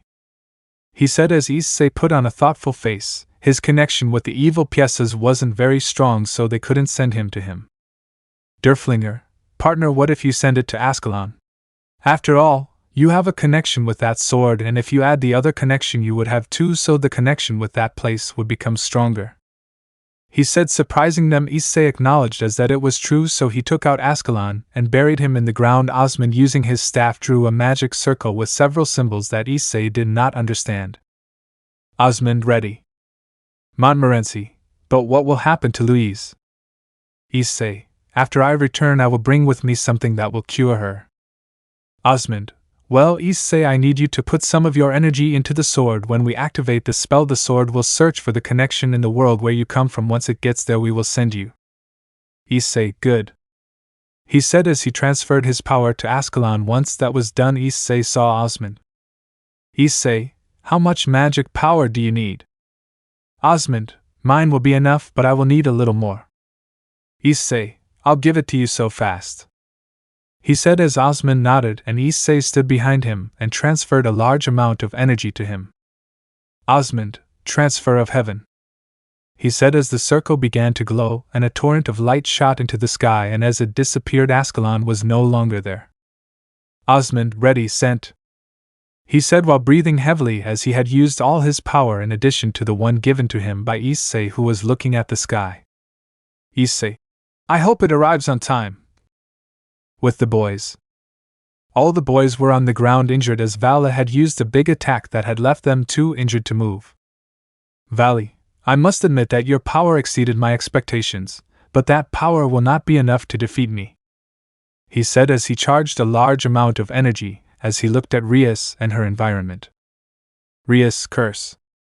He said as he tried to get up and tried to protect his entourage who were unable to move, even Sona who had many wounds on her body. Kaneko, please stop. Kaneko screamed, trying to free herself from her older sister's grip, who was surprised to see Kaneko act that way. Biko, Kuroka, do you want to shut up your little sister? He said, looking a little annoyed at both of them, which annoyed Kuroka, and he only looked at Kaneko, who wouldn't stop crying. Kuroka. Chiron. She thought with some guilt, since she knew that Rius and the others were very important to Kaneko, but it's not like she could do anything to stop Vala, who was about to release the large amount of energy. With Issei. Chestnut saw everything while his eyes were closed. It seemed that his pieces had been transported when they changed places so he could see what was happening. Issei. Damn it, it'll take a little more time before Ascalon arrives. He thought while Osmond and the others were preparing, since in order to send Issei a large amount of magic power was necessary, so Osmond and almost the entire academy were going to help, so they were preparing another magic circle, since in order to send Issei it was necessary to make a larger magic circle to be able to send him, and that Issei tensed up when he saw that Vala was about to launch the final attack against Rias and the others, so he was worried. Issei. Damn it, isn't there anything I can do? He thought, more than worried about that. Issei realized something, so he smiled. Issei. It won't last long, but it will be more than enough for Ascalon to arrive on time. He thought as he focused on something while Osmond hurriedly made the magic circle around Issei. With the boys. Rias and the others, seeing that Vala was about to launch the last attack with which they would probably die, smiled sadly. Rias, it seems we can't go look for Issei anymore. Aquino, it seems so. Asia, I would have liked to see it one more time. Zenobia, I say the same thing. Irina, if Issei died, do you think we'll see him again? She said, surprising all the girls, who just smiled at what Irina said. Rias, it's likely. They said as the leaders watched the girls' final moments with more than worried faces. Vala threw a large ball of energy that was about to hit the girls. Surzex Rias. Surzex shouted when he saw that the energy had hit the girls. Kaneko was shocked when she saw that. Biko and Arthur had neutral faces, but Kuroka looked surprised at that, since she thought that Vala would not dare to launch the attack, so she hugged Kaneko and said in her ear, Kuroka, sorry. Kaneko was surprised upon hearing that, and her eyes filled with tears, but then everyone realized something, and that was that the ball of energy had not exploded, and looking closer they realized that there was something that was rejecting the ball of energy that Vala had launched. At that the ball of energy began to retreat, which surprised everyone. But their state changed to one of total shock when they saw that what was repelling the attack were not the girls but Issei's evil pawns. The 8 pawns were perfectly aligned, forming a shield that protected the girls. Vala, when she saw that, she could only think of one thing. Vala, even though you're dead, you dare to challenge me? Issei. He thought, surprised, since he thought that Issei would no longer intervene in his plans. At that the evil pieces shone in a blue tone, while some slight ripples came out of them, which surprised everyone, since the energy ball that Vala had launched slowly began to lose power, and began to shrink in size. Rias, and the others, seeing that she had a face in shock while some tears fell from their eyes. Rias, Issei, even though you disappeared, you never stopped taking care of us, right? He asked with great sadness as the energy ball disappeared, leaving everyone more than surprised. At that, the evil pieces began to float in the sky, forming a circle where a golden light came out, surprising everyone. At that, Vala felt a sensation that she had only felt once when facing someone. Vali, is it perhaps? He said, surprised as he stopped talking, as everyone could not believe what they were seeing in the circle formed by Issei's evil pieces. A sword slowly descended, leaving everyone speechless. All Ascalon. And to everyone's surprise, Ascalon stopped descending and floated, remaining in the middle of the 8 pawns, which began to spin violently. Tristan. The brown-haired boy smiled when he saw that Ascalon had already arrived, so he looked at Osmond, who acknowledged as a sign that everything was ready.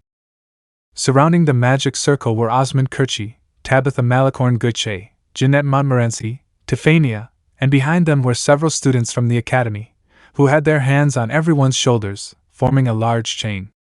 Issei looked at Osmond and nodded. Osmond, everyone prepare. Issei, unlike the sword, you will arrive in a few seconds. He said as he looked at Issei, who confirmed and released a bit of his power that surrounded his body like a barrier, while he told Osmond with his eyes that he will begin. Osmond, transfer of heaven, he said as Issei was surrounded by a great light, and out of nowhere a torrent of light shot towards the sky, and when Issei disappeared, everyone was no longer there, breathing heavily as they looked at the place where Issei was. Kerchi, how much time does Issei have before the spell brings him back? Osmond, in the book it says that he has 15 to 20 minutes if he is an inanimate object, but Issei is not, so if my calculations are correct, Issei has around 10 minutes before the spell brings him back, he said, surprising everyone as they watched the magic circle. With Issei, the brown-haired boy was traveling through a tunnel at high speed. Issei knew it was only a matter of time before he arrived. Derflinger, so what's the plan? Because from what I saw in your memories, that silver-haired boy is stronger than you, he said, while Issei was surprised since that was true. Even if he arrived, he did not have enough power to defeat Vala.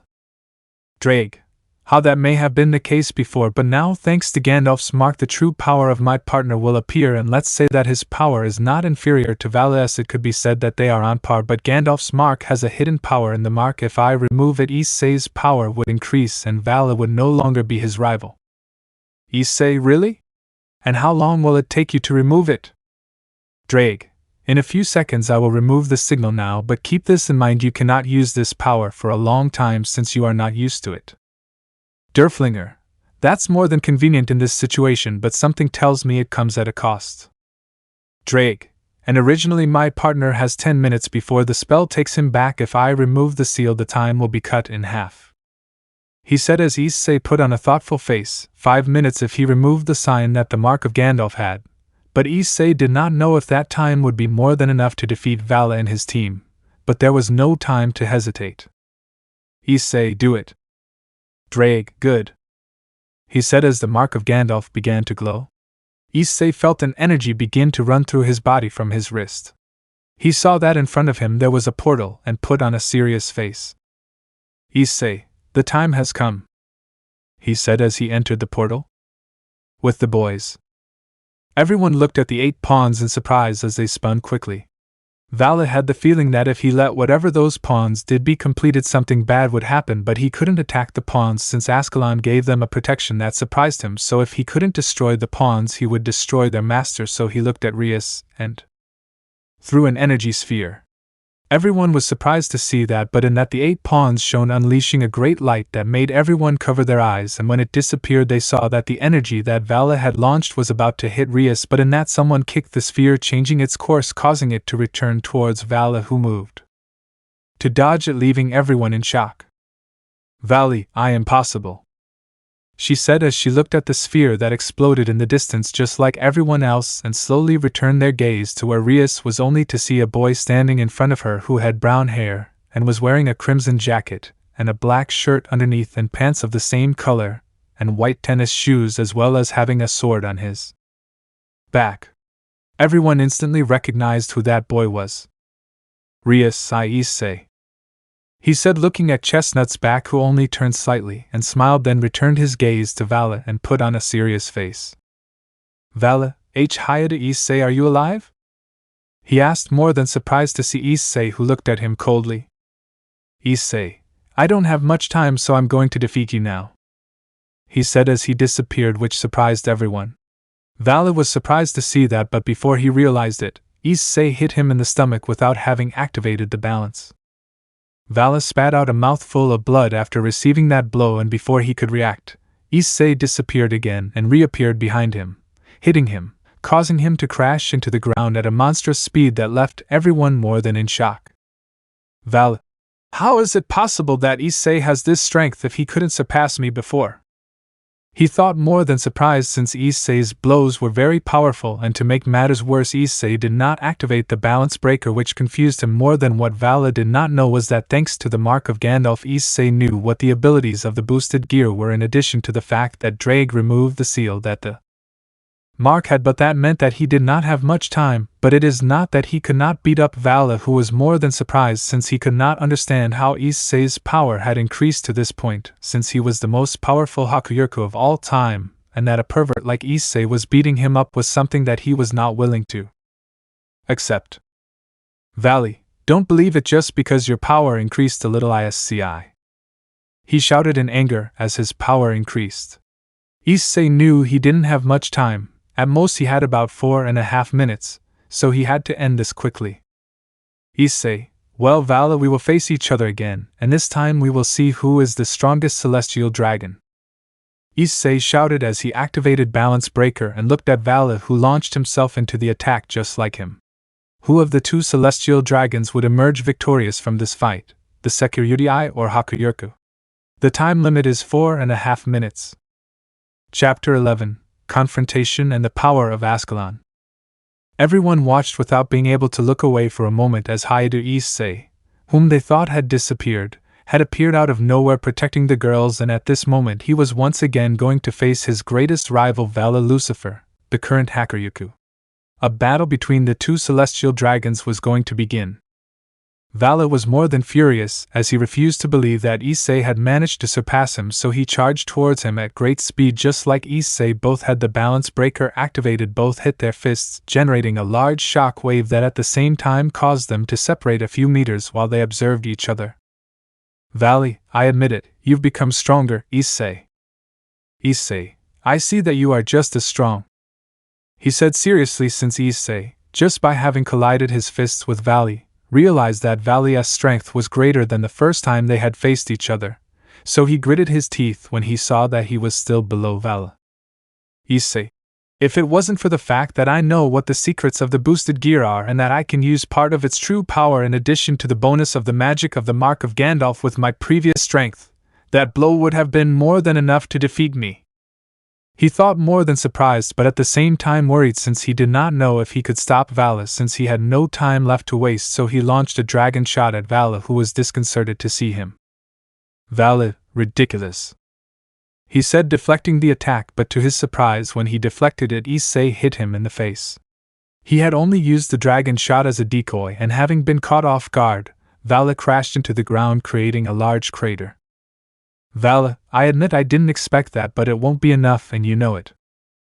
Issei, in fact I was just testing my strength, but from what I see, even with all the power I gained, it is still not possible for me to surpass you, but it is not impossible for me to injure you either, Vala.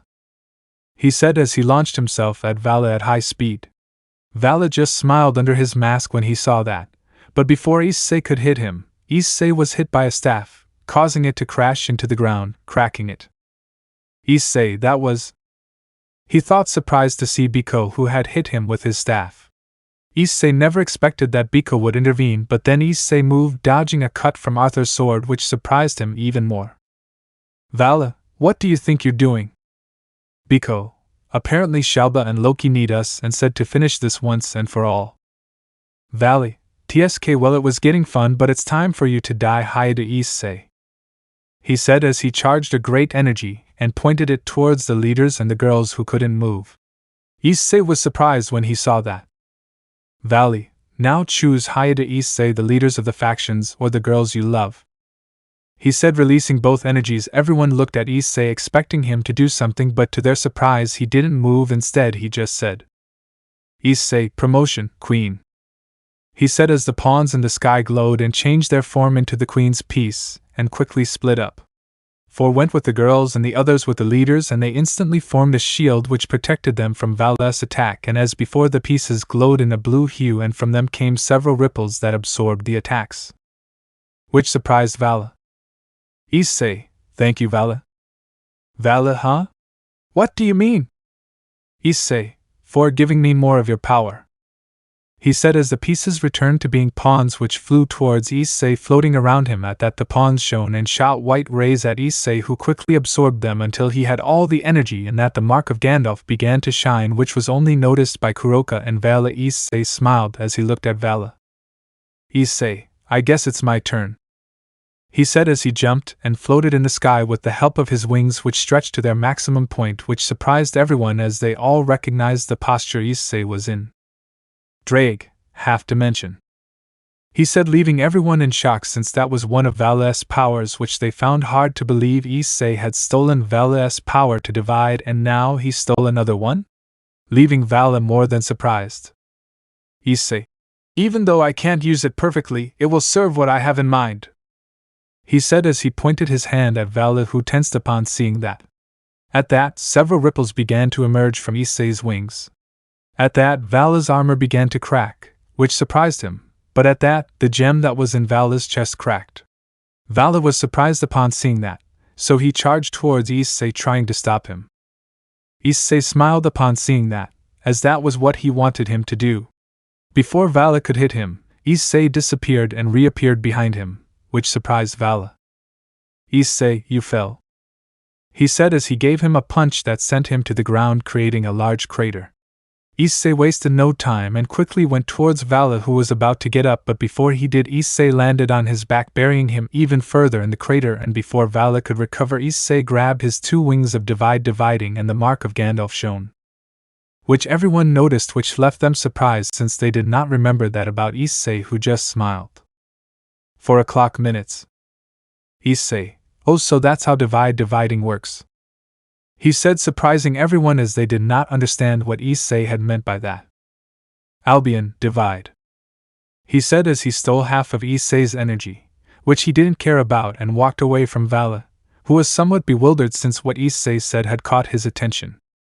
"Valley, I don't know what you're playing at, but this is over," he said as he charged towards Issei, who was more than calm. At that, Vala hit him, sending him against a rock, raising a smoke screen. At that, Issei was seen charging again against Vala, who stopped Issei's fist. "Vala, what are you trying to do? With this strength you won't be able to defeat me." Issei, ha ha ha, I know, I was just testing my strength, the real fight begins now, he said as he kicked Vala, causing him to retreat a few meters, surprising him as the force of that kick managed to crack his armor. "Valley, if that's it, let's start, because I want to see how strong you are," he said as he stood on guard, as did Issei. Both looked at each other with great seriousness, in that they both charged against each other, causing their fists to collide, cracking the ground. In that, Vala began to attack Issei, who moved, dodging Vala's attacks, which were very fast. In that, Vala tried to hit Issei's face, but Issei stopped him with his hand. In that, Vala brought his palm closer to Issei's chest as an energy sphere appeared, hitting him with it, causing Issei to step back, and when he saw his armor he was surprised to see that a part of it had been destroyed. "Issei, TSK," he said as he returned his gaze to Vala, only to see that Vala was about to kick him in the head, and before he could move, Vala kicked him, causing his head to crash into the ground, almost destroying his helmet. But before Vala could move away, Issei hit him in the chest, which stunned Vala, and before he managed to recover, Issei brought his fists together and hit him in the back, causing Vala to crash into the ground, and before he could get up, Issei kicked him into a pile of rocks, destroying them. In that, Issei opened his eyes surprised and turned around while hitting Vala's face with his fist, which had appeared behind him, but Vala also managed to hit him in the face, which cracked the ground. From the force they had used in that, Issei kicked Vala in the ribs while Vala hit him in the face, causing both boys to be thrown in opposite directions, and quickly both charged a large amount of energy and fired it at the same time, causing both energies to collide, causing a huge explosion, leaving everyone surprised as it seemed that both were fighting at the same level. "Issei, is there much time left, Drake?" "Drake, ready, partner," he said as Issei smiled and looked at Vala, who charged again towards Issei, who stopped both fists. At that, from Issei's back came out his dragon wings, which had a different appearance, since the wings became a little thicker, and the originally gray part had changed to an emerald green color, which was similar to crystal, which left everyone more than in shock. "Vala, but what?"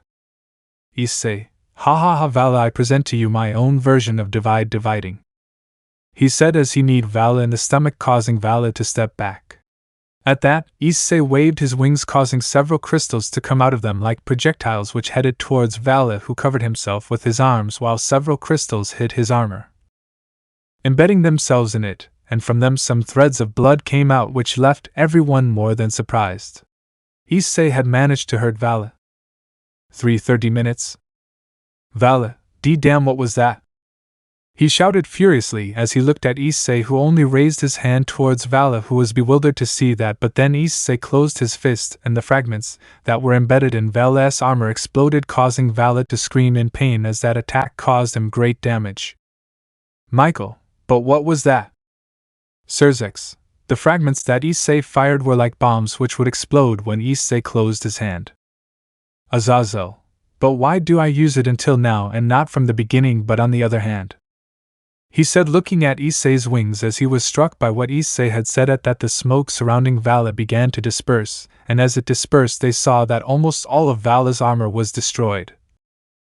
Part of his chest was missing in addition to the armor on his arms having disappeared, in addition to a part of his helmet, in addition to blood coming out of Vala's mouth, in addition to the fact that on his arms there were some holes where fresh blood was coming out like on his chest. Vala d damn, he said while vomiting blood, which surprised everyone. On the other hand, Issei was more than surprised, since the technique he had just used was one of the dividing techniques. In addition to that, thanks to the mark of Gandalf, and with the help of Drake, he was able to create a version of the dividing which allowed him to use that technique. In addition to that technique had another effect, and that was that while the fragment was embedded in the enemy's body, it would steal their strength every 10 seconds and send it to Issei, which was a great advantage. Valley, damn it, Biko Arthur Kuroka, kill Issei's friends and the 4 leaders. He shouted furiously while everyone was surprised to hear that. Biko and Arthur were the closest to the girls, so they attacked them. Issei was surprised to see that, but even if he moved he wouldn't arrive in time. On the other hand, Kuroka created a large senjutsu ring and pointed it at the girls. Kaneko, Kuroka nezen no. Kaneko shouted, surprising Kuroka, who gritted her teeth and launched the attack which was directed at the girls, but in that Kuroka moved her hand and the attack changed direction, which surprised everyone since its target was Biko, who received the full force technique, causing everyone to look at. He was surprised at that Kuroka made a sign with her hand and the marks that the leaders had disappeared, which allowed them to move, so Issei deactivated the balance breaker and looked at Vala. Issei, you lost Vala, it will be better if you go, Issei said as he turned his back and headed towards the girls. Vala was surprised when I heard that. Did I lose it? No, that was something he was not willing to accept. He was the most powerful Hakyurka that would exist, so he quickly repaired his armor and attacked Issei. But although he repaired it, his injuries continued, so his speed was affected. Issei sighed when he saw that, so without turning around he took the handle of Derflinger, taking it out of its sheath a little and putting it back in, causing a metallic sound, and out of nowhere Vala stopped and several cuts appeared on his armor, and from these a large amount of blood came out, causing Vala to fall on his back while losing his balance, revealing a wounded Vala, which surprised everyone since they had not been able to follow Issei's movements, who approached Vala, who had his eyes covered by his hair. Issei, accept it, you lost. Maybe in the past you surpassed me by a lot, but that changed now, so accept it, he said as he turned around and headed towards the girls, who were more than happy to see Issei as well as the leaders. On the other hand, Biko and Arthur were preparing to leave, but then Issei stopped as his gaze went to the sky, where a large magic circle appeared, and from it came Seraphal, Barrakiel, Shalba and Loki, who had several wounds. In addition to that, they quickly noticed the presence of Issei, and not far from him was Vala on the ground full of wounds, which surprised everyone but Loki and Shalba. Issei, if we are going to fight ahead, he said as he looked at them, but then Issei frowned and looked at Vala as he was muttering something. Everyone noticed it, so they looked at him. Issei approached Vala, but before Issei said anything, Vala spoke. Vala, Juggernaut Drive, he said as a light surrounded Vala, which surprised Issei, and before he could move he was hit by some claws which caused him great damage and sent him against some rocks, leaving everyone more than surprised, since when the light disappeared a white dragon appeared, which caused the leaders to worry since Vala in that state was very powerful, but they also worried about Issei, who had received an attack from Vala in his dragon form without having any defense, just like the girls who looked at where Issei had fallen. 3:00 minutes. Rias, Issei, I screamed, looking at the brown-haired boy who was embedded in the rock wall with blood coming out of his mouth. Issei had used all his strength to reinforce his body, which allowed him to withstand Vala's blow, but still ended up with several wounds.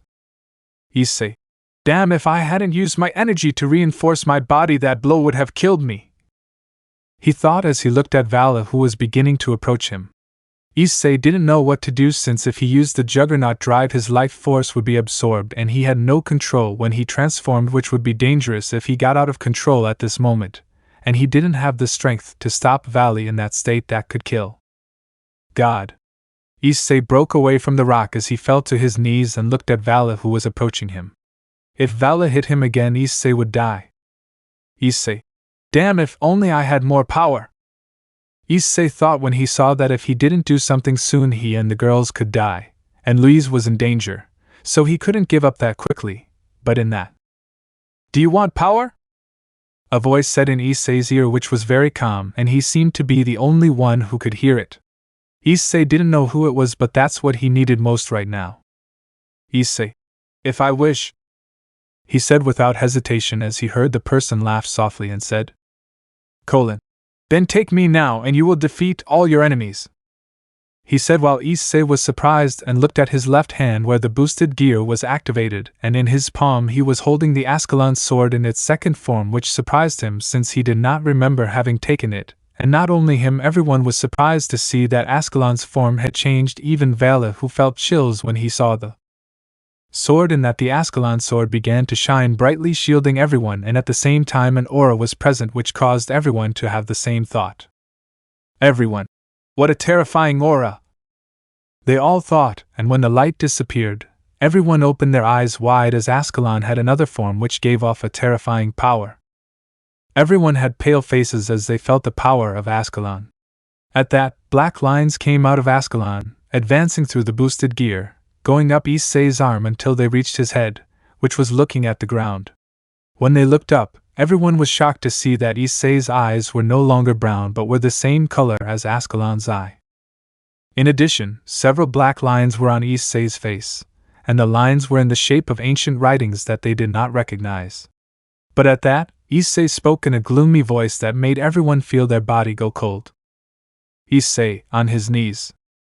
He said while everyone without exception fell to their knees, even Shelba, Loki, Seraphal, and Barakiel, who were in heaven floating, upon hearing those simple words fell to the ground on their knees while they turned pale, and to make matters worse they had trouble breathing. Even Vala, who even having the Juggernaut drive activated could not resist the pressure exerted by Issei, who walked towards Vala, who could not continue maintaining the Juggernaut drive and deactivated it, remaining in the balance breaker. In addition to the fact that he was also on his knees while supporting himself with his hands, Issei stood in front of him, and just by touching the tip of Ascalon, Vala's armor was destroyed into pieces, which left everyone in shock who did not understand why Issei acted that way in addition to exerting that pressure. But in Issei's mind there was only one voice. 30 minutes. Kill them all, he said as Issei raised Ascalon and pointed it at Vala, who was more than terrified to see that, and in that Issei attacked Vala, trying to cut him, but before the blade touched Vala it stopped, which surprised everyone since a black-haired loli had stopped Issei's attack. It was Ophis, who had a more than serious face as she held Ascalon's leaf with the palm of her hand where a large amount of fresh blood was dripping. Ophis, using her other hand, pointed at Issei and fired an energy sphere at him, causing Issei to step back with Ascalon. Ophis looked at the palm of his hand where there was a deep wound from which blood was still coming out. Ophis, this is bad, he said as he returned his gaze to Issei, who got back up without any injuries. In that he lifted Ascalon and made a vertical cut which surprised Ophis, so he pushed Vala and moved, and in that instant the ground split in half, leaving a large straight line with great depth, and the line extended for kilometers, leaving everyone in shock. In that Issei raised his sword again while pointing at Vala, who could not believe that Issei had that power, but behind him were the leaders, who were worried since Issei did not seem to be aware of his actions, and they could not move because of the pressure. Serzex, this is bad. Issei seems to be in a trance. Azazel, yes, but when Ascalon changed, Issei lost control of his body. Michael, so that means Ascalon is controlling Issei. Azazel, exactly.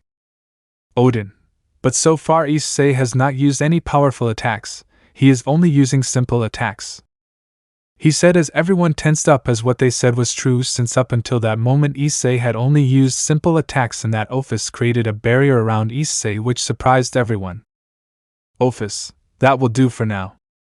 Vala. Ophis, do you know what that terrifying power is?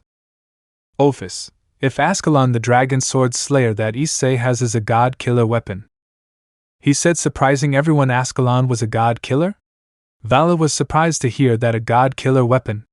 Where did Issei get it from? Besides, if Issei could wield one, he can too. Ophis, forget it. Vala, wielding a godslayer is suicide. They are weapons that are impossible to find, and if that were not enough, the sword chooses if you are worthy of using it.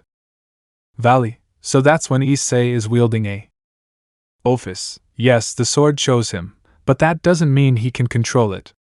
This is the second time I've seen a god slayer being wielded. Sir Zex, have there been others? Ophis, I only knew one. I met him by chance. He was with another person.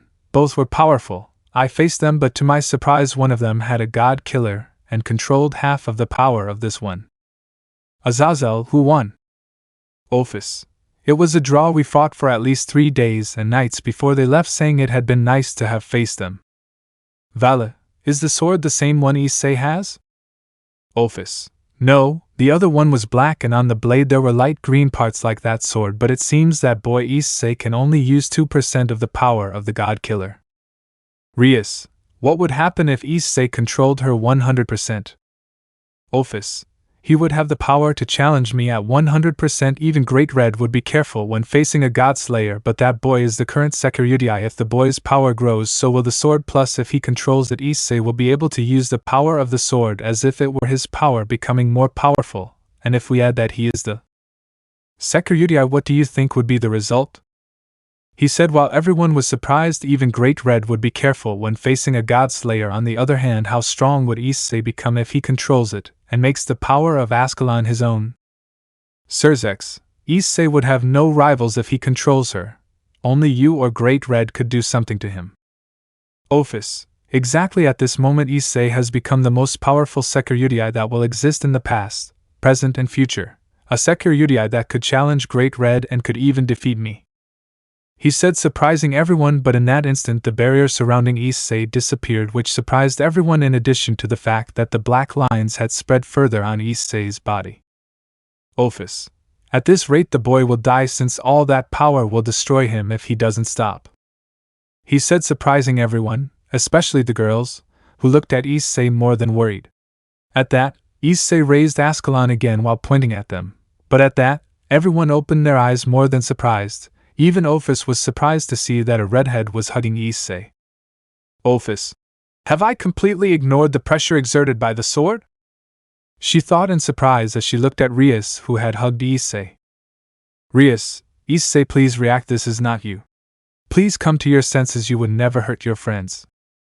Rius said as she shed several tears on Issei's shoulders, who did not respond. Instead, he changed Ascalon's target. Now Ascalon's blade was pointing at Rius, which left everyone in shock. In that they saw that Issei was about to pierce Rius without them being able to do anything. Rius, if I'm going to die, I want it to be in your arms, Issei. He said, surprising everyone in that they saw that Issei stopped, which left everyone surprised. At that moment they saw how the black lines moved violently. Ophis, seeing that, created several magic circles that took Shelba, Loki, Biko, Arthur, Kuroka and Vala from the place. In the end she was left before leaving with a magic circle, and that the black lines began to retreat, which surprised everyone until they returned to Ascalon, which returned to its original state, as well as Issei's eyes, causing everyone to finally be able to breathe normally. Seeing that the aura had disappeared and that Issei fell to the ground unconscious, but before he completely lost consciousness he heard a voice. Afufu, you're interesting, Hyoudou Issei, the voice said before Issei fell unconscious. Not long after, Issei opened his eyes again, seeing that his head was in the lap of a redhead. Issei, Rius? Issei asked when he saw that the redhead who hugged him. Rius, when she saw that Issei returned to normal, cried with happiness, as did the others who hugged him together. Issei smiled when she saw that. Issei, where are Vala and the others? Rius, don't you remember what happened? I asked, surprised, while the others looked at Issei in the same way. Issei, no, the last thing I remember is having Ascalon in my hand. After that everything is very blurry. He said, surprising everyone, but they decided not to say anything about what had happened. Rius, it doesn't matter, after all you're back, she said with a happy smile like everyone else. But then a light began to surround Issei as well as Ascalon, which surprised Issei and the girls. 30 seconds. Issei, hey Drake, I thought I still had time? Drake, you were unconscious for 2 minutes, and you have 30 seconds left, so you should hurry, he said, confusing everyone as they didn't know what Drake was referring to, but they were also surprised to see that Issei was glowing. Issei, Azazel Sensei has some phoenix tears. Issei said, confused. Everyone but Azazel, without saying anything, searched through his clothes while taking out a purple tube with the phoenix symbol and gave it to Issei. 20 seconds. Akino, Issei, why do you want a tear, and why are you shining? Issei, I don't have much time, so I can only say that I have to go. Also, don't worry about me, I'm fine. I never abandoned you and I don't plan on doing so. She said, surprising everyone since they believed that Issei was going to stay, but when they saw that Issei had to leave they couldn't help but shed some tears since they wanted the brown-haired boy to stay with them. At that point Kaneko ran towards Issei and hugged him while crying. 10 seconds. Kaneko, Issei-senpai, don't go. He said as several tears came out of the little loli's eyes, which made Issei sad. Issei, I'm sorry, but I have to go since they need my help somewhere else, and I'm sure the Chaos Brigade won't attack for a while, and I promise to come back when I fix everything. Drake, time's up. He said as the light grew stronger as a torrent of light fell from the sky on Issei, which left everyone more than surprised, and when the torrent disappeared Issei was no longer there, so everyone sighed when they saw that Issei was gone, but then they realized something. Rius, where is Kaneko? He said, looking for her with his eyes like everyone else doing something. Azazel, perhaps. He said, looking at the place where Issei was previously, surprised. Had Kaneko gone with Issei? Chapter 12, Subduing the Nikomata. At the Northern Tristan Academy, all the students were in the courtyard trying to recover after all they had used a lot of their magic power to send Issei back to his world temporarily. Everyone was waiting for Issei to return after all they had found out that Issei was going to train those who were going to participate in the magic festival, so their opinion of Issei changed at that. The sound of a cannon was heard and everyone looked at the sky, seeing a torrent of light approaching and impacting on the magic circle, cracking it, and when the light disappeared Issei was buried in the ground. Issei, damn, I have to practice my landings. He said as he stood up and then wiped the dirt off his clothes and then looked at the others who were surprised. After all, they knew that Issei would take 10 minutes to return, but it only took him 5 minutes, which surprised him. Issei, where is Louise? Student, they took her to her room. Issei, good. He said as he ran to Louise's room, which didn't take long since he remembered the way. In that, in the distance, the sound of a cannon was heard and a torrent of light fell in a forest near the academy. With Issei, the brown-haired man arrived at the room and was surprised to see that the only ones in the room were Osmond, Louise, Kirchi, Tabhita, Montmorency, Jeanette, Goiche, Malicorn, and Tefania, who were surprised to see Issei since they thought that Issei would take a while to come, plus Tefania already had the school uniform. Kirchi, Issei? We thought it would take you longer to come back. Issei, well, I had to use something that cuts my time in half. And how is Louise? Montmorency, it's okay, but his magic power is destroyed every minute. Issei, I'm glad that's all it is.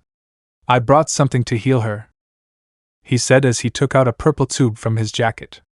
Of course, the only ones who recognized it were Kirchi, Tabhita, and Montmorency. The others didn't. But Issei didn't care and approached Louise while taking out the tear and bringing the bottle closer to Louise, who swallowed its contents. Issei sighed in relief. Osmond, seeing that, he took Louise's hand and closed his eyes, feeling her magic power as he acknowledged. Osmond, his magic power is repairing and his wounds are disappearing. How effective is that elixir?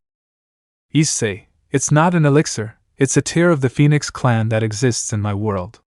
It's capable of recovering all your energy and healing large wounds instantly, he said, surprising everyone, since if that tear existed in this place it would be highly coveted by everyone. At that, Louise opened her eyes. Louise, where am I? Kirchi, Louise, how good, you're feeling better now. Louise, church? She asked, confused when she saw her and realized that she was in her room. Louise, and Lucy? What happened to the mandate duel? Kirchi, Lucy left after seeing Issei's strength, then in order to save you she returned to her world and brought back something that saved you, he said, surprising her as he looked at Issei, who just raised his shoulders and smiled, but then Issei put on a serious face as he turned his gaze to Osmond. Issei, where is the Southern Academy? I asked, surprising everyone since they did not expect that question from Issei. Osmond, why do you want to know? Issei, isn't it Ovio? I won't sit idly by to reduce her to ashes after what they did to Louise. she said, surprising everyone but Osmond, who turned pale upon hearing that, reducing an academy to ashes? It was the same as shouting for a war, but before Osmond spoke, Louise did it. Louise, forget it, Issei, she said, surprising everyone but Issei, who looked at Louise, not being able to believe what Louise had said. Issei, why? Louise, I know you're upset and all, but I'll be the one to defeat Lucy at the Magic Festival, so if you destroyed the South Academy I wouldn't be facing her anymore, and I want to defeat her, she said, surprising everyone, even Issei, who looked at Louise and saw that she was serious, so he could only sigh. Issei, it's okay, I won't destroy your academy, he said as he turned away, while the others saw that Issei had already become fond of Louise, so they smiled, but then the door slammed shut, and everyone turned to look and saw Professor Colbert, who was breathing heavily, which left everyone surprised. Osmond, Colbert, is something wrong? Colbert, yes, please come with me, I will explain to you on the way, he said as everyone followed him through the hallways, realizing they were heading to the office. Issei, well, will you tell us what's going on? Osmond, well, when Issei came back he destroyed the courtyard when he landed, so I stayed to repair it, he said as everyone looked at Issei, who felt a little uncomfortable hearing that, since he destroyed the entire magic circle upon landing. Colbert, but while I was repairing it, out of nowhere someone jumped over the academy wall and entered, which left me more than surprised, and when I tried to talk to him he didn't understand me, but I realized something when I saw his clothes. Osmond, what about?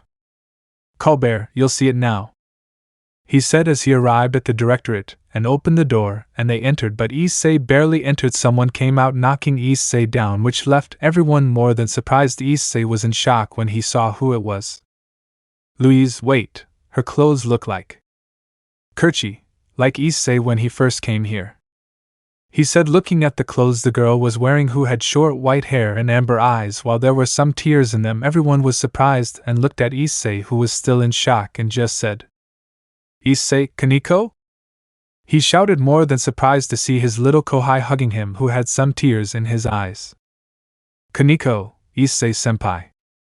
Moments later everyone was sitting in the chairs of the director's office, and no one could stop looking at the little girl, since as soon as Issei sat down she sat on his lap and hugged him without giving any sign of letting go, which surprised them. Louise, Issei, who is she? She asked curiously, as she was surprised to see such a young girl who was very beautiful, but what surprised her most was that she seemed to have a great affection for Issei. Issei, her name is Kaneko, she's my little Kohai, but I'm surprised she's here. Osmond, she must certainly have been in contact with you when time ran out, so the spell brought her to you. Colbert, I thought the same thing, but since Issei she doesn't understand our language. Issei, right, Drake, is there any way for her to learn the language quickly? He said as the boosted gear appeared, but then it glowed again, and the boosted gear disappeared, leaving a small crimson dragon next to Issei, surprising everyone except the aforementioned Drake. Yes, the same way you learn the language, since it also works the other way around, he said while scratching his head with his hind leg, which left everyone more than surprised except Issei, since that was also one of the abilities of boosted gear. Issei could release Drake for a certain time, so Drake could occasionally come out. However, when Issei wanted to use balanced, Drake would have to return to boosted gear. On the other hand, Drake, in that way he could use 30% of his original power, so there weren't many risks either. Issei, you mean I have to kiss her? Drake, yes, since only by doing so you will be able to learn the language quickly, she said as she lay down next to Issei and slept, ignoring the surprise of the others upon hearing that, since no matter how they saw it, Kaneko was very young, so Issei sighed as he looked at Kaneko, who was looking at Drake curiously. Kaneko, upon noticing Issei's gaze, turned to look at him. Kaneko, Issei-senpai? She asked as she looked at him. Issei, without saying anything, kissed her on the lips, surprising her, everyone seeing that the girls blushed more, since even though they tried to deny it, deep inside they wanted Issei to kiss them at least once. Kaneko was more than surprised to feel Issei's lips on hers, so she put her hands around Issei's neck, deepening the kiss. Of course, that surprised Issei and more when he felt Kaneko's small tongue wanting to enter his mouth, which he allowed, since he would not deny that he had wanted to kiss Kaneko that way, so he also kissed Kaneko while putting his tongue in her mouth, which Kaneko accepted without hesitation, but that was only for a few seconds. Since Issei slowly separated from her, breaking the kiss, Kaneko looked at Issei with shiny eyes, but then Osmond spoke. "Osmond, did it work?" he said as Kaneko turned to look at him in surprise, which surprised everyone. "Did the kiss work? Colbert, can you understand us?" Kaneko, "Yes," she said as she clung to Issei, who just smiled and patted Kaneko's head. "Issei, calm down, they won't do anything to you, besides, it's not like you can't defend yourself." Kaneko, "Hey." Issei, "Well, Osmond, is there any way to return to Kaneko?" he said, surprising everyone but the aforementioned, who clung with all her strength to Issei, who surprised him. Kaneko, "No, I'll stay with Issei-senpai," she said as she increased the strength of her grip. Issei could only sigh as he wanted to return her in case something happened, but Issei never expected the following. "Kaneko, if you bring me back, I will tell the president that Issei-senpai is no longer a virgin," he said, while everyone was surprised and Issei was in shock to tell Rias that he was no longer a virgin. That was like signing his death sentence, and as if that were not enough, Rias would first kill him and then listen to his explanation, of course if he survives his fury before. In addition to being surprised to see Kaneko threaten him in that way. "Issei, who taught you to threaten like that?" "Kaneko, Akino-san," she said, while Issei sighed, since Rias and Akino were always fighting over him and Kaneko being present was normal for her to learn to threaten in that way, but on the other hand he was her senpai, so Kaneko should treat him with a little more respect, which he barely managed to get from her. "Issei, Kaneko, you shouldn't threaten like that since I'm your senpai, so what you said is wrong, and if you tell her, she'll kill me before I can explain it to her," he said, while Kaneko pouted her lips, since she also knew that she just wanted to scare Issei so that he would let her stay with him, but instead she only annoyed him. "Issei, I think you deserve punishment for threatening your senpai," he said, while everyone was surprised. A punishment? That's something they didn't expect, even Kaneko, who was more than surprised since Issei had never told her that. "Issei, please leave us alone too, Drake," he said, looking at the dragon lying next to him, who looked at him and said, "Drake, no, I'm already settled and I'm not going to move," he said as he lay back down on the couch. Issei just looked at him for a few seconds. Moments later, Issei kicked Drake out of the room, the left others the room since they didn't want to anger Issei. Even Derflinger was outside since Louise was carrying him in her hands. When everyone was outside, Issei closed the door. "Drake, shit, nobody respects me anymore, or what the buck?" he screamed, more than annoyed, because even though he was a celestial dragon, it seemed that no one respected him since Issei had kicked him out, which annoyed him. While he sat down on that, Tefania knelt down next to Drake and looked at him with curiosity. "Drake, what?" he said, looking at Tefania, who only brought her hand closer to Drake. "Drake, hey, what are you trying to do?" he asked a little nervously, while Tefania, without saying anything, began to caress Drake's head, then began to caress his neck, which caused Drake to move his foot like a dog, since Tefania was scratching him in a weak part in any dragon. If someone scratched that part, he would become very submissive instantly. Besides that, Drake was now lying on the floor while Tefania scratched his stomach. "Tefania, awesome, you are very soft," he said while continuing to scratch Drake's stomach, who moved his foot involuntarily, but then a voice was heard coming from inside the directorate. "Kaneko, new Issei-senpai." It was heard coming from inside the directorate, which surprised everyone, and they turned to look in the direction of the door. Even Drake was surprised to hear that, but he instantly ignored it. After all, it was not his problem. "Drake, hey, would you keep scratching me?" I asked Tefania, who just agreed and continued scratching Drake's stomach. Moments before, in the direction. After Issei closed the door, he turned to see Kaneko, who was blushing since she was alone in the room with Issei, who walked towards her and said, "Issei, okay Kaneko, activate your Nikomata state," he said, surprising Kaneko, who blushed and approved while activating her Nikomata state, making white ears and a tail of the same color appear, making her look more tender. Issei was going to speak, but before he did, Kaneko did it. "Kaneko, please be gentle," he said, causing Issei to look towards the door while trying to calm down, since he had to be careful since Kaneko possessed a charm that could melt men, so he tried to be as calm as possible and returned his gaze to Kaneko, who was nervous. "Issei, well Kaneko, it's time for your punishment," he said as he approached Kaneko, who got nervous, so she tried to stand up, but Issei wisely pushed her, laying her down on the couch, which surprised her, and before she could get up, Issei took her hands and put them on top of his head while he got on top of her without crushing her, as he leaned on her arms and legs. Issei: well, Kaneko, you have two options. One, you go back home and don't tell Rias that lie, or the second, you stay if you obey Senpai in everything he tells you.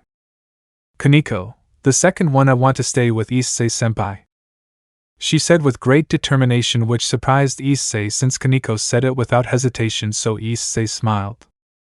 Issei: but if you manage to endure Senpai's punishment, he said as Kaneko was surprised and blushed but acknowledged with great seriousness. Issei: good, he said as he approached Kaneko, who closed her eyes waiting for what the punishment would be, but opened her eyes in surprise when she felt Issei blow hot air into her cat ear, which caused her to shudder. Kaneko: new Issei Senpai, she screamed, since that place was extremely sensitive, so her reaction was more than natural, but Issei never stopped as he continued blowing hot air on both of her cat ears, causing Kaneko to right beneath Issei upon feeling it, and also she couldn't escape, as Issei had her hands held, so she was at Issei's mercy, as he outweighed her in strength, and also Issei with his free hand caressed Kaneko's ears, which caused her to shudder again. Kaneko: how cruel you are, Issei Senpai, to touch Kaneko in a strange place, she said while panting, as every time Issei touched her or blew air into her ears it caused her body to react. Issei: cruel? Or come on, Kaneko, if you want me to be cruel, just tell me, he said as he approached both ears and licked around the center of one ear, causing Kaneko to let out a moan which surprised Issei, but he smiled and whispered in Kaneko's ear. Issei: but how perverted you are, Kaneko, moaning like that just because I licked your ear a little, he said as Kaneko blushed and shuddered as Issei was caressing her ear, making her gasp, and at no time did she stop blushing, giving her an adorable look. Kaneko: that's because Kaneko is very sensitive in that place, she said while trying to breathe normally, since what Issei didn't know was that by doing this he was making Kaneko submissive, which would cause Kaneko to be more than obedient in what Issei asked of her, and to achieve that Kaneko had to admit defeat to Issei if she could no longer resist, since this in turn stimulated the sexual desire of the little Nakomata, making it more difficult to bear, and if she surrendered, Issei would become her master at a higher rank than Rias, so Kaneko would never betray Issei, and would even give her life for him, and there would be nothing that Kaneko would not do for Issei. Issei: tell me, Kaneko, are you giving up? He said while looking at Kaneko, who was panting and had a blush on her face, shiny eyes, and as if that were not enough, Kaneko had sweated a lot trying to resist giving him a provocative look, which made Issei nervous, since seeing Kaneko like that made him nervous, since this was also something difficult for him. After all, no one would resist being on top of Kaneko, who looked too adorable at the moment.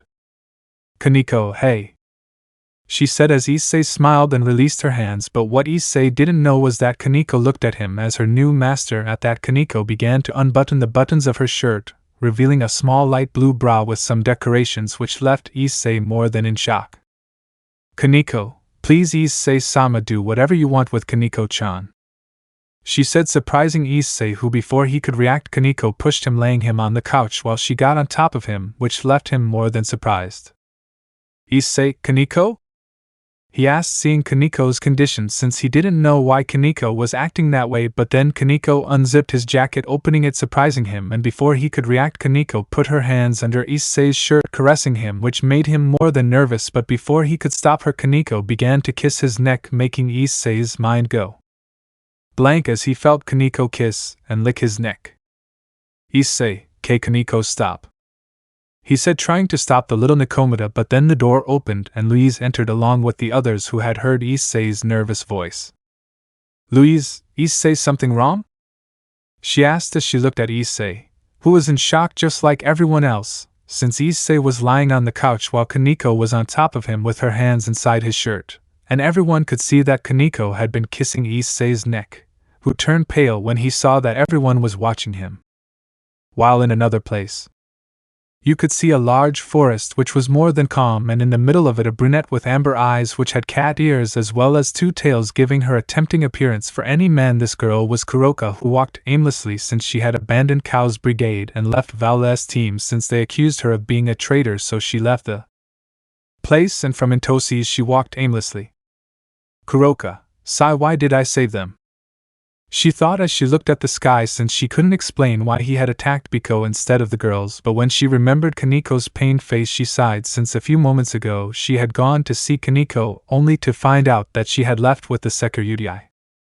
Kuroka, I wonder where they went, he said as he sat on a rock and put on a thoughtful face for a few minutes until he remembered something. Kuroka, true, I set my sights on Chiron, maybe I can find her that way, he said as he concentrated to be able to find the intention he had left in Kaniko, but to his surprise the intention that was in Kaniko was nowhere to be found. Kuroka, how strange, it is nowhere, so I think I will have to use that, he said as he manipulated the senjutsu around him, concentrating on something, and then opened his eyes while smiling. Kuroka, I found you but you are too far away, I will need a lot of senjutsu to go, he said as he got up from the ground and raised his hand and concentrated, gathering a large amount of energy for a while until he got enough while creating a magic circle which spun, creating a kind of portal, and inside it a large valley could be seen and in the distance a kind of castle. Kuroka, oh, so that's where you are, Chiron, he said while smiling and entering the portal, which disappeared once Kuroka fully entered it. Chapter 13, A Bet and a Sister Fight. Issei was more than nervous. That was not enough to describe the fear he felt now, since the others had entered upon hearing his nervous voice, so they entered to see what was happening, since they were a little worried when they heard the strange sounds plus Kaniko's words made they think something else, so they entered, but the only thing they found was Issei lying on the couch while Kaniko was on top of him with her shirt open, and as if that were not enough, the little loli's hands were inside Issei's shirt, plus them had managed to see that she had been licking Issei's neck, but what surprised them the most was seeing the two cat ears on Kaniko's head in addition to having a tail, so everyone was silent when they saw the scene before their eyes. But how confused Issei the most was seeing Drake being carried by Tefania like a baby, but Drake ignored how Issei looked at him, and with a serious voice said, Drake, Issei remembers what I taught you, he said as everyone was surprised and looked at Drake that Issei remembers what Drake taught him.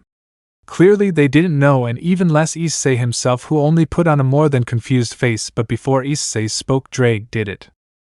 Drake, remember to hit the wall hard, and remember that the first time it is mandatory to do the missionary, he said as Issei turned more than pale upon hearing that, since saying that at this moment he was more than stupid, but before he could stop Drake he was stopped by another voice. Derflinger, hey, it's not fair, Drake, I taught him to hit the wall hard. Drake, really? Well, it doesn't matter, I said it first. Derflinger, so? Then Issei, one more thing, remember that in 69 you must be below, and she must be above. Drake, hey, I taught him that, not you. Derflinger, really? Well, whatever, I said it first. Drake, you want a crappy sword fight? Derflinger, of course, you filthy iguana. Drake, what did you call me? Derflinger, iguana. Drake, bucking fly killer. Derflinger, bucking chameleon. Drake, bucking dildo. Derflinger, your sisters. Drake, don't mess with my sister, you damn bastard. Drake shouted furiously, but before Derflinger could reply, Issei spoke. Issei, Drake. Drake, what? Issei, since when do you have a sister? He said as everyone looked at Drake, who was surprised and seemed to have remembered something. Drake, true, I don't have any sister, he said as the management fell silent as everyone looked at Drake in surprise, but in that. Drake, ha, in your face, bucking sword of shit, your insult is worthless. Derflinger, ha, you idiot, I have no face.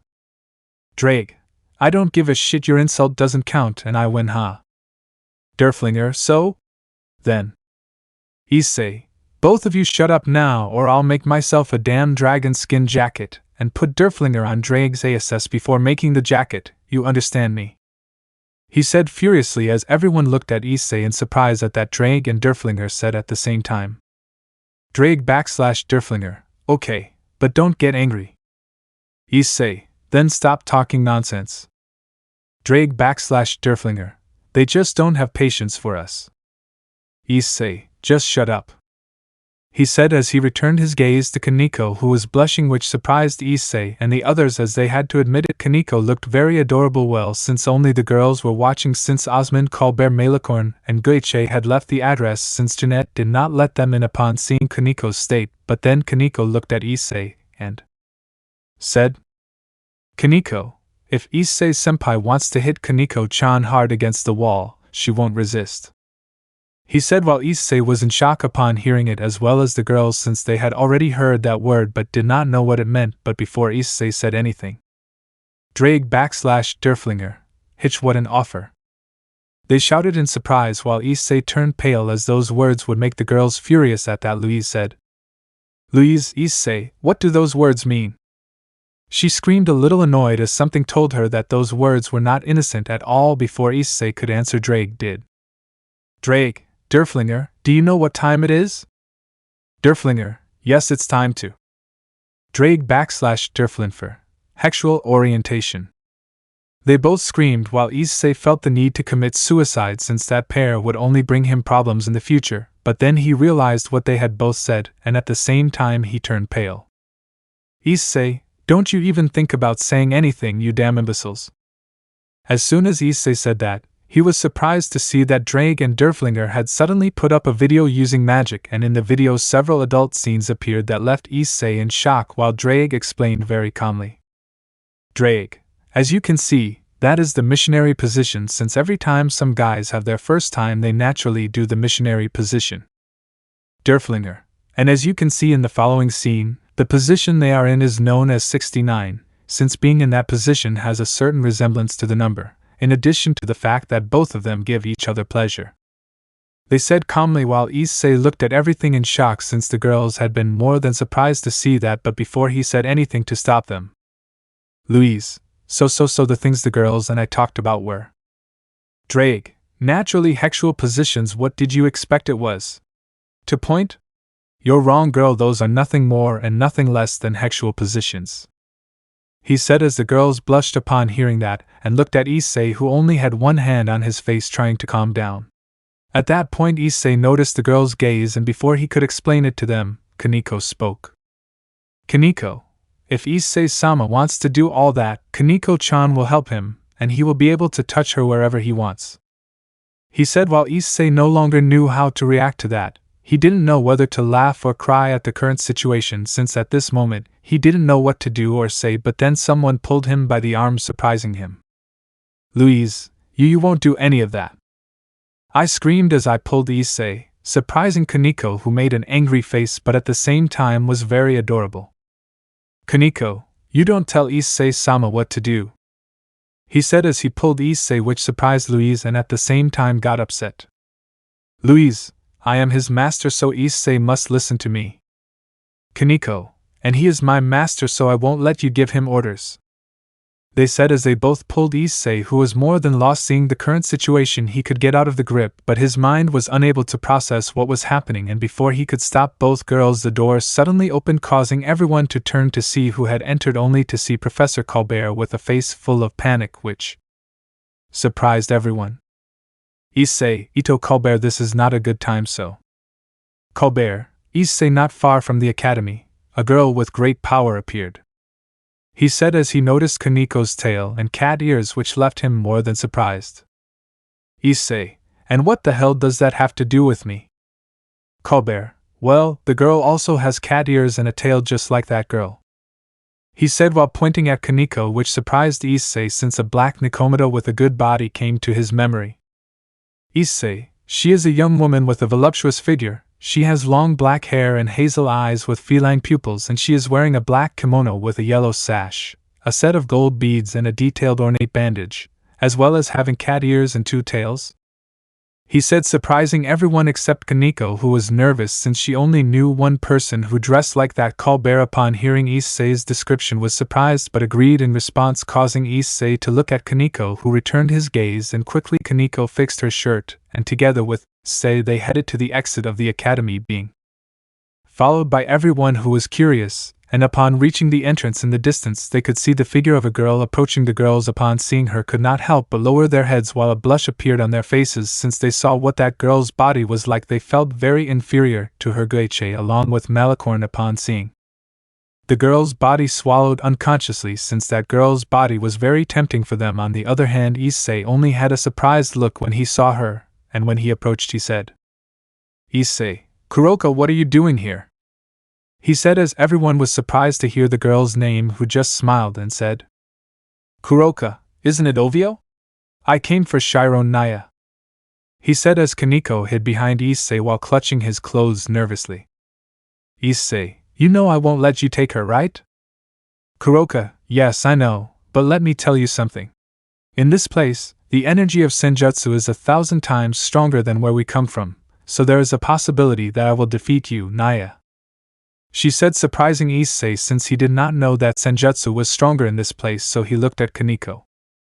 "Kaneko, it's true that the Senjutsu there is stronger, and there is more than enough for Kuroka Nesama to fight for several days," he said while Issei put on a serious face since if the Senjutsu of this place was very strong it was more than obvious that Kuroka's power would also increase, but that did not mean that he could not defeat her if he activated the balance breaker. "Issei, if things are like this, I'll have to resort to balance Drake," he said as Drake jumped and turned into a red flash and entered Issei's arm as the boosted gear appeared. "Issei, balance. Drake, bucking mother!" Drake shouted out of nowhere, causing everyone to freak out upon hearing him, even Issei, who had his hand on his chest as he tried to breathe normally as Drake's shout scared him. "Issei, Drake, damn, you almost gave me a heart attack," he shouted as he looked at the boosted gear waiting for an answer, which he received instantly. "Drake, and I'm surprised you haven't had it yet," he shouted, surprising everyone but Issei, who didn't understand what Drake had said. "Issei, what do you mean?" "Drake, your life force is about to disappear, in other words, you are dying." As soon as Issei heard that he turned extremely pale. Was he dying? But why if he never used the Juggernaut drive? Issei was not able to understand why his life force was about to disappear. "Issei, wait, and that's because at no time did I activate the Juggernaut drive." "Drake, that's what I don't understand either. How is your life force now? You only have an hour to live at most," he said, surprising everyone but Kaneko, who looked at Issei with a face full of panic, but at the same time a possible explanation occurred to her. "Kaneko, when Issei-sama used Ascalon, black lines covered his body," he said as Issei and Drake finally understood the price of using Ascalon in its Kill God Slayer form, and it was the vitality of the user plus Issei only used it for a minute, and his life force was about to end, which left them more than surprised since if it required that using it would be a great risk. "Kuroka, and thanks to that you can't fight because if you do you'll only speed up time, right?" he said as everyone looked at the boosted gear waiting for an answer. Of course it was only Kaneko and Issei since the others couldn't understand what Kuroka was saying. "Drake, she is right. If you activate Balance Breaker or another power your vitality will be consumed twice as fast since at the moment it is very unstable," Drake said as Issei began to worry since if he couldn't face Kuroka no one else could, since Osmond would do anything to prevent the destruction of his academy, and Kaneko didn't have the courage to fight her sister since before it was only Rossways who faced Kuroka and Kaneko was unable to do so. She was worried. "Kuroka, now I can take Chiron without you intervening, Naya," he said with a smile that made Issei nervous, but he never expected what happened next. "Kaneko, if you take me away from Issei-sama I will commit suicide," he said, leaving everyone in shock since no one expected that, and even less Kuroka, who had a face more than in shock when she heard that, so she closed her eyes thinking about something for a few seconds until she opened them and said, "Kuroka, well, how about we make a bet?" she said, surprising everyone, but also Issei and Kaneko, since they knew what Kuroka's character was like, and it was the first time they heard Kuroka say that. "Issei, what kind of bet?" "Kuroka, simple, we'll decide it in a fight. If you manage to give me a single scratch or knock me out, you'll win." "Issei, and what will we bet?" "Kuroka, if I win, Chiron will come with me without her being able to say otherwise, but if you win, I will not take Chiron and I will help you recover the vitality that you lost with Chiron's help, and what do you say?"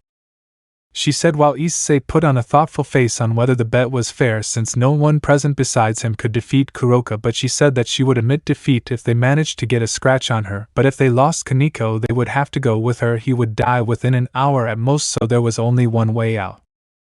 Issei, well, we accept. I hope you fulfill what you promised. Kuroka, naturally I will comply, and well, who of you is going to face me? He said as Issei looked at those present. Issei couldn't involve Louise and the others as this had nothing to do with them, leaving only one person capable of doing that. Issei, Kaneko, do you think you can fight Kuroka? Issei said, surprising everyone, especially Kuroka, since she never expected that Issei would ask Chiron to fight her. Kaneko, on the other hand, was more surprised to hear that, but at the same time, she understood that she was the only one who would have a chance to fight against her sister, so she agreed to what Issei had said. Kaneko, hey. Issei sighed as he knew that Kaneko was afraid of Kuroka, but she had still agreed to fight her. Kuroka, well, I didn't expect you would choose Chiron to fight me, she said as she looked at Kaneko, who took a few steps forward as she looked at her. Both were serious since both Nikomatas had a reason to win. Drake. Partner, why did you choose the Nikomata out of everyone present? Issei. Because she's the only one who has a chance, since if she chose any of the Kuroka boys she would kill them without hesitation, but not Kaneko, so I'm not worried that she'll do something to her. Besides, Kuroka focuses on long distance attacks, avoiding melee attacks, and Kaneko is skilled in both but doesn't master senjutsu, so she can only depend on physical attacks. Drake. I see, putting it another way, both have disadvantages. One will limit her attacks to avoid hurting her opponent. The other does not have the courage to fight. She also has to get close to cause damage. This will be interesting since those who attack from a long distance almost never train for hand-to-hand combat, but even so, the others will have to get close if they want to cause any damage. Issei. Correct. Issei said when he saw that the fight was about to begin, so he could only sigh since he knew that this was difficult for Kaneko, but there was no option but to fight. Kuroka, tell me, Chiron, are you sure you want to fight me? Kaneko, yes, because Issei-sama's life depends on this fight. Kuroka. Sama? Kuroka thought surprised since she remembered that Chiron always called Issei by senpai, not by sama, which confused her more, but in that Kaneko ran towards her, so she could only sigh as she raised her hand and a ball of senjutsu appeared where several kanjis came out, and instantly a purple mist appeared which worried Issei since he knew what it was, so he was going to warn Kaneko, but he was more than surprised to see that Kaneko activated her Nikomata state and created an equal sphere where some kanjis came out, and a gray mist quickly appeared. Kuroka came to recognize what Chiron had done. Kuroka, how is it possible that you created a mist that could cancel out mine?